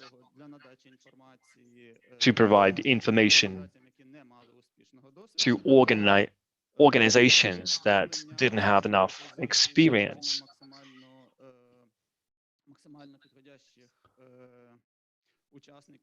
How to select the right participants, how to search for potential consortiums.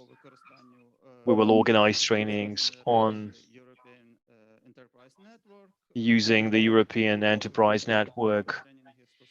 We will have trainings on using capabilities on partner search portal of the European Commission and so on.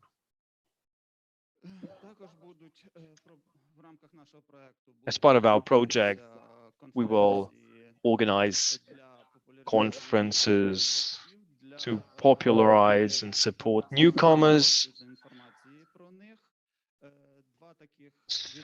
We will spread as much information as possible about them. We already had 2 conferences like that in Kiev and Romania. As part of our project, we will provide grant support to the newcomers in participating in European events.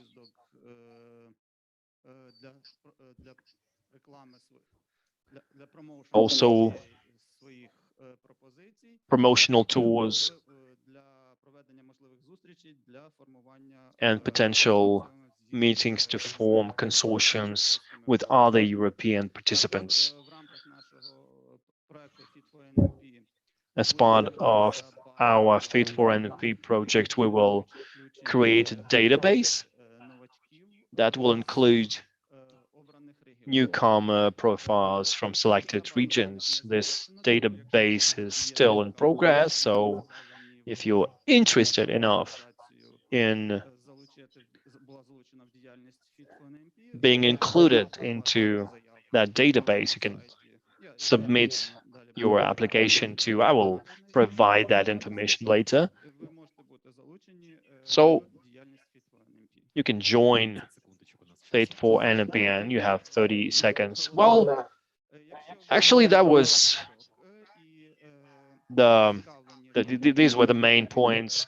If you are a talented newcomer and you're interested in receiving Fit for NP support, you have to visit this website and check if your region is included in the list of these underrepresented regions and submit your form to the contacts listed on the website. The coordinator of our projects is also there.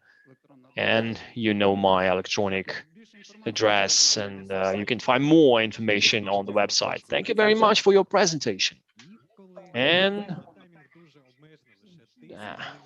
we're very tight on schedule. We have only 10 minutes for each speaker. Of course, it's not enough to present this interesting subject, but this is a sprint, so please make sure you stay on the schedule. If you need some information, please exchange your contacts personally, because this event is focused on communication. So 10 minutes is nothing, but at least you can use that time to convey your message. The next presentation will be dedicated to clinical knowledge for humanity. And this is a cross-disciplinary presentation, clinical studies, artificial intelligence, lots of innovation capabilities that are open to everyone. And Horizon Europe program opens capabilities for any participant, whether you are a data scientist, analyst, biologist, or any other scientist. Anyone can apply for participation. So join this initiative and you will see huge amounts of capabilities, new horizons that allows you to develop science and technology. Today, we will listen to a couple of more presentations dedicated to unique initiatives implemented as part of the Horizon 2020 program. And I hope it will inspire you to further implement your ideas and use Horizon Europe capabilities. So join these efforts and everyone can get a lot to develop. So I hope that we are ready to move on and everything is ready technically. And if it's true, I'm giving the floor to the next speaker, Dmytro Koroluk, National Technical University of Ukraine, Igor Sikorsky, Kyiv Polytechnic Institute. Knowledge at the tip of your fingers, clinical knowledge for humanity. Please welcome.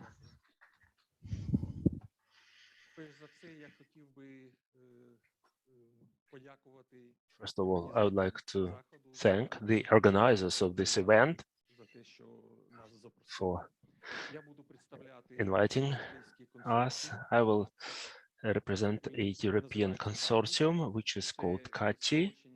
It's an acronym of knowledge at the tip of your fingers.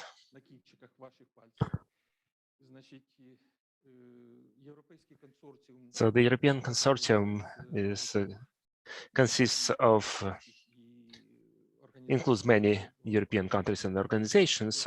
I will show it to you later. And I represent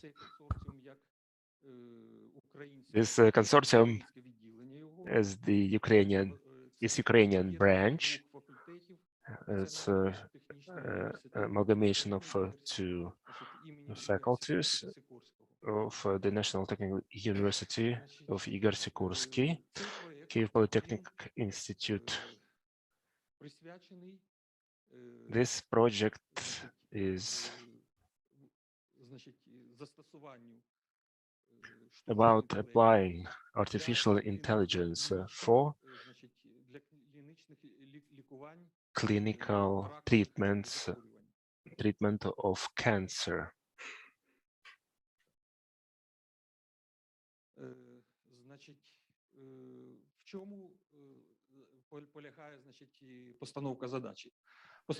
What is the problem?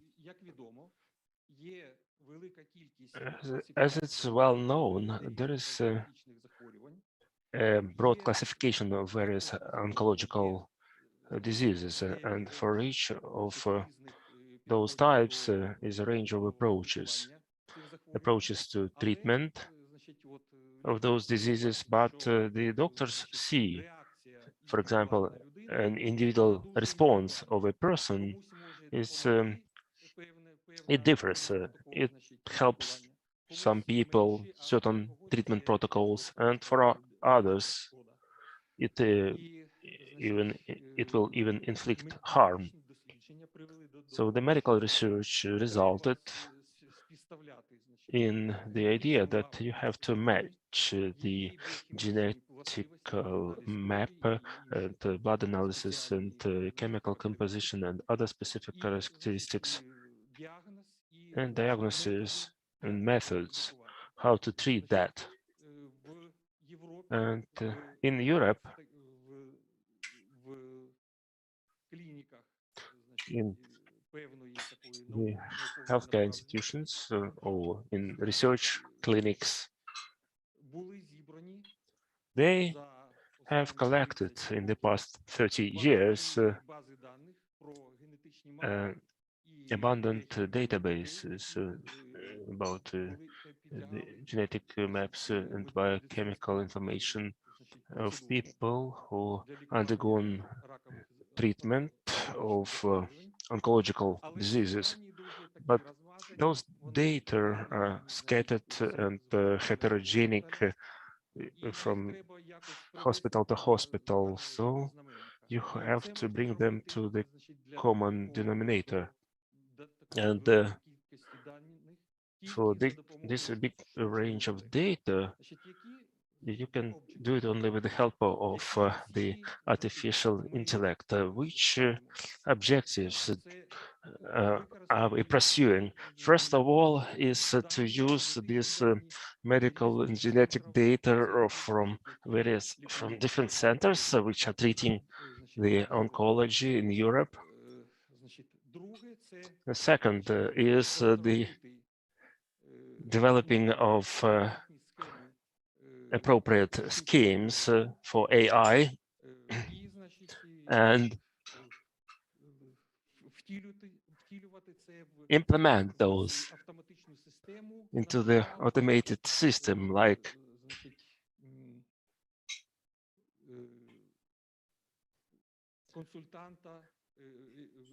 a consultant, doctor consultant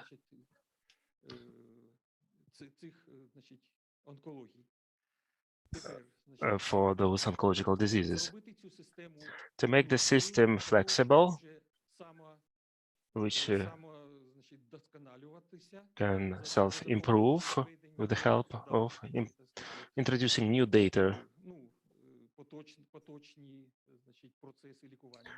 into the current treatment processes. And fourth, at the end of this project, which is envisaged for 21-24, so it will be in 2025, to organize in the series of European clinics a pilot project to prove the advantage of this method compared to other methods.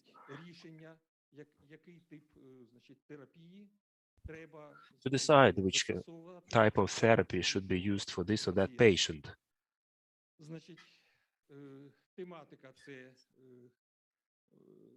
The topic is artificial intellect for genomes and personal medicine, personalized medicine. I will share a bit about our contribution, how the Kyiv Polytechnical Institute was engaged in this project. We will be involved in developing neural network, which is appropriate for setting this problem.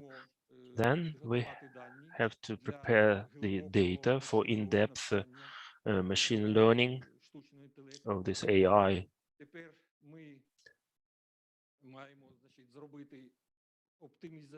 Then we have to optimize, to introduce optimization and acceleration algorithms, which will enable us to develop faster this system, to handle data and to make a statistical data, to select the right models, and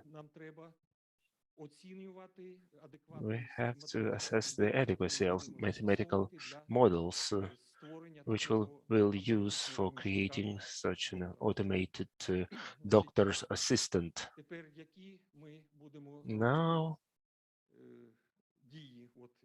what will be our next steps from Kyiv? Here, in Kyiv Polytechnica, we have a system of vector calculations, which is the most powerful in Ukraine. One of the most powerful in Ukraine and maybe in the whole Eastern Europe. And we are quite independent in terms of developing, even in our premises, the prototypes, or working prototypes of those automated doctor assistant. And we will be engaged in optimization of the learning process of this AI. And we will envisage additional data, inputting additional data which we receive from hospitals. The KT consortium contains 20 participants, and the 20th is the Kyiv Polytechnic Institute, and those members are representing 12 countries, so it's quite big. For 4 years, the financing of this consortium is 8.5 million euros, and maybe it will be continued for one more year as a pilot. Thank you for your attention. Thank you for your presentation. So, dear colleagues, as we see this, there are a lot of success stories. So get engaged and create your own success story. How to create your own success story, our next speaker will tell. So the Pipes 1, the technology for on-site 3D welding production of lengthy, large diameter polymer pipes with cellular walls. Sergey Sereda, Chief Executive Officer of Pipes 1.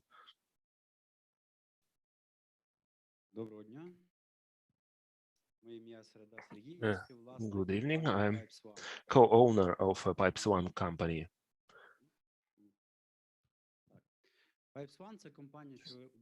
Sergey Sereda. Pipes 1 is the company which produces mobile equipment for polymer pipes of large diameter from 30 centimeters to 2 meters. Those pipes are used for engineer networks, infrastructure networks. It's sewage, stormwater systems, and so on. The market for those pipes is quite big, about $57 billion, and it's growing. And we hope this technology will be really useful. Why is it important for Ukraine? According to the official data, the obsolescence of infrastructure networks is over 65% in Ukraine. And in Kyiv, our mayor, Mr. Klitschko, said it's more than 75%. And about over 20% are in emergency conditions. So they had to be replaced yesterday. If we're talking more about a quick and efficient replacement of infrastructure pipings, is not only an important task for municipal services and the industry, it's also a reduction of pay bills for each consumer. That's why this technology is based on the existing equipment, stationary equipment, which has been in operation in Ukraine for 15 years. It's produces pipes up to 4 meters, but the mobile technology is unique on the international scale. There are no analogies at the moment in the world. That's why we believe that this technology is game-changing. It breaks the supply chain of the existing business. It provides a lot of benefits, and it gives saving. It provides savings up to 30% for the budget. From Horizon 2020, we received a grant in 2017, 50,000 euros for the first phase. We used that grant for testing our concept of mobile production. We met with the lead companies in Europe and the US. We received feedback from the market. We totally changed our concept. We changed the concept 4 times. Also, we applied for the second phase 5 times, and on the 5th time, we received the grant for the second phase. The grant for the second phase we received in 2020. It's mixed financing. This grant is still ongoing. It's 1.8 million euros. It envisages production of the industrial sample and testing of this technology in Ukraine, and more desirably in Europe, and certification of the product.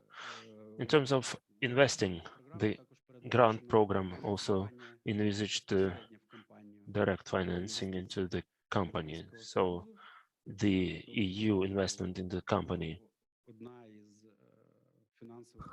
one of the financial companies in the EU becomes our co-owner, and it is interested in developing this technology internationally. How it works, it's better. Introducing the future of polymer pipelines industry, Pipe One's mobile technology, a breakthrough technology for the production of polymer pipelines directly at the construction site. Mobile factory with all necessary gear is headed to the project location. In just a few minutes of deployment, the Pipe One's factory is ready for production. The final product is made from special polymer profile wrapped in coils. Production capacity is well ahead of competition while ensuring high quality. Powered by autonomous source due to low power consumption requirements. Tiny workspace comparing to thousands of square meters used by competitors. No need to deliver each pipe separately. We make pipe joining costs negligible. We produce pipelines, not just pipes. Faster, cheaper, greener, improved quality. Universal capability in producing pipes with different diameters. Our production has wide area of applications, from sewer to transport system in pipes. We change the conventional way of doing the pipe laying business. During the first stage, the stationary workshop makes profiles. And finally, the mobile unit performs its magic at the construction site. Pipes One technology will take our local partners' business of implementing pipeline projects to the new level.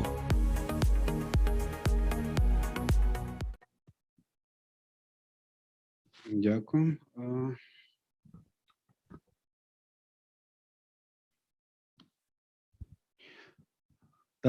Так, наша технологія вирішує існуючі Our проблеми. technology solves the existing problems compared to the technology which is available at present, because you have to bring to the site the pipe elements. It's 6 to 12 meters in length. You need a separate truck to bring each piece of pipe. Then usually you align the elements, and it's a lengthy and costly operation. Between those phases, pipes of various diameter stand still, frozen at regional warehouses. In order to make it more efficient, we are using our mobile installation, which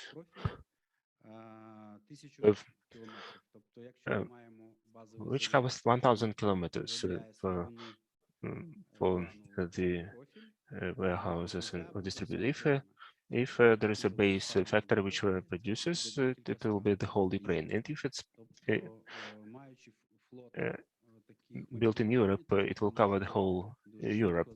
So having this fleet of mobile installation will be able to quickly cover big territory and produce pipes of big diameter in different countries. The savings on delivery costs, on the implementation of pipe projects, and also savings on pipe material. We're using less material compared to the present technology. Regarding the use, in addition to wastewater and stormwater systems, we also have a new blue ocean market. It means that we are negotiating to test our technology in the UK. This is a very interesting company. which makes underground infrastructure to deliver goods and parcels. Планують перші 9 The next year, they're planning to dig 9 kilometers of underground transportation ways to deliver goods from their logistics center located outside of the city. They're planning to deliver up to 40,000 parcels a month and take them off the city roads. The reason why it's an interesting proposal for our partners, their network, their underground network, I mean, they have a network within the city, they can't put their pipe underground, but our solution allows them to bring that pipe underground. On the left picture, you can see our previous technology, stationary production of up to 4 meters of pipes. On the right, you can see our experimental facility that is being tested. Also, we received a thank you note and a grant from the European Commission as a green company. So we're in the Green Deal and we have our benefits. Thank you for your attention. Thank you. Thank you. Thank you for your success story. And we wish you a lot of success with your project. Thank you very much. Let's move on now. A non-stop sprint is on. The next presentation will be focused on effective radiation protection. And our next speaker is Volodymyr Berkovsky. Please welcome. Hello. My name is Volodymyr Berkovsky. I'm a head of the Ukrainian Radiation Protection Institute. And today, we're going to talk about radiation risks and what causes them. This is a very interesting area, and unfortunately, Ukrainian terminology is still developing. We submitted a new regulation document in this area. It's an upgrade comparing it to the document that we've developed 20 years ago. And now it's a new document that is based on the European directive on radiation protective, and we have offered Ukrainian language terminology. But unfortunately, I will have to switch to English because of the terminology. So I hope that my English will not make you sad. Well, let's do it. They can't?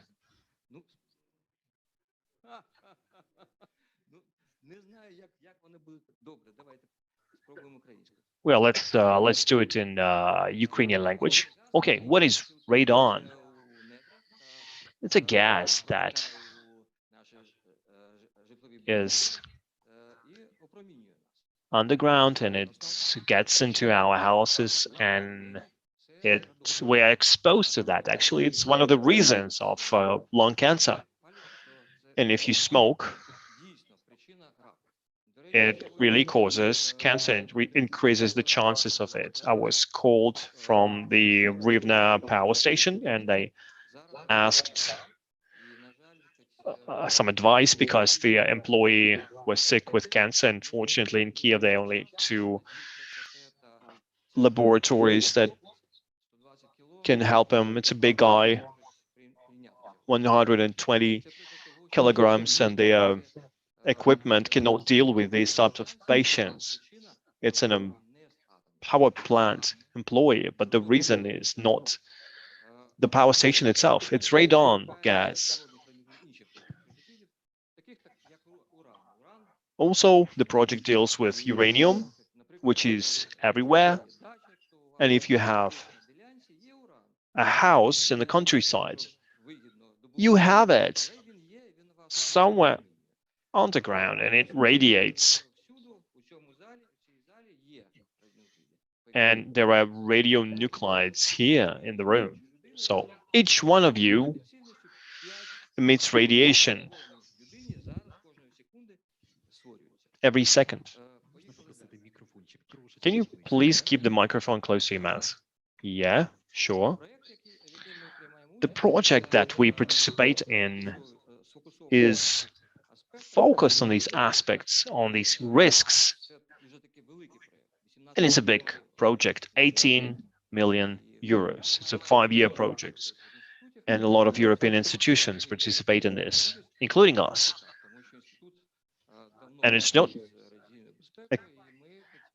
and it's, there's a reason for it, because we work with it. We participate in different international processes.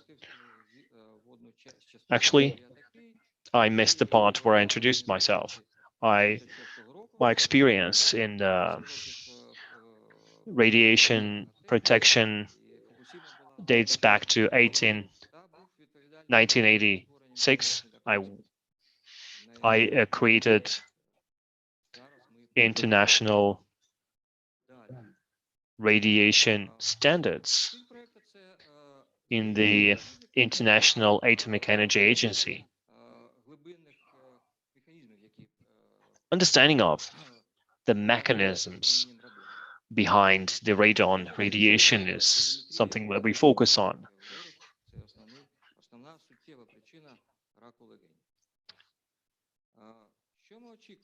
And the main reason for lung cancer is radiation. Well, first we need to reduce ambiguity, and it's a big problem. Lung cancer is one of the leading factors affecting death rate, cancer death rate, and if we understand what causes it, we will be able to fight it. The project involves different aspects. We will take a close look at them. So we worked with risks and radiation testing. There are many institutes that focus on this risk management, what to do if you have it. Europe has many national programs, for example, one in Austria. In Austria, any person can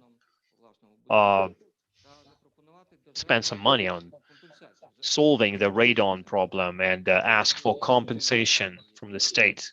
There are specialized companies that do tests before these activities are conducted. If these activities are effective, you can get reimbursement for the most part of it, up to a couple of €1,000. This is what Austria spends for every household to fight radon risks. Such similar projects exist in Scandinavian countries, but unfortunately, we don't have enough budget, so everyone does whatever they can. And the project involves the using of right technologies to do it. We have 8 work packages. You can see that it's joint efforts from different institutions. We have different cross-conference where we discuss things and we see where we're going. Well, almost every European country is involved because it's a problem for almost every country. There are 22 countries and 57 scientific institutions. Our role is, you can see here that we're in the top 20, we're 17, we didn't ask for it. We were asked to join the project. because we have the right technologies, we have the right knowledge, experience in this area. We were founded in 1995 by a team of scientists who worked in radiation security and protection, worked in Chernobyl with nuclear energy. We work with all of the nuclear power stations, and we support both Ukrainian and international institutions. Ilya Likhtarev is one of the oldest founders of our organization. Professor Likhtarev founded a school. After Chernobyl, he returned to Ukraine from St. Petersburg. He was born in Ukraine, and he worked in Russian Federation. And he did a lot in Chernobyl for radiation protection. This is an article in Environment by Physics journal. They wrote an in memorial article.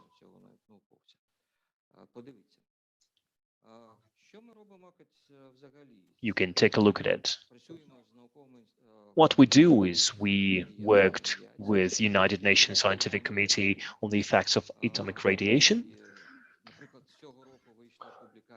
This year, they published an article on the radiation exposure in Japan, and our institute provided nice materials for this report. It was not available in other publications. We worked with International Commission on Radiation Protection, ICRP, and I'm head of one of the committees within this commission. It's an emergency committee. We also participate in the International Commission on Radiation Units and Measurements. We will use that in our project as well, and we cooperate with the International Atomic Energy Agency and other organizations, and European Commission is one of them. During the 15 years, we have supported the safety program in Chernobyl. We've done a lot. 17,000 people passed our radiation control and biophysical control systems. And this international cooperation is very important. Our contribution to that project is a publication number 141, where we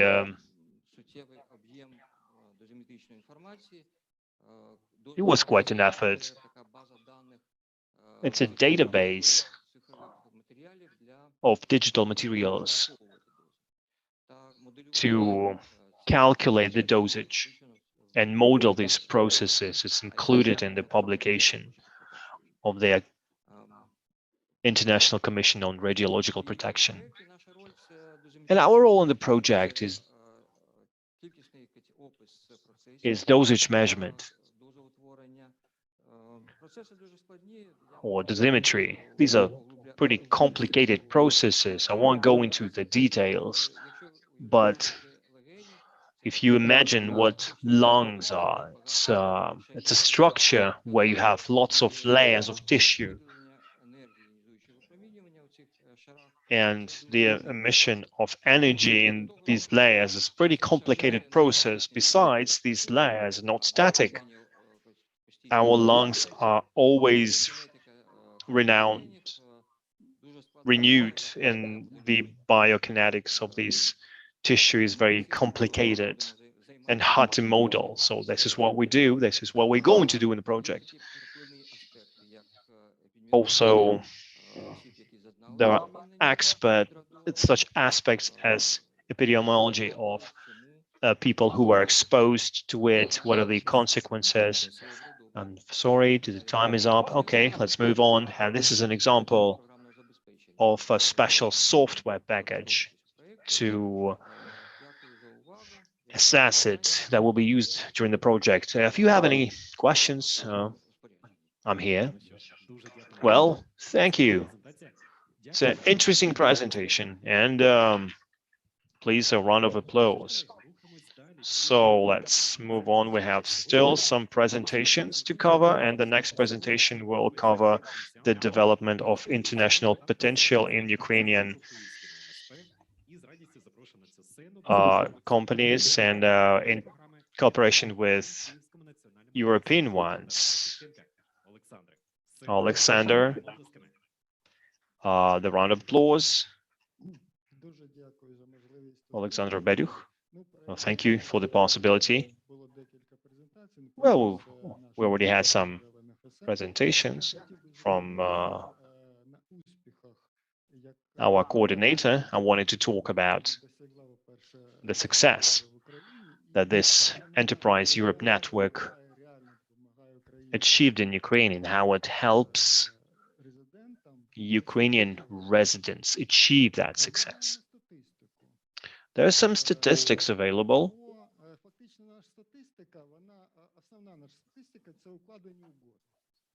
And the basic statistics is agreements signed.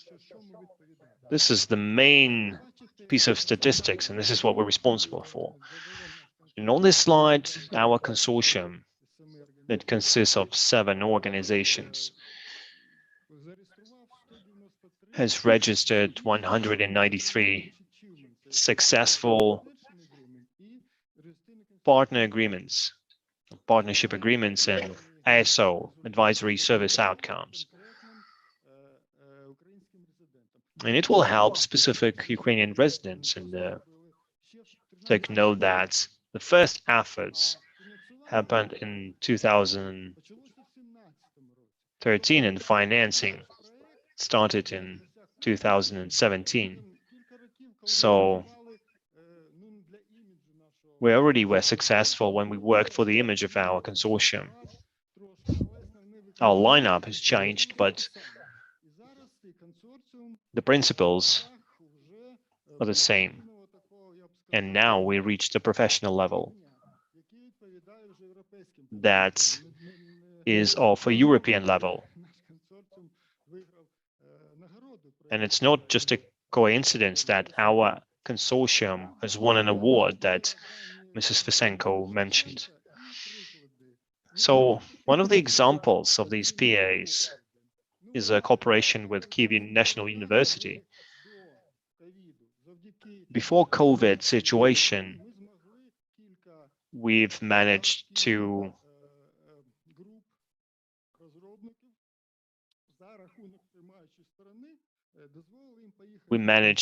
support them in their travels throughout Europe. But unfortunately, because of COVID restrictions, we had to stop that initiative. So I hope in some time we will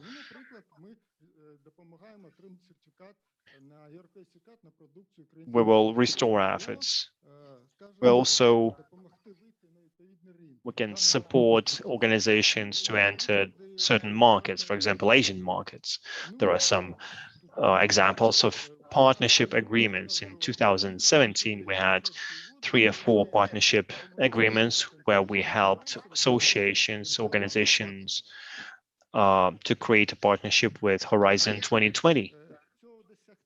How to achieve this level, how to achieve success with cooperation, and success for us is the ability to build contacts with foreign partners and interested parties and sign these agreements.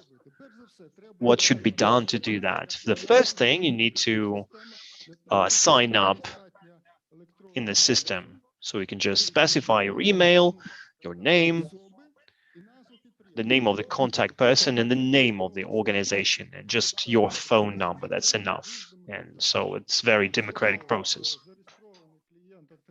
After that, the registered client is proposed to assume the role and can work with the network. So the registration takes just a few minutes. After that,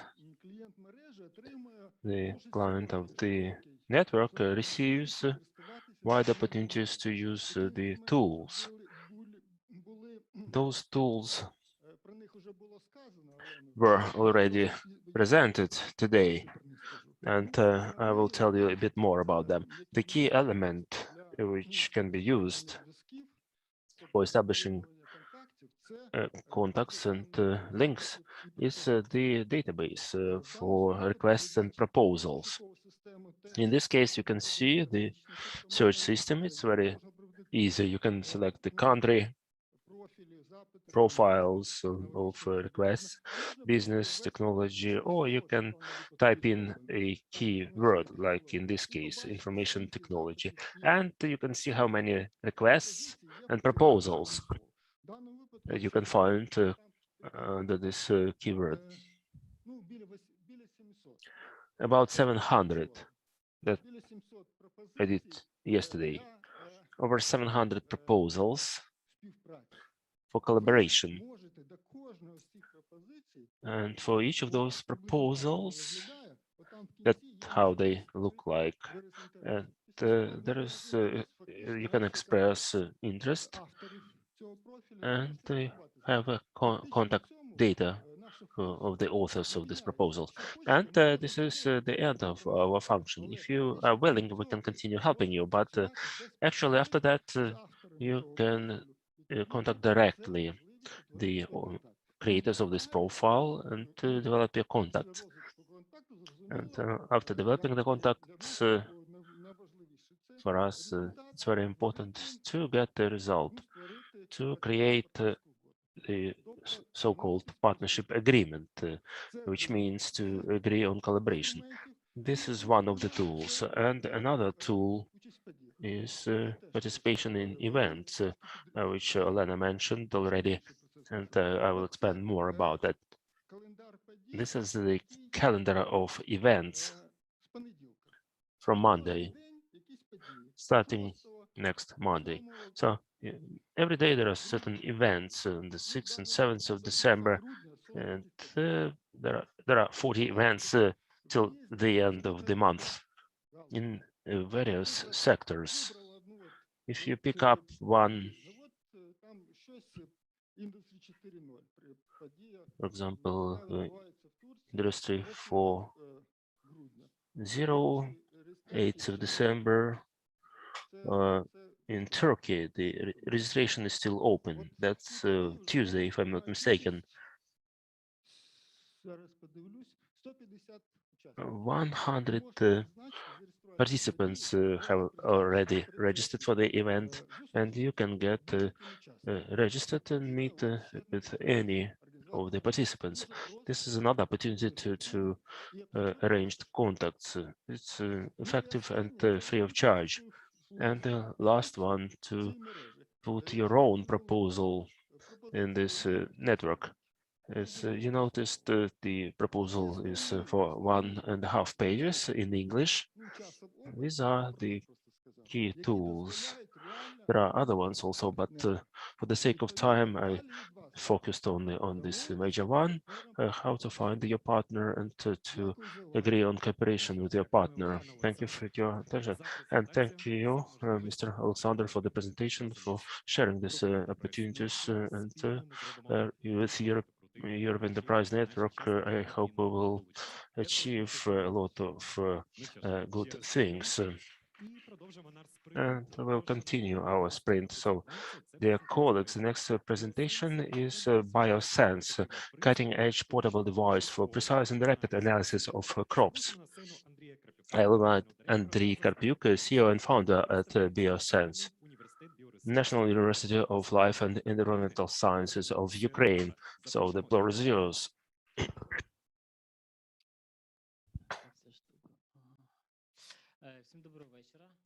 Good evening. I am Andriy Karpiuk. I am the founder of Biosense startup, where we develop a device for express diagnostics of food products. I would like to thank those who stay at this time here. And in this presentation, I'll try to share the experience and the path with went in the past 5 years, and maybe there will be something useful for you. About 15 years ago, I came to Kyiv, I graduated the postgraduate studies of electrification and automatization. During postgraduate studies, I got interested in biosensors and enrolled in course for mycotoxins and testing of foodstuffs. And at that time, I had already some experience in business and started two enterprises, which is one of which still active at present. But there was an idea to create something big scale, something which could be developed internationally. And as I had experience only with biosensors, this became the basis for the startup project. Accidentally, I noticed the advertising in Facebook about hackathon. I didn't know what that was about, and I participated in that. And I met with my partner, Alexander, with whom we're working together at present. You know, when a startup is created, very often it happens that the partners come and go, because it's not an easy task sometimes. As a result, we made this prototype. We measure the content of mycotoxins. These are the products of fungi. About 25% of all seeds are affected by mycotoxins, and we are losing about 1 billion tons of food products internationally. This is sufficient to feed the whole continent during 1 year period. The biggest problem with the mycotoxins is that about 150,000 people every year get sick and cancer because they are consuming products contaminated with mycotoxins. And today, to make a diagnostics, there are two ways: either to send it to the lab, which takes time and money, or use this express testing. These are complicated devices and not very precise. We have developed a device which, without having a PhD degree, you can conduct an analysis. Our patient includes automatization of sample presentation. We received the patient in Ukraine and passed the PCT procedure in the Europe's patent office. That's our cool team. I collected for 5 years, and I will tell you more about our experience. This one in 2016, Agro Hackathon was here, and out of 30 projects, we took 6th place, but we were invited to IT hub. Roman Kravchenko is the founder of that hub, where we young active teams got together, which had a lot of energy and desire, but they lacked experience in certain domains. For some marketing, it was for some prototype building. And in these business incubators, you can get this experience and produce a first prototype. The first prototype, this was based on my scientific research. There was a sensor, nanostructured silicon. But then in 2017, we went to Switzerland for 3 months for Kickstart Accelerator, where we understood that the precise sensor is important, but for our potential clients, it's also very important the ease of use, and the simplicity and ease of use at the moment is the preparation of samples. At a lot of pipettes and chemical agents, the lab assistant has to work with that. We know that there is a human factor. If you mix something incorrectly, you'll get false results. After that acceleration, when we came back, we started working. They gave you 15,000 marks. It's very expensive. Switzerland, $15 is a glass of beer, but we saved a couple of thousand when we came back to Ukraine. We started working on automatization of sample preparation.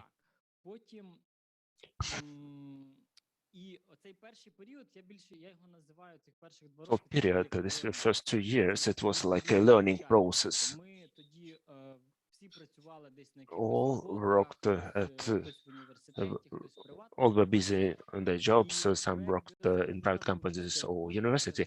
And bioscience project was like a hobby for us, to which we devoted time, our pastime. And next 2 years, we took it up more seriously. It's a climatic innovation vouchers, 50,000 euros.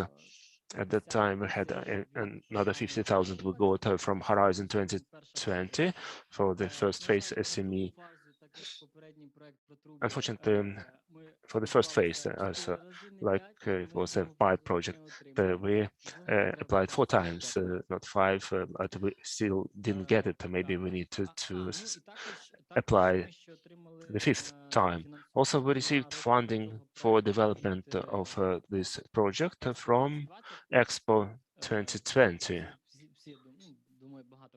I think many of you know that now Expo 2020 is held in Dubai, and it is arranged for 6 months. The organizers of that exhibition collected innovation projects from all over the world. The story was as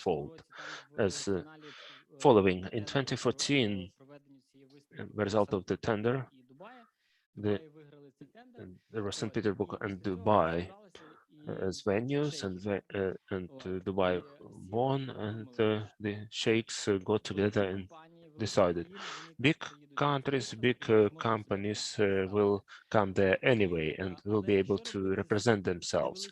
But what to do with small companies, with smaller projects which will not come to us? And what they did, they allocated a budget of $100 million, and in this 6 years period to 2020 started looking for such projects and supporting them financially. 120 were financed in that period, so it was $100,000, and we were the only project from Ukraine. These were our local programs. We were included in some rating. I don't know for what reason, for what achievements. To summarize my presentation, I would like to tell you that I don't have a big experience in attracting private investments. Mostly, this is from our experience in bioscience. We took the grant path. If we're talking about developing startups, we need to be aware where you want to be in half year, 1 year, 2 years, and take appropriate decisions, because attracting grants is a lengthy process. I mentioned about a case where we got 3 grants. It looks cool, but nobody knows that we submitted applications for 30 projects, and only 3 of them actually provided funding. If there is a good idea, good technology, which you need to bring to the market quickly, it's not about grants. It's a private investments and fast entry into market, because grant story, I think most of you know it better than myself. When you apply for a project, especially it's a consortium, the project may start in a year or a year and a half, 10 minutes. I really appreciate your attention. I'll be glad to answer any questions if there are. Thank you, Andrei. I put notes for myself. You have to really try and make attempts, and if you are persistent enough, you'll succeed. Maybe 25 or 30 applications will fail, but you will get one, and which will result in the success story, like we heard today. And the final presentation for today, the last but not least, the presentation dedicated to the project iSolution Apps. Igor Kotyuba is invited to present in the National Academy of Sciences of Ukraine. Igor Kotyuba, so iSolution Labs. Thank you for participation. So the floor is yours. Thank you. It's difficult to be the last presenter.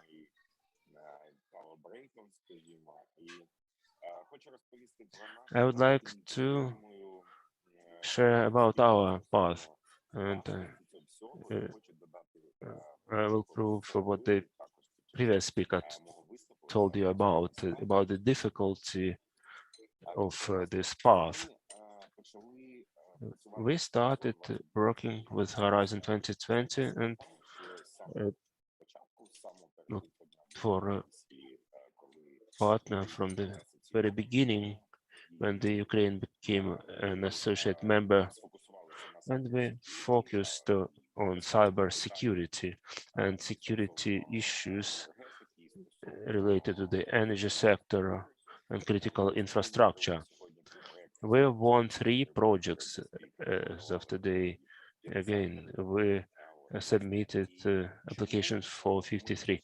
And why we believe that cybersecurity Horizon 2020 is the important, because solutions in Ukraine, it would be difficult to implement our solutions. A smart city in Brussels or in Finland. Horizon 2020 allows us to collaborate with top companies. So now on the slide, you can see our last project, which was launched. Electron is the name. One of the victories that we enable to use business cases from Ukraine. It was 5 years ago. It's Oblast. It was the original power company which was attacked by hackers, and the whole region was disconnected from electric power. We will use our developments in Europe also. Horizon 2020.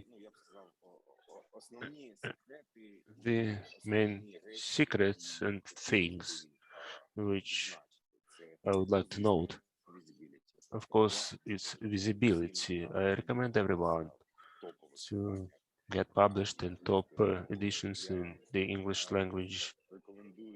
I recommend not to pay attention to index speech or national programs. It's an important factor. And here, what's important is networking and the decisions you make. We participate in cybercrime investigations in the US. And this is the most active platform because we are using with the enforcement agencies there. And take responsibility. Responsibility and deliver what was promised.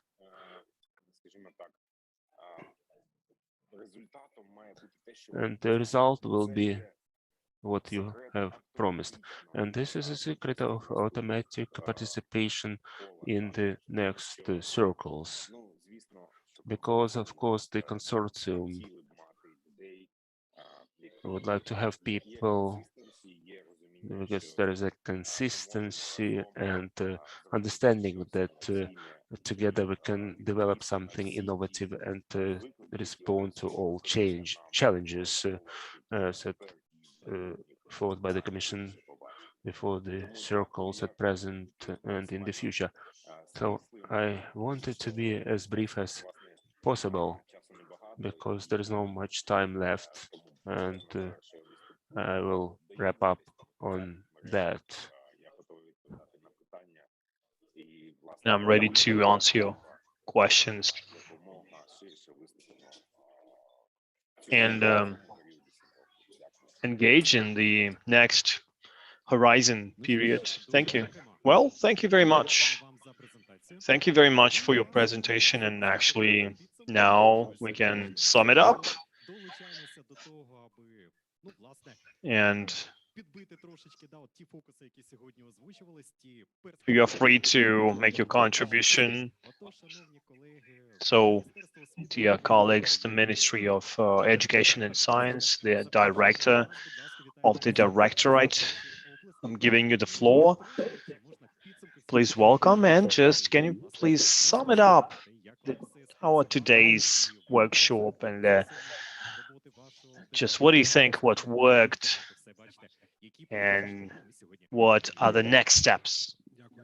Thank you. Well, first,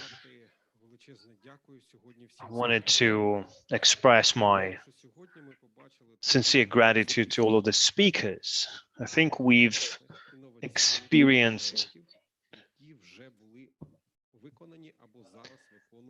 a feel of some of the projects that are implemented by Ukrainian scientists in Ukraine. I think the people who are listening to us on YouTube or on Facebook or are about to listen to us, I hope they'll see that there are capabilities, and there are capabilities in Ukraine available, and the government of Ukraine provides these capabilities. I think you've seen the people who are pioneers in the Horizon Initiative, but not only that, they have enough experience to both lead their teams and others. Maybe you haven't seen the National Contact Point Network representatives. I think will involve more people. You haven't seen representatives of the future office of Horizon Europe. I hope they will be there soon. And the communication team, the professional team will help us to create more issues for the ministry.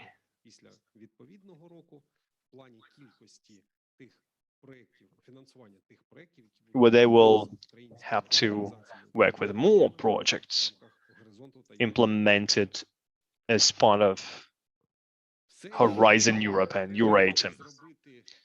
Everything that needs to be done by the ministry, the homework will be done by the ministry. Everything that is required in terms of communication for the years ahead will be delegated among you and the team of universities and scientific institutes, state agencies, businesses.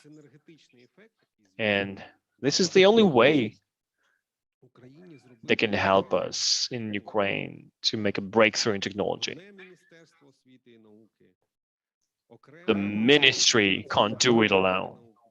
The National Academy can't do it alone. Businesses can't do it alone. And this is one of the visionary programs of the European Union that is Euro-integrational in nature. So I hope that we can do it. Thank you very much and see you next time. Thank you very much, Grigory Mazulevich, active General Director in the Directorate of Innovations of the Ministry of Science and Education. Thank you very much. The ministry is doing a lot to ensure development and the right tools for our scientists. Thank you for the final word. Thank you for all of the efforts to move innovation. Grigory Mazulevich, thank you very much. Thank you, everyone.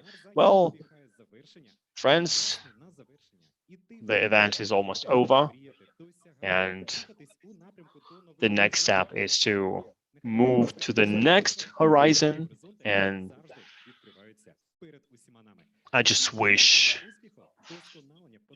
you to use that capabilities and make everything to make your projects a success story. Keep on moving, and see you during the next events organized by Horizon Europe. Thank you for being with us, and see you next time live with new presentations.